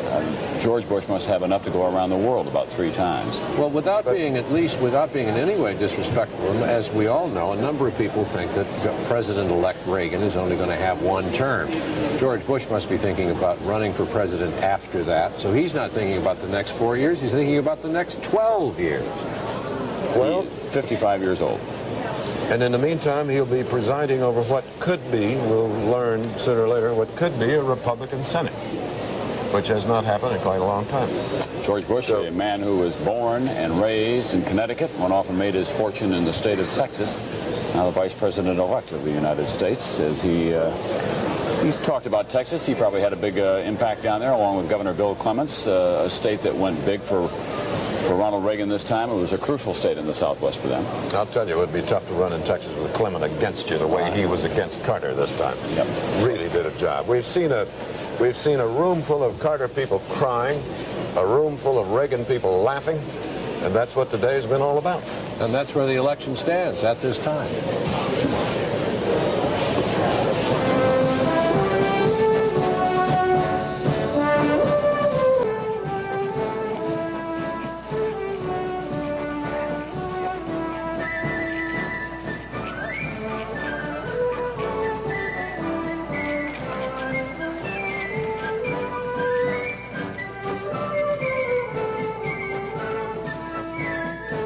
Now, with further election coverage, here are Bob Jameson and Carol Simpson. A number of people who have run for president in the past are up for re-election tonight in the United States Senate, and NBC News projects that some have won and some have lost. In Arizona, 71-year-old Barry Goldwater is seeking his 5th term. He is in a race too close to call with Bill Schultz, a wealthy Phoenix real estate developer. And in Idaho, Frank Church has been projected to lose that race with Stephen Sims, a 4-term congressman. Church, chairman of the Foreign Relations Committee, had been targeted months and months, a year and a half ago, for defeat by conservative and evangelistic Christian groups. In Indiana, 52-year-old Birch Bayh has been defeated, NBC News projects, by 33-year-old Dan Quayle, a 2-term congressman. Bayh, also a target of conservative groups for a long, long time. In Kansas, Robert Dole, who ran for president briefly this year and was Gerald Ford's running mate in 1976, has been projected the winner in his race with John Simpson, an attorney and former state auditor. In South Dakota, George McGovern, who ran in 1972, has been projected by NBC News to lose that race to Jim Abner, a 4-term congressman. Carol? Bob, of course, those are big stories, but the really big story tonight is Ronald Reagan's sweep of the presidential election, and he's won 39 states already tonight. Jimmy Carter only 5 in the District of Columbia. We've been trying to analyze this story all night, and we will continue with Judy Woodruff, who is with Jack Watson, one of President Carter's top lieutenants. The economy was a very real issue that Absolutely. cut against him. The hostage issue, the whole handling of the Iranian situation were both issues that cut against him. Oh, they cut inflation and the Iranian hostage situation, I think, were two perhaps fatally crippling, in the final analysis, blows to his re-election. But what I'm saying, Judy, is that what we need to do thoughtfully is to say, what choices did the president really have to deal with the Iranian hostage situation that he did not exercise? If he had taken another route, if he had taken another approach, what would the likely consequences of that other approach have been? And is that really an approach that we would wanted him to have taken? I think in part this election today has been a kind of referendum of frustration on the part of the American people, and that's legitimate. I don't say that with any bitterness or with any accusation. We've seen over the last 24 hours a kind of reprise of this 1-year ordeal on the American hostages in Iran. We've seen the Ayatollah talking to a mob of students and saying that they brought America to her knees. That hurts. What can Ronald Reagan do about it that Jimmy Carter could not? That's the question. That is the question. In the popular vote counted so far tonight, Ronald Reagan still holds a 7-point lead over Jimmy Carter. Bob? Plains, Georgia, President Carter's hometown before his election in 1976, perhaps his hometown again, perhaps his place of residence again, after January, was a scene of much jubilation 4 years ago tonight. It is a different story, however, this time around. Kenley Jones is there. What a difference 4 years makes. 4 years ago, this main street in Plains was packed with supporters of Jimmy Carter awaiting the election results.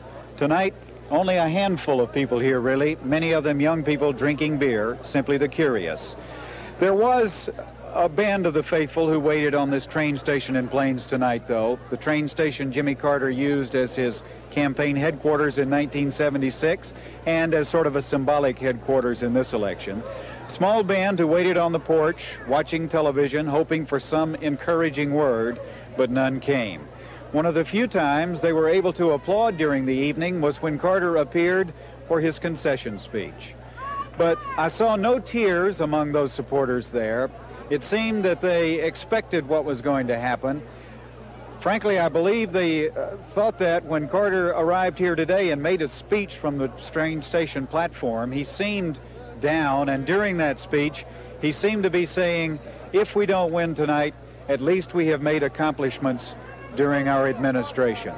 There were no real members of the Carter clan here for one reason or another. Mrs. Allie Smith, Rosalind Carter's mother, was here, but other than that, Billy Carter, one of Billy Carter's daughter, is giving birth to a baby, and he is said to be at the hospital.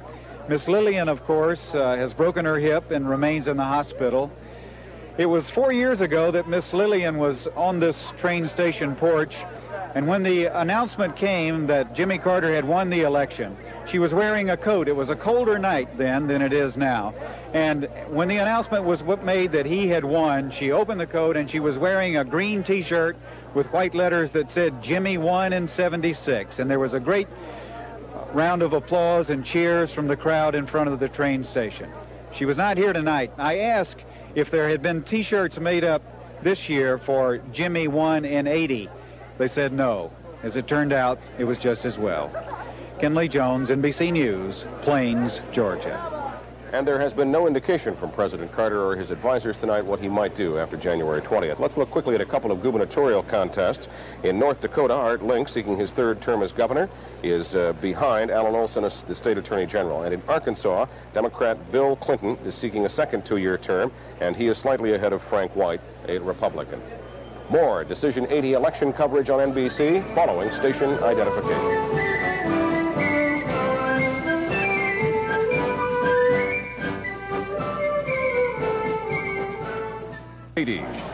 NBC News reports the results of our national election. Brought to you in part by IBM, helping put information to work for people. From the NBC News Election Center in New York, here are Tom Brokaw and John Chancellor. Good evening, and there you see, good evening again, and there you see on our map very few states in white: Hawaii, Alaska, North Carolina, Maine, Massachusetts, Arkansas, that are undecided so far, and they may take some time. The leads are all very narrow, either Carter or Reagan in those states. The electoral vote, of course, decisive this evening. 449 for Reagan, 45 for Carter. The popular vote is going about the way it has been all evening. The popular vote is not 7% in. That's an error, but I can tell you what it is. It's 50% for Reagan, 43% for Carter, 6% for John Anderson. And that Anderson 6% has been holding all evening, and now there's not much chance that it will drop off very much. It looks as though John Anderson may have reached his goal, at least to get those Federal Election Commission funds that are due him if he gets 5% of the vote. He's a percentage ahead of that now. Tom? 63% of the precincts actually in on the popular vote, it looks like. Even if you were to take all the John Anderson popular vote and apply it to Jimmy Carter, he still would not quite come up to Ronald Reagan, although he'd come very close. Well, about a percentage point. You see, but as you know, Tom, and I think we ought to tell the audience that in some places, Anderson was hurting Reagan. Got Reagan vote in Illinois, for example, in the suburbs of Illinois, and in the suburbs, some in Wisconsin, and in other places. I was just doing that in a hypothetical, theoretical way, so that we have some interesting numbers to talk about here. It's after midnight out here in the East. Hypothetical, theoretical is perfectly all right. Incidentally, Alaska and Hawaii we have not yet heard from either, as long as we're ticking off the states that we haven't heard from. By the way, the only major group of voters that Jimmy Carter did extremely well with, the blacks. He got almost all of them. 19 of 20 of the blacks who voted went for Jimmy Carter, according to our polling, but only 8% of the voters today were black. The big races around the country in the House and in the Senate, where the balance of power may change. And Garrett Utley's been watching that. We are getting up there. Before the day started, the Republicans were hoping that perhaps they could win 4 or at most 5 Senate seats away from the Democrats. They knew the theoretical target to win control of the Senate was 10, but the factual target, they'd be happy with 4 or 5. Well, they have 6 already, and they're still counting. Let's recap the elections that we've already projected so far this evening. First of all, in the Democratic column, we've projected Wendell Ford, the incumbent, winning in Kentucky. In South Carolina, it's Ernest Hollings going back to Washington. In Georgia, Herman Talmadge, re-elected.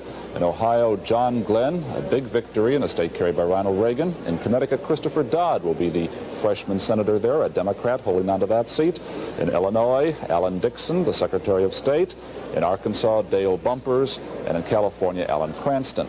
Now, on the Republican side, we have projected these winners for the GOP. In the state of Indiana, a seat taken away from the Democrats by Dan Quayle. He beat Senator Birch Bayh. In Kansas, Robert Dole re-elected. In Maryland, it's Charles Mathias going back to Washington. In North Dakota, Mark Andrews holds on to the Republican seat. He'll be a freshman senator. In Oklahoma, the same goes for Don Nichols, elected there. In Alabama, Jeremiah Denton, the former admiral and prisoner of war in North Vietnam, has won that seat away from the Democrats. In South Dakota, the same thing has happened because James Abner defeated George McGovern. In Nevada, Senator Paul Laxalt re-elected. Same in Utah, Jake Garn. In Iowa, a Republican gained, Charles Grassley defeating the incumbent Democrat John Culver. In Idaho, again, the Democrats lost a seat to Stephen Sims, the Republican candidate. Frank Church beaten there. And in Washington, Slade Gorton projected the winner, defeating 75-year-old Ward Magnuson, the dean of the Democrats in the United States Senate, the powerful chairman of the Foreign Relations Committee. And now in Oregon, NBC News projects that the incumbent Republican Bob Packwood has been reelected for a third term, defeating the Democratic candidate Ted Kulingoski. Bob Packwood re-elected in the state of Oregon. So, when we add all of those projected winners up, where do we stand so far in the senatorial races? 33 Senate races today. Let's see if we can get some of these figures here. We started out, of course, with 59 Democrats and 41 Republicans running tonight. That means the Republicans would have to win 10 more seats to gain the majority. I guess we don't have the figures. There they are. 8 Democrats so far and 13 Republicans elected today. Now when we add the seats already held, we get 44 Democrats and 44 Republicans in the Senate so far. And that pretty well tells the story, and it's a close race right down to that wire for control, 51 seats. The Republicans, as we said, are looking rather well in a number of states where Democrats have held the seat. In Florida, their candidate is slightly ahead. In New Hampshire and in Vermont. Colorado, where Gary Hart is defending his seat, well, that's 50-50 right now, and they're going to be counting for many hours out in Colorado. But it's not all going the Republicans' way. Let's look at Arizona. Barry Goldwater. If anybody should be profiting tonight and have no worries, it's Mr. Conservative Barry Goldwater. Well, he's being opposed by Democratic Bill Schultz, and on our screen right now, it's 50-50, dead even, less than 100 votes. Barry Goldwater has less than 100 votes ahead of his Democratic opponent. Age was a factor there, obviously. He's 71 years old. He's had the hip operation, and Bill Schultz was running under the motto, energy for the 1980s. Barry Goldwater still was telling people, I'm the toughest guy you've ever met, though, and he was out there working hard saying, send me back so I can help Ronnie as he comes to Washington. Well, in any event, however the numerical balance of the Senate turns out, there's going to be a far different philosophical cast to it all, far more conservative. Jessica Savage has been watching the House, and that's changing some as well tonight. Jessica? The House is changing. It is expected, Tom, that the Republicans will probably pick up about 22 seats in the House. And looking at the governor's races, the Republicans had expected that they would be able to pick up 2 states, and that so far looks to be what they have. We have a projection now. NBC News projects in Washington State, the Republican John Spellman will be elected governor of Washington, defeating James A. McDermott of Seattle, the Democrat. He was the one who defeated Dixie Lee Ray, sitting governor in Washington State, a child psychiatrist. John Spellman, King County executive, we project he will be the winner. Another projection, NBC News projects in the state of Utah, the incumbent Scott Matheson will be re-elected governor of Utah, defeating his Republican challenger Bob Wright, a former state GOP chairman. That is a 2-year term in that state. NBC News also has a projection to make in Montana. We project the Lieutenant Governor Ted Schwinden, a Democrat, will be elected governor of Montana, defeating his Republican challenger Jack Ramirez. Again, Ted Schwinden projected the winner in Montana. And recapping some of our gubernatorial races, the other one the Republicans picked up in Missouri, Governor Kit Bond. He was a former governor. He ran again, this time and defeated Teasdale, and we project he is the winner. We project in the state of West Virginia that Democrat Jay Rockefeller will be re-elected, defeating Arch Moore. We also project in the state of Indiana, the Lieutenant Governor Robert Orr, Republican, will be elected. We project in Vermont, state of Vermont, Richard Snelling, elected governor of Vermont, defeating challenger M. Jerome Diamond. This is one of the states with a 2-year term. A 4-year term in the state of North Carolina. NBC News projected Democrat James Hunt will be the victor there. NBC News projects in the state of Delaware, very popular governor, Republican. Incumbent Pierre DuPont will be reelected. And we have projected another one of the states with a 2-year term earlier this evening. Incumbent Joseph Garrahy, Democrat, reelected governor of Rhode Island. In New Hampshire, a rematch there. The winner, Democrat.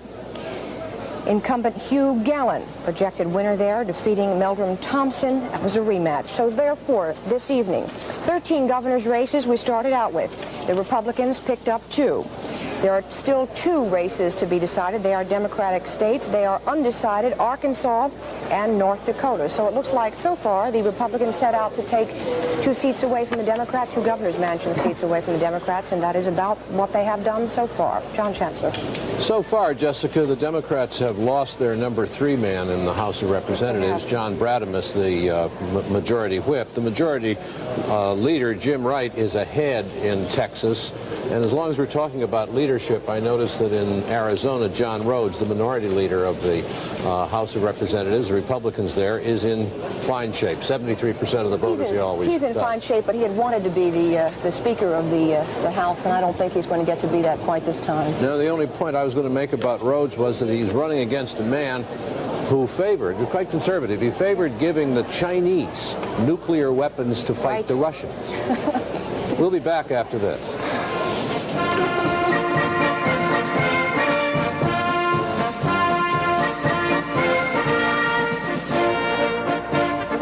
Polls was that Jimmy Carter was doing much better among women than was Ronald Reagan, primarily because of the so-called war and peace issue. That began to change in the closing days of the campaign, and according to our NBC News Associated Press poll, it became ultimately not much of a factor at all. We talked to women in 400 places around the country as they emerged from the voting booth, and this is what we found. 45% of the women cast their ballots for the president, and more women, 46%, voted ultimately for Ronald Reagan. John Anderson got 9% of the women's vote. So, while it was thought for a long time that Jimmy Carter would do best among women, it turns out, according to our NBC News Associated Press survey of people leaving the voting booth today, women, that Ronald Reagan did better than did Jimmy Carter. And that turned out to be true in almost every other category as well. John? We have 6 undecided states, and we're going to look at the votes from 4 of them here on the continental United States. In Maine, you can see how very close that is. Reagan 7,000 ahead, 2/3 of the precincts reporting. In Massachusetts, the president's lead is dropping. We've been checking that every few minutes. That's a very close contest, and the only state in the union to vote for George McGovern, the liberal candidate, a few years ago. North Carolina, which had been good for Carter. Carter is behind Reagan at this point now with almost all of the precincts in. That's a very close race, too close for us to call. And finally, Arkansas. Arkansas, a state which all the predictors had said would be Carter country, is not exactly. Look at that race. 100-odd votes apart, and Reagan just a tiny little bit ahead. Anderson with 3% of the vote. Garrick? John, we have a projection to make in the state of Missouri there. We project now that the incumbent Democratic Senator Thomas Eagleton has been reelected there. He's defeating his Republican opponent, Gene McNary. Eagleton, of course, was for a brief while George McGovern's running mate back in 1972. He was never really thought to be seriously threatened, although there were some problems during the campaign there. A niece of his had tried to extort funds out of Eagleton, threatening to disclose embarrassing information if he didn't pay up. Well, the whole case went to court, and she was convicted, and Eagleton's been reelected tonight. Eagleton, of course, was closely associated with George McGovern 8 years ago. And McGovern tonight went down to defeat in South Dakota, defeated by Republican Representative Jim Abner there. We have our correspondent Roger O'Neill standing by at the McGovern headquarters in Sioux Falls, South Dakota, with some reaction from George McGovern. Here's Roger. I leave the United States Senate and the service of South Dakota with very deep personal satisfaction and with no regrets at all for the battles that we have fought over the past 18 years. The greatest satisfactions of my public life were the efforts we made to defend the family farmer, to nourish the hungry, and to help the country find the ways that make for peace. Important in that was the effort some years ago to bring an end to the tragedy in Vietnam. It was my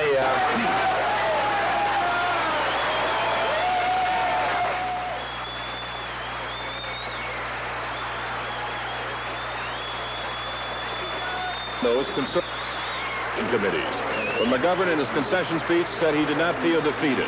Instead, he announced he is forming a new national coalition of common sense, an attempt to raise $10 million and fight what McGovern says is the poison of extremism.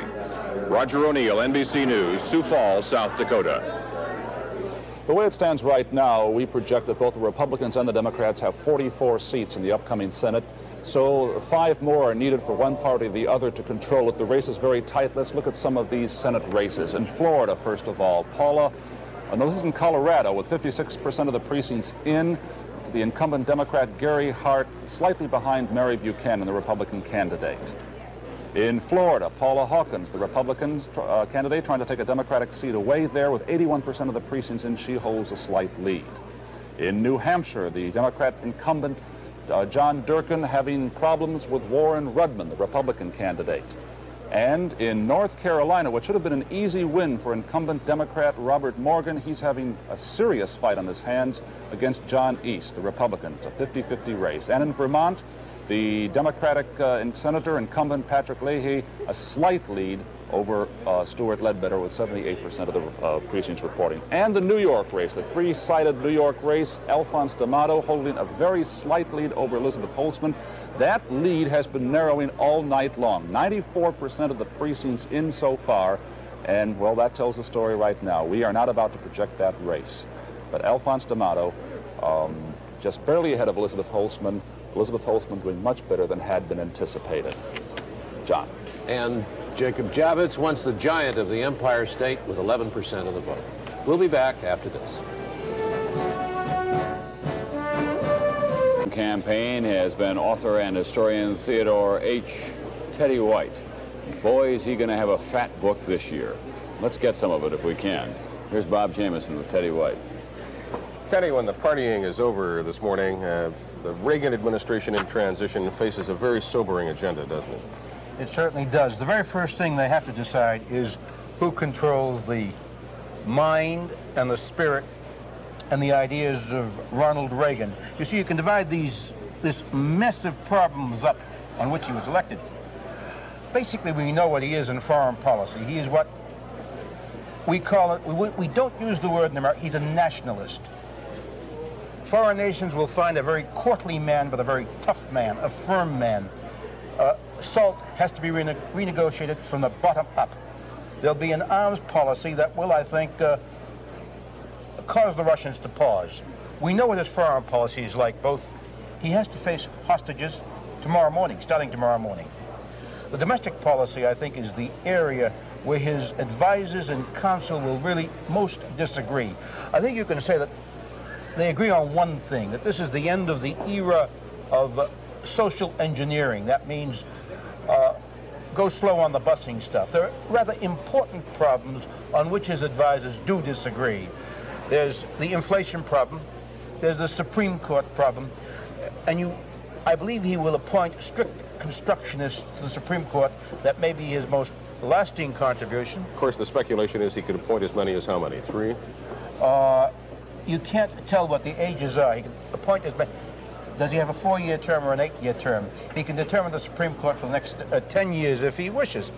There is, I've spoken this evening to Pat Caddell of Carter staff and to Wirthlin of Reagan staff. Wirthlin calls this a referendum on leadership. Caddell calls it a referendum on unhappiness.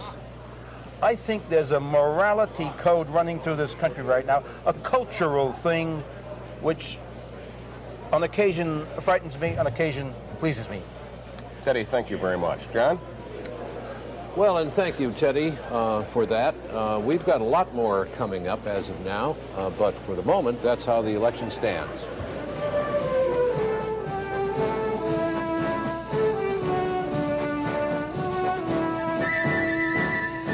Now, with further election coverage, here are Bob Jameson and Carol Simpson.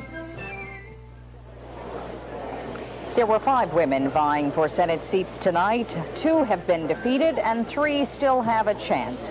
Let's take a look at those. First of all, the losers in Kentucky. Mary Louise Faust lost to the Democratic incumbent, Senator Wendell Ford. In Nevada, Former state Senator Mary Gojak lost to the Republican incumbent, Paul Laxalt. But in Florida, Republican Paula Hawkins, the former Public Service Commissioner, is leading Democrat Bill Gunter, but this race could still go either way. In Colorado, Mary Estelle Buchanan leading Democratic incumbent Senator Gary Hart by about 1,000 votes, too close to call. In New York, Congresswoman Elizabeth Holtzman is trailing her Republican opponent, Alphonse D'Amato, by about 100,000 votes, but that race, too, is too close to call. Bob? There are only 6 more states to be heard from, including the late closing Hawaii and Alaska, but as of right now, the electoral vote stands at this margin. President Carter with 45 electoral votes, Ronald Reagan's total continuing to build at 449, well above the 270 majority needed to elect. The popular vote at this hour, 67% of the precincts reporting. Ronald Reagan with a comfortable 7-point lead over President Carter. John Anderson still staying above the 5%, now at 6%, above the 5% that he needs to be able to qualify for retroactive funding to pay some $4 million in campaign debts that he has outstanding. One very happy place tonight is the Republican National Committee headquarters, and Robert Abernathy is there. Bob, with me is Chairman Bill Brock of the Republican National Committee. Mr. Chairman, welcome. Welcome back here. Thank you. This crowd has been so subdued tonight. Here you are with this enormous victory, and yet so many of you are so calm. I can't understand that. Can you explain it? It's taken our breath away. We're very excited. But I think we now are facing what we have to do to put the country back on the right track, and it's going to be a lot of work and a lot of hard effort. Were you surprised at the margin? The electoral vote margin, yes. I had expected to do 320 to 360. We knew we were going to win, but this is so spectacular, so overwhelming that it's hard to believe. Why did it happen? I think the debate really triggered people. It let them focus on the fact that they had to choose. And they chose on the basis of the economic problems, inflation, unemployment, and they chose to form a new coalition to change those who were in office. Can you claim control of the Senate yet? Can we claim what? Control of the Senate yet? It looks like it, but I'm not sure enough to make it an absolute statement, but I think we may have it. And looking down the road, what? A SALT treaty, do you think, with this new Congress? Hopefully a new SALT treaty that would honestly be in the national interest and reduce the burden of nuclear arms race. Yes. Mr. Chairman, many thanks. Thank you. Now to John Palmer at Carter headquarters in Washington. Thank you. Thank you. And they are saying good night here at Carter campaign headquarters. The band apparently has played its last number, and the bartenders stopped serving drinks about a half an hour ago. A study in contrast here, a very sad place, a place that had been planned as a victory celebration tonight. People have been taking balloons and posters of Carter Mondale, taking these home with them as some kind of a gloomy souvenir from an evening that didn't turn out as well as many people had planned. It was about 3 hours ago that the president came into this hall. He spoke very briefly, gave his concession speech, pledging to work as hard as he could during the transition period to make it very smooth. And in the background now, we can hear the band playing "The Party Is Over," and that's very much the mood here. As for why this all happened, Carter people said, well, they knew for the last, 6 days or so that things weren't going very well, but they say it was really the hostage situation this weekend that caused so many problems and caused the president to lose so badly. So that's the situation here at Carter headquarters in Washington. So we'll say good night for now, and back to Bob Jameson in New York. With the kind of defeats that the Democratic Party suffered across a broad front tonight, Carol, it would not be surprising to see it face more difficulties as competing factions now try to gain control of the Democratic National Committee. I think that's certainly going to be true. Bob, we're looking at our map and see how Ronald Reagan swept across the country, and he won the pivotal state of Illinois, and we're going to try to find out why. It's 26 electoral votes all went to Ronald Reagan. Our NBC News Associated Press survey of Illinois voters, about 1,500 of them, shows that Reagan got 50% of the blue-collar vote to Carter's 46. He got 52% of the Catholic vote, and Reagan got 66% of the votes of the people who said they opposed the Equal Rights Amendment. Illinois has not ratified ERA, and half of today's voters told us that that's just fine with them. Half. And 2/3 of those voted for Reagan. President Carter won the city of Chicago, but he lost just about everything else, the suburbs and the rest of the state. Decision 80 election coverage continues on NBC after station. And former President Gerald R. Ford, our guest tonight, as he has been before on political programs. It's nice to have you with us, Mr. Great to be here, John. Pleasure to come on this occasion, a little more relaxed than 4 years ago. That's right. Did you ever anticipate the map would look like that tonight, even in your wildest, most optimistic thoughts in the last 24 hours or so? No, Tom, but within the last week, I have sensed a growing momentum for Governor Reagan. It really started at the time of the debate, and then the last 72 hours, the impasse over the problems in Iran, the hostages, I think, was a plus for Governor Reagan. And the net result is that map looks like it's an overwhelming victory. Can I ask you a detailed question about that, Mr. President? Surely. Why do you think that the news about the hostages worked against President Carter? Several things, John. First, there was an inevitable, unintended reference to the fact that it was 360-some days. Nobody made a point out of it, but everybody understood it. Secondly, again, inevitably, the networks had to show those crazy students raising their fists and giving us the devil. In other words, a lot of things were shown that just gnawed at American hearts and minds and irritated them. And I'm absolutely certain, I couldn't prove it, but I have the feeling that that was a factor in maybe turning some votes to Governor Reagan. If it had happened to you, and it could have, surely, if it had happened to you, would you have gone out and campaigned on the last day as President Carter did, or would you have stayed around the White House? That's a tough question. It is, isn't it?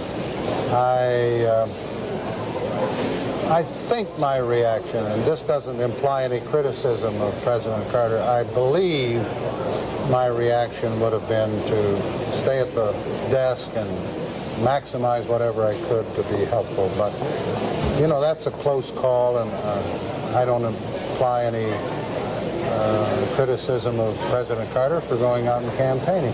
What he may have done was looked at the polls, which I know from looking at other polls were running against him very strongly.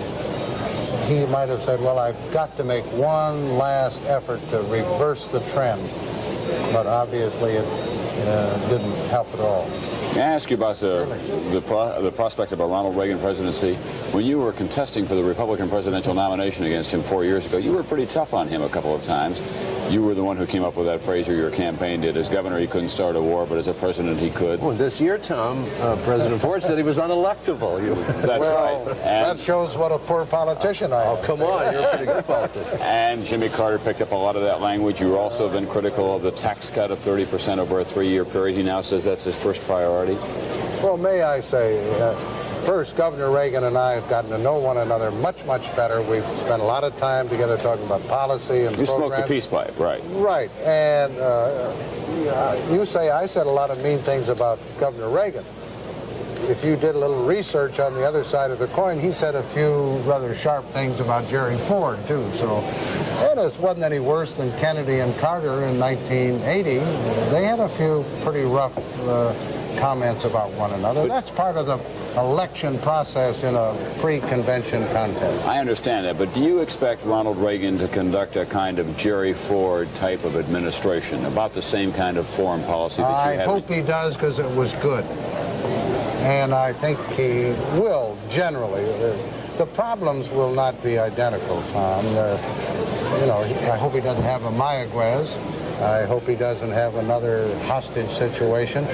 But when I think of foreign policy, I think of trying to coordinate better our relations with our European allies in NATO, trying to expand our relationships in a constructive way with the PRC on the mainland of Asia, and doing other things that have a long-range benefit rather than some quick fix. Yes, I think there will be a significant similarity between the policies that I pursued and those that Governor Reagan will pursue. Given how well he did here tonight, do you have any regrets that you didn't jump into the fray earlier this year? None whatsoever, Tom. Betty and I really made a very definitive decision about 2.5 years ago, and we're very happy, and we couldn't be more pleased with what we're doing with a wide variety of activities. So we have no regret. I'm going to read you a list of names, Mr. President, of people who lost today. Senator Church, Senator Bayh, Senator Culver, Senator McGovern, Senator Magnus. Give us as a practical politician what that's going to mean to the Senate. It will change the ideological tilt of the Senate, because most of those that lost by any definition in the American political arena are liberals.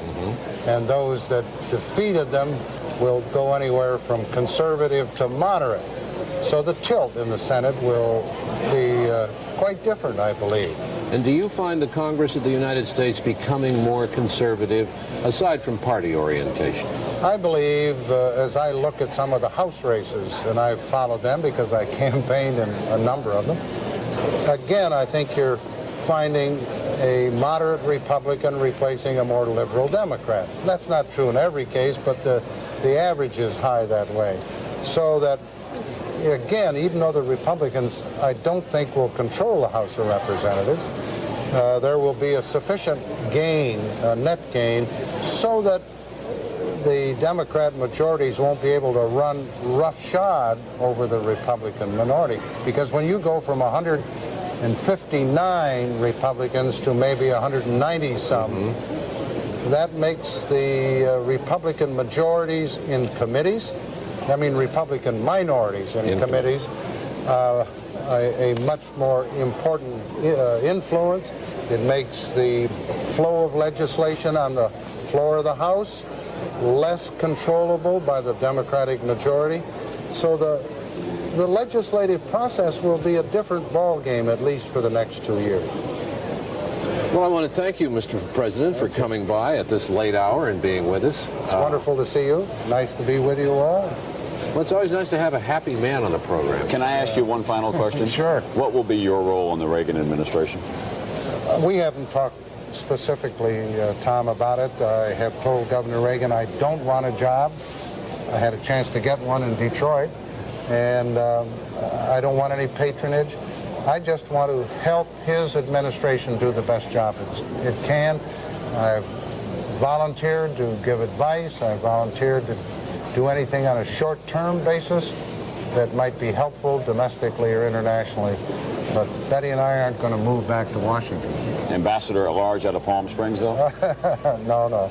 We'll be around to help in any way we can. Thank you, Mr. President. Thank you again, sir. John. Thank you. Good to see you all. Thank you. We'll have more coverage after this.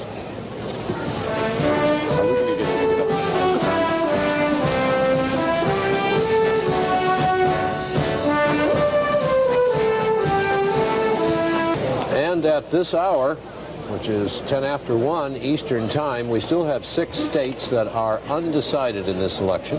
As you can see on the map, we have the states in red or dark gray, and black and white sets are for Carter. The white states are toss-ups, and the rest of the whole country is Ronald Reagan. We've checked all of these races, and he is well ahead. None of our projections have been wrong. We're afraid to project some of those white states because the races are simply too close. Not close in the electoral vote, however. The electoral vote, a huge margin, 10 times more Reagan electoral votes than Carter electoral votes. And in the popular vote, with 69% of the precincts reporting, Reagan 51% of the vote, Anderson 6% of the vote, Carter 42% of the vote. If Anderson weren't in the race, some of his votes would have gone to Reagan, more of his votes would have gone to Carter. It is our sense of this, it's our feeling that Reagan would have won the election had Anderson not been there at all, drawing votes. But he probably did draw more from Carter than from Reagan. Tom? John, Ronald Reagan ran extremely well tonight, east to west, north to south, coast to coast, however you want to describe it. But he did extremely well in the big battleground states, so-called. Let us show you some of those big electoral states. New York, 41 altogether. Ronald Reagan, the projected winner there, 95% of the precincts in. He did well because Jimmy Carter simply could not come out of New York City with a very large plurality. In fact, it was quite close in New York City between Carter and Reagan. And now in the state of Pennsylvania, one of the blue-collar ethnic Catholic states, 89% of the precincts in. Again, Reagan the projected winner. We determined that he did well there because President Carter did not do well in the city of Philadelphia, which he failed to carry during the primary. In Michigan, a state with a lot of problems in the automobile industry, a Republican governor working hard with George Bush and others. Ronald Reagan doing well in Michigan. We project that he will carry it. As you can see, he has a significant lead. He did well everywhere in Michigan except the city of Detroit. Ohio, a key state. No Republican has ever been elected president without it. James Rhodes, the governor, said he would deliver for Ronald Reagan, and he did. 75% of the precincts reporting so far, a huge number for Ronald Reagan. He's got a lead there of about 400,000 votes altogether. That's big in Ohio. In Illinois, another of the battleground states, 2/3 of the precincts are in so far. Ronald Reagan with a lead there of about, what, 100,000 votes altogether? Still enough for NBC News to project that he will win. And in Texas, which Jimmy Carter won, but just barely 4 years ago, tonight he lost it to Ronald Reagan with the help of Governor William Clements and Vice Presidential candidate George Bush. A big number for Ronald Reagan in Texas. He ran extremely well in the cities and the suburbs of Dallas and Houston, well enough to offset Jimmy Carter's strong showing in the Hispanic or Chicano voting areas of the Rio Grande Valley of Texas. So that's how it stands in the battleground states. Strong showings for Ronald Reagan right straight across the board. Now Jessica Savage. We're looking at the breakdown now of the House of Representatives. Going into this election, the Democrats had 273 seats out of the 435. The Republicans had 159. 218 seats are needed to control the House of Representatives. The Republicans aren't going to get that, but they are going to pick up seats, and they're going to pick up more seats than they had expected. A couple of weeks ago, the projections were maybe 12 to 25 seats for the Republicans. Let's look at our projection now. NBC News projects the composition of the House of Representatives will be 248 Democrats and 187 Republicans. That's plus or minus about 8 seats. So the new House will have 28 more Republicans than the outgoing House of Representatives. How does that break down insofar as the votes will go? Let's look at a projection on liberals versus conservatives in the House of Representatives. NBC News now projects the composition of the House of Representatives will be 204 liberals and 231 conservatives. And again, that's plus or minus about 8 seats. So the new House will have 23 more conservatives than will the outgoing House. I talked to GOP Chairman Bill Brock this morning, and he said a couple of months ago if someone told him he could have gotten 12 more Republican seats, he'd have been very impressed by that. But as of this afternoon, he revised it, and he said, my projection would be picking up 28 seats, and that is our projection, too, tonight. He says he thinks this new Congress will be a coalition of the economic voters rather than the Southern Democratic blocs. And that's the way the House will shape up. There will be a possibility of a lot of moderate Democrats forming coalitions with the extra Republicans coming in. And as former President Ford said just a few minutes ago, there will be less and less of the Democrats riding roughshod over the Republicans in the House, even though the Republicans, John, will not have a majority. I'm very interested in the ideological survey and the liberal conservative thing. Tom, you might have a word on this. It's very interesting. Our figures, as I read them off the screen, show that there'll be 231 conservatives. Isn't that what you had in the 231 conservatives new House, as opposed to 208 conservatives? Now, the thing to keep in mind about that is that it takes 218 to control the House. You rarely get a breakdown in the House on purely right-left ideological divisions, but the fact is that by our reckoning, the new House will have more than a majority of conservatives, where before it had less than a majority of conservatives, only 208. And I think that's just exactly what we've all been talking about tonight, about this great kind of sea change that's been going on in the House, especially. I think these are interesting numbers. It seems to me as well that a lot of people that we may be identifying tonight as moderates to liberals may become born-again conservatives of one kind or another when they look at what has happened in their other congressional districts across the country, because there have been some very close races among those people who were able to return, for example. And they've got their finger to the wind in pretty good shape most of the time. It is also very interesting to note that although the Republicans did target a lot of leadership races, they really so far haven't done that. We see that at this point only the House majority whip, Bradamus, is one of the ones who's been defeated, but their inroads have been made rather in some of these other seats, in the more conservative ones.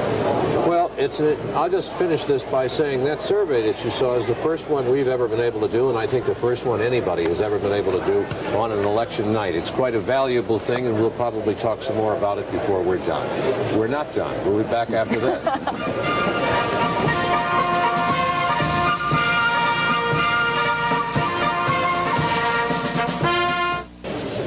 Garrick Utley has more for us now on the remaining Senate races, and they're very important. They're important, John. We have about a half a dozen or so very close races still underway in which we can make no projections as of now. And it's of more than just interest to the people in those states, because we're talking about who's going to control the next Senate, Democrats or Republicans. Both, either party could win depending on the outcome of these races. Let's look first at Arizona. Mr. Conservative Barry Goldwater, Republican candidate in 1964, with 1/4 of the precincts reporting so far. We show that he's trailing slightly behind Bill Schultz, a well-to-do real estate developer. Goldwater may be in some trouble in Arizona.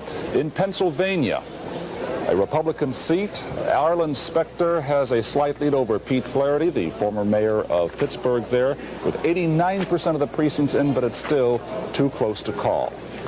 We move on to New York State, and we've been watching this all night long. It's getting closer and closer. Alphonse D'Amato with a very narrow lead, just about 70,000 votes out of 5 million votes over Elizabeth Holtzman. Jacob Javits, the end of a long career in the Senate. It was estimated that he would get probably 20% of the vote, but his support collapsed. 95% of the precincts reported. I imagine we won't make that projection until we have 99.9% of the vote in. And in Wisconsin, a short while ago, Gaylord Nelson, the Democratic incumbent, had what we thought was a rather comfortable lead there, but with 65% of the precincts reporting, his opponent, Robert Kasten, is closing the gap, and it is also too close to call. We're not making any projection on that. So let's look right now at where the Senate races stand. First of all, in terms of the number of senators elected tonight so far, 9 Democrats and 13 Republicans. When you add the seats already held, that brings us to 45 Democrats, 44 Republicans, and it is still going on. It is anybody's ball game in the Senate. One thing I would add, we were talking earlier, I believe, about Harry Byrd, senator from Virginia. He said tonight that he would side with the Republicans. Well, he did. He said tonight he would side with Steve Delaney, reported that. Then they pick up another seat right there, automatically. Another vote for organization. Not a seat. They must be beginning to breathe fast. Howard Baker, who wants to be the Senate Minority Leader about as much as he wants to be anything else. And that's where the election stands at this time. What did you learn about this?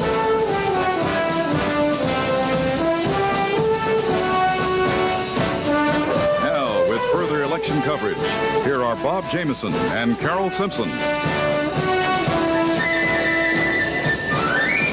5 senators retired voluntarily this election year. And in each of the races where NBC News has projected a winner, the party of the retiring senator has retained control. In Connecticut, Christopher Dodd has been projected the winner over James L. Buckley, who was also a senator from New York State, to fill the seat of retiring Abraham Ribicoff. In Illinois, to fill the seat of retiring Senator Adlai E. Stevenson III, Alan J. Dixon, a popular Secretary of State who's been a leading statewide vote-getter in Illinois for more than a decade, was elected over David C. O'Neill, the lieutenant governor. In North Dakota, to fill the seat of retiring Senator Milton R. Young, Mark Andrews, a congressman for 17 years, has been projected the winner over Kent Johanneson. In Pennsylvania, a race too close to call, with 89% of the precincts reporting, Arlen Specter, a former Philadelphia district attorney, the Republican, has a slight lead over Pete Flaherty, Democrat, former mayor of Pittsburgh, deputy attorney general, and unsuccessful candidate for governor 2 years ago. In Oklahoma, to fill the seat of retiring Senator Henry Bellman, a Republican, Don Nichols, a state senator from Ponca City, has been projected to defeat Andy Coates, an Oklahoma County prosecutor. That's the story on the retiring senators. Carol?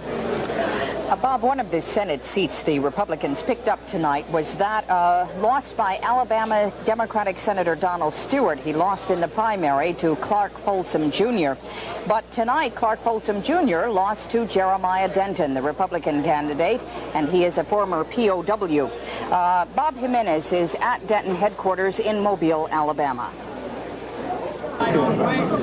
Jeremiah Denton, 56 years of age, has been elected the first Republican senator from the state of Alabama since Reconstruction more than 100 years ago. He did it running on a conservative...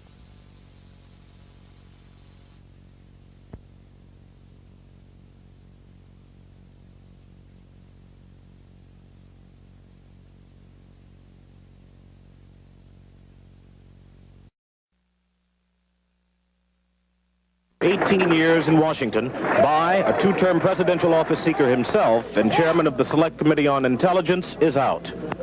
I have just sent the following wire to Congressman Quayle, which reads as follows. Congratulations on being chosen for the most rewarding job in the world, representing 5 million Hoosiers in the United States Senate. May God give you the wisdom needed to contribute to the task of making a great America an even better place in which to live. I continue to be dedicated to this same goal. I have known this privilege and stand ready to assist you in any way as you assume your new responsibilities. His successor is Dan Quayle, a 34-year-old two-term congressman from Fort Wayne. Bayh's defeat was tied to Reagan's strength, but Reagan's 250,000-plus plurality here proved too much to overcome. Some thought Bayh's chairmanship of the committee investigating Billy Carter's Libyan affairs would effectively separate him from President Carter's bad fortunes. Such was not the case, and now Bayh is considering his options for the future. Emery King, NBC News, at the Bayh campaign headquarters in Indianapolis. Birch Bayh, who conceded earlier. In the presidential race, the outcome has not been determined in 6 states so far. However, the only question remaining is probably whether or not the size of Ronald Reagan's victory in terms of electoral votes will be historic. The electoral vote count now stands President Carter 45, Ronald Reagan 449, far above the 270 majority. The popular vote, with 72% of the precincts reporting, President Carter with a comfortable 9-point margin, John Anderson 6%, well above the qualification figure for retroactive federal funds. If John Anderson remains at 6%, he will get something approaching $4 million, which his handlers said today was the size of his campaign debt, most of it borrowed from individual supporters. More Decision 80 election coverage on NBC following station identification.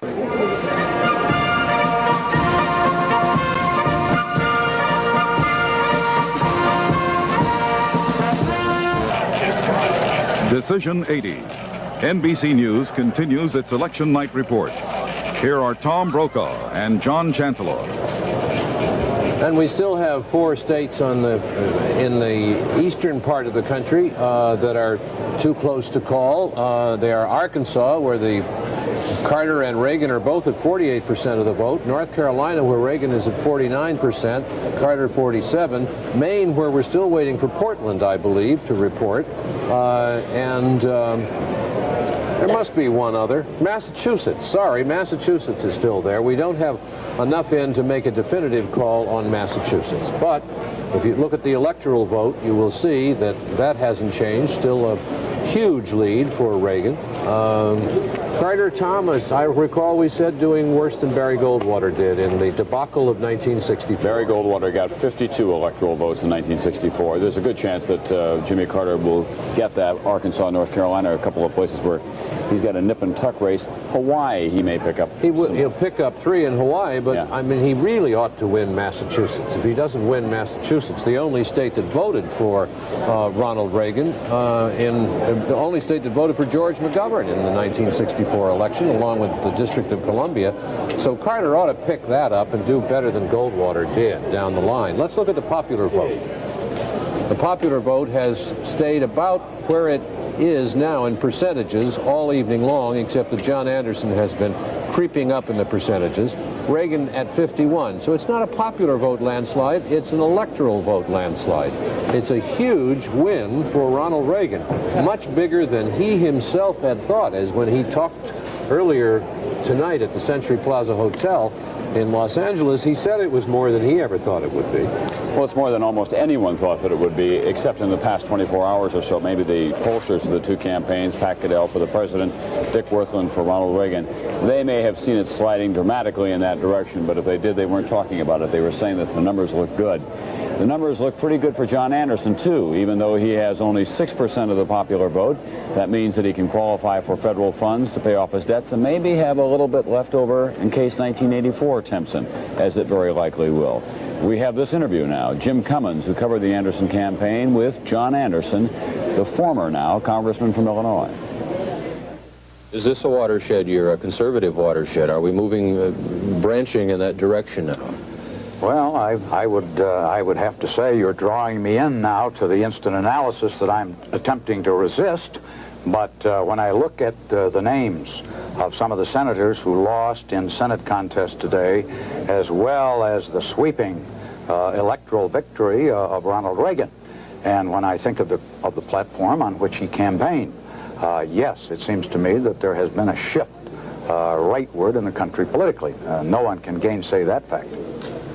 You've seen a lot of people on the campaign trail, people who fervently support you. Where are they going to go now, especially with the Reagan administration? Well, you say especially with the Reagan administration. I suppose in the spirit of unity with which we are now suffused on this election eve, we ought to make sure where that administration really is going to go. I want to look very carefully at the first State of the Union message of a President Reagan. I want to look very carefully at his first budget. I want to look very carefully at his appointments, at his advisors, with whom it is he staffs his administration. I think we have time. I think we have time to make the deliberate decisions that we should make about the character of this administration, the one to come. You have resisted talking about the future for the past several weeks on the campaign trail. Strongly resisted it. Yes. A number of your aides talk about this organization that has built up around you, an organization with something like 220,000 small contributors. They could get you on the ballot in 50 states in less than 6 months. One aide put it this way, he says, the horse is there, all he has to do is climb onto it. Are you going to climb onto that horse and ride it again? Well, the last horse that I rode was called Rocinante. You remember that, Don Quixote's horse. You and the news media dubbed our chariot that made its way through the skies Rocinante. So if we're going to ride that horse, we're going to give it at least another name. There was a whole herd of Rocinantes in this election in 1980. We'll be back with more of it after this.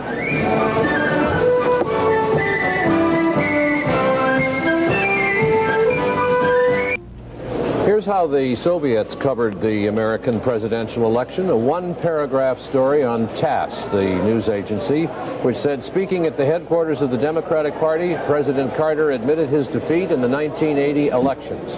A little later, TASS said, Ronald Reagan has been elected the new president of the United States. It said, Reagan was so much ahead that Carter was compelled to admit his defeat.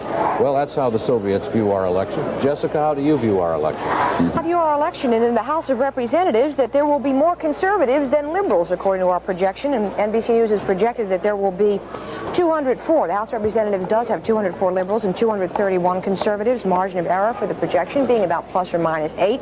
So there will be 23 more conservatives than there were in the House of Representatives. Not more Republicans, just more conservatives, according to our projection. Checking some of our leadership races, although not many of the leadership positions changed. In Arizona, Morris Udall's race there was a technicality. There were too many people turning out for ballots. They ran out of ballots in that district, so with 44% of the precincts now reporting, Udall has about a 2-to-1 lead, but the polls there closed without the election being finished, and according to our affiliate out there, they're going to have to reopen the polls tomorrow, so we may not be able to call that race until tomorrow. Let's check some of our other leadership races. In Oregon, Al Ullman, 59% of the precincts reporting in. The Ways and Means Committee chairman there, it looks like at this point he's running behind his challenger. Thomas P. O'Neill, Speaker of the House, doing just fine, 47% of the precincts reporting in. It looks like O'Neill's pretty safe bet to remain the Speaker. In Texas, Majority Leader Wright, this was one of the targeted races, but as you see there with 99% of the precincts now reporting in, Wright looks like he has done it, and we're projecting he will win that race. One of the leaders who did not make it, Bradamus, the Majority Whip, was defeated. We project he will be defeated. Minority Leader Rhodes we project will be reelected, and Minority Whip, 42% of the precincts reporting in, 75% of them for Rhodes. Although Rhodes will not be the Speaker of the House and says he will step down, he will no doubt be returned as the representative of Arizona's 1st Congressional District. And Congressman Bob Michael, who some talk about, along with Congressman Guy Vanderjack, is possibly moving on to the Minority Leader. We project that in his race he's doing just fine and probably will be reelected. John.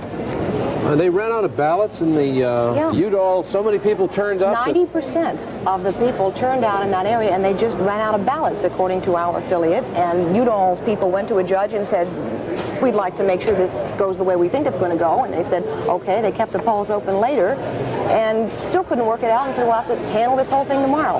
Well, does that mean that the people in, what is it, the 2nd Arizona Congressional District? County. Does that mean that they'll have it again, or what? No, I think what it means is, according to our affiliate, that they won't have it again, but everybody who wanted to vote, that did not vote and was registered to vote, can vote again tomorrow. If Tip O'Neill had his way, he'd get them all assembled, and he'd do what he did at the Democratic Convention. All those in favor? Aye. Mo Udall. In the opinion of the chair, Mo Udall wins. That's right. I was thinking about Tip O'Neill, looking at his read. He's safe, of course. He's always safe. Since about 1903. Well, it's not been that long. Of course, he inherited that chair from John Kennedy. As a matter of fact, that's the place he was elected. This is the 15th time he's been elected. And he's the old-fashioned politician who lived in they'd go up and down the stairs. He began delivering votes for Pauls in Massachusetts when he was 12 years old, going and knocking on doors.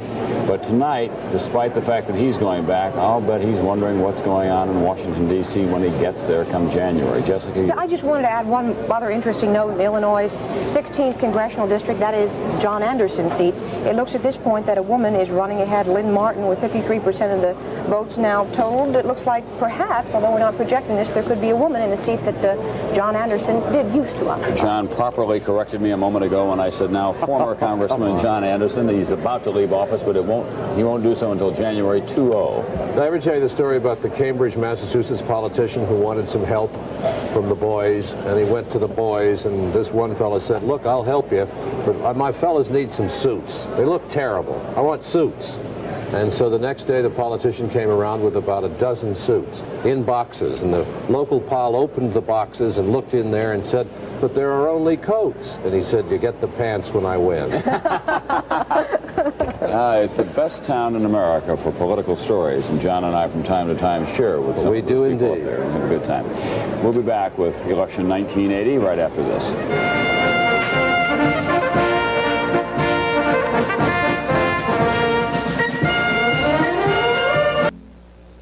Headline, Reagan won the blue-collar vote, a very high priority target for the Reagan campaign.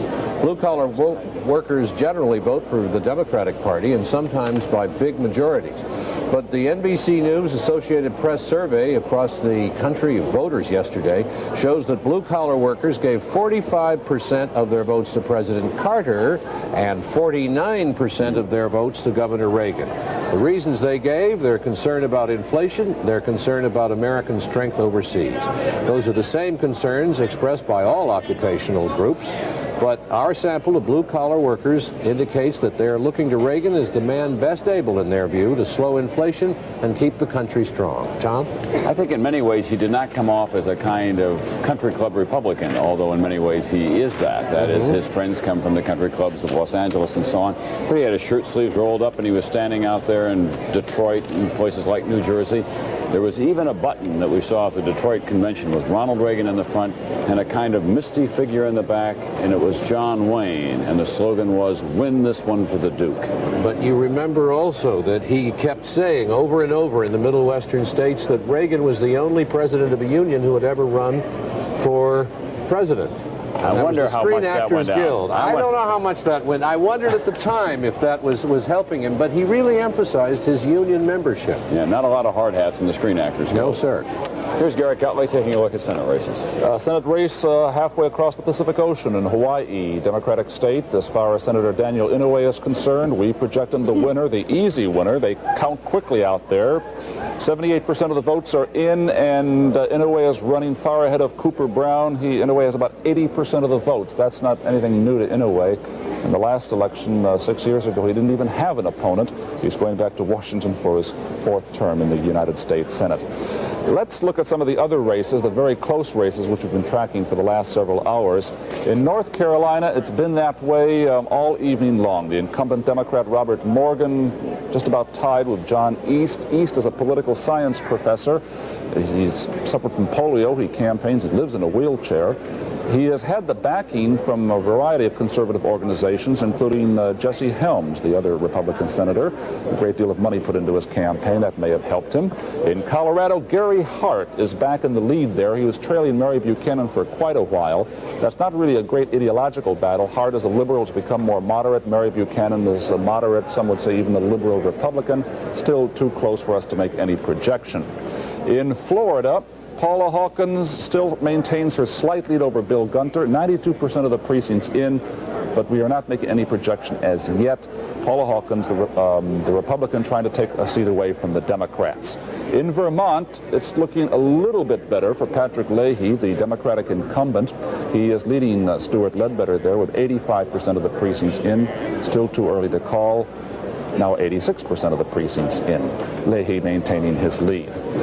New Hampshire, well, John Durkin, who won in that controversial election 6 years ago, which had to be reheld a second time, he is now trailing Warren Rudman, the Republican candidate, with 80% of the precincts in.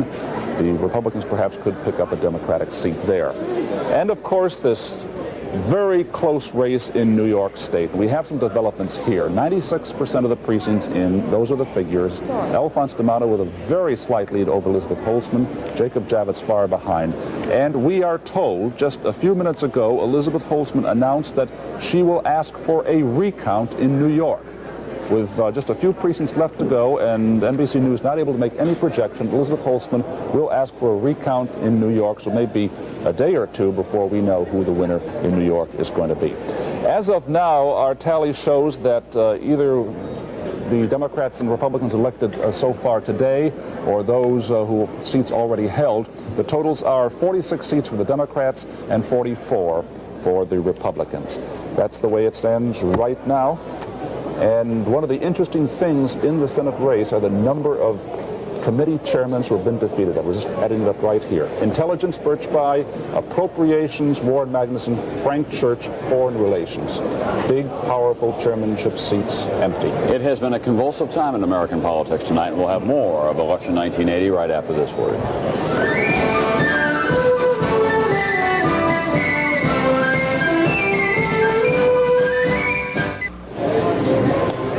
We're going to ask Judy Woodruff and John Palmer some questions now. They've been covering President Carter all year, and they're in Washington. Judy, are you there? I'm here. How did the president look to you personally tonight when he conceded? Well, John, I think by this evening, by the time he came over here to make his speech, he had recovered somewhat. Earlier in the day, this morning when he was in Plains, his hometown, I'm sure you saw the the portion of his speech where he choked up. He was talking about his commitment, hoping that he had fulfilled his commitment to the townspeople, to the people in South Georgia. But I think by the end of the day, he had had a full day at least to absorb the enormity of facing defeat, and he had come to grips with it. John, let me ask you one quick question, because we're coming to the end now. Do the Carter people feel that they could have done it differently? Any one single thing they should have done better?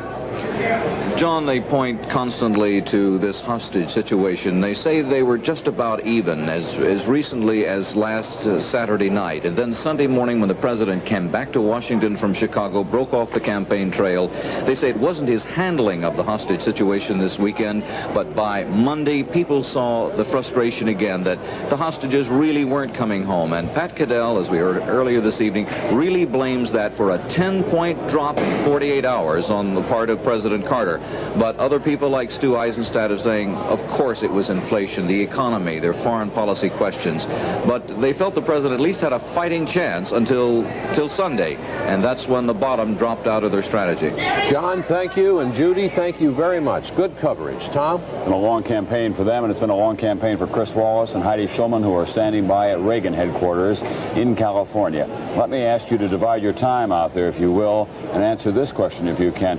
What is the sense of the Reagan staff? Are they ready to take power with a vengeance and put into effect all these conservative thoughts that the president, or that Reagan has been talking about? Chris? Well, you know, Tom, the one thing that struck me most today was how serious the Reagan staff was. I went up to congratulate some of the members, and they really were almost asking for what? They were ready to go to work. I was talking with one of Reagan's top aides yesterday, and he said that he thought the next 45 days would be crucial, because one of the stories that will emerge now is the uneasy alliance within the Reagan camp between the so-called true believers, the California mafia, very conservative on the one hand, and the more moderate Republican establishment on the other. They've had to get along so far because they had to win the campaign. Now they don't have to. The knives are going to be out. So the race for the White House may have ended, but the race for Ronald Reagan's mind may have just begun. Heidi, what do you think? I think it'll be a deliberate transition. That's the way these people do things. They will begin tomorrow morning having some meetings, sitting down with George Bush, the new vice president. And many of the same people, of course, who have been involved in this campaign will be involved in the transition. Ed Meese, who has been with Governor Reagan since he was first elected governor in California in 1966, will be heading it up. I think they're ready to move slowly towards it. They're not in any hurry. They're going to give the governor a few days off to go to the ranch, and then we'll see. Heidi Schulman and Chris Wallace, thanks very much. In California with Ronald Reagan, Tom Pettit, still in Milwaukee at Serb Hall. There he is. What do you think, Tom? One quick comment. We got about a minute or less. Well, I think it's instructive, John and Tom, to look at Reagan's record as governor, even though he has changed and the world has changed since that time. He was a tough governor. He was tough-minded about many things, about welfare, about mental health, about aid to education on campuses, which then were in a turmoil. He had a habit of appointing task forces, trying to get the best people he could to study various state problems. He'll probably do the same thing as president. He had a policy of attracting fairly good men into his administration, and he also displayed the ability to change his mind on occasion. Those are some of the characteristics we can see in Reagan as president, I think. John? Thank you very much. Garrett, two quick projections. Very quick and important ones. First of all, in New York, NBC News projects that Alphonse D'Amato, Republican, will win there. As we mentioned a moment ago, Elizabeth Holtzman, the Democratic candidate, may ask for a recount. And in Florida, Paula Hawkins, Republican, projected as the winner. And that is all the news. Thanks for watching.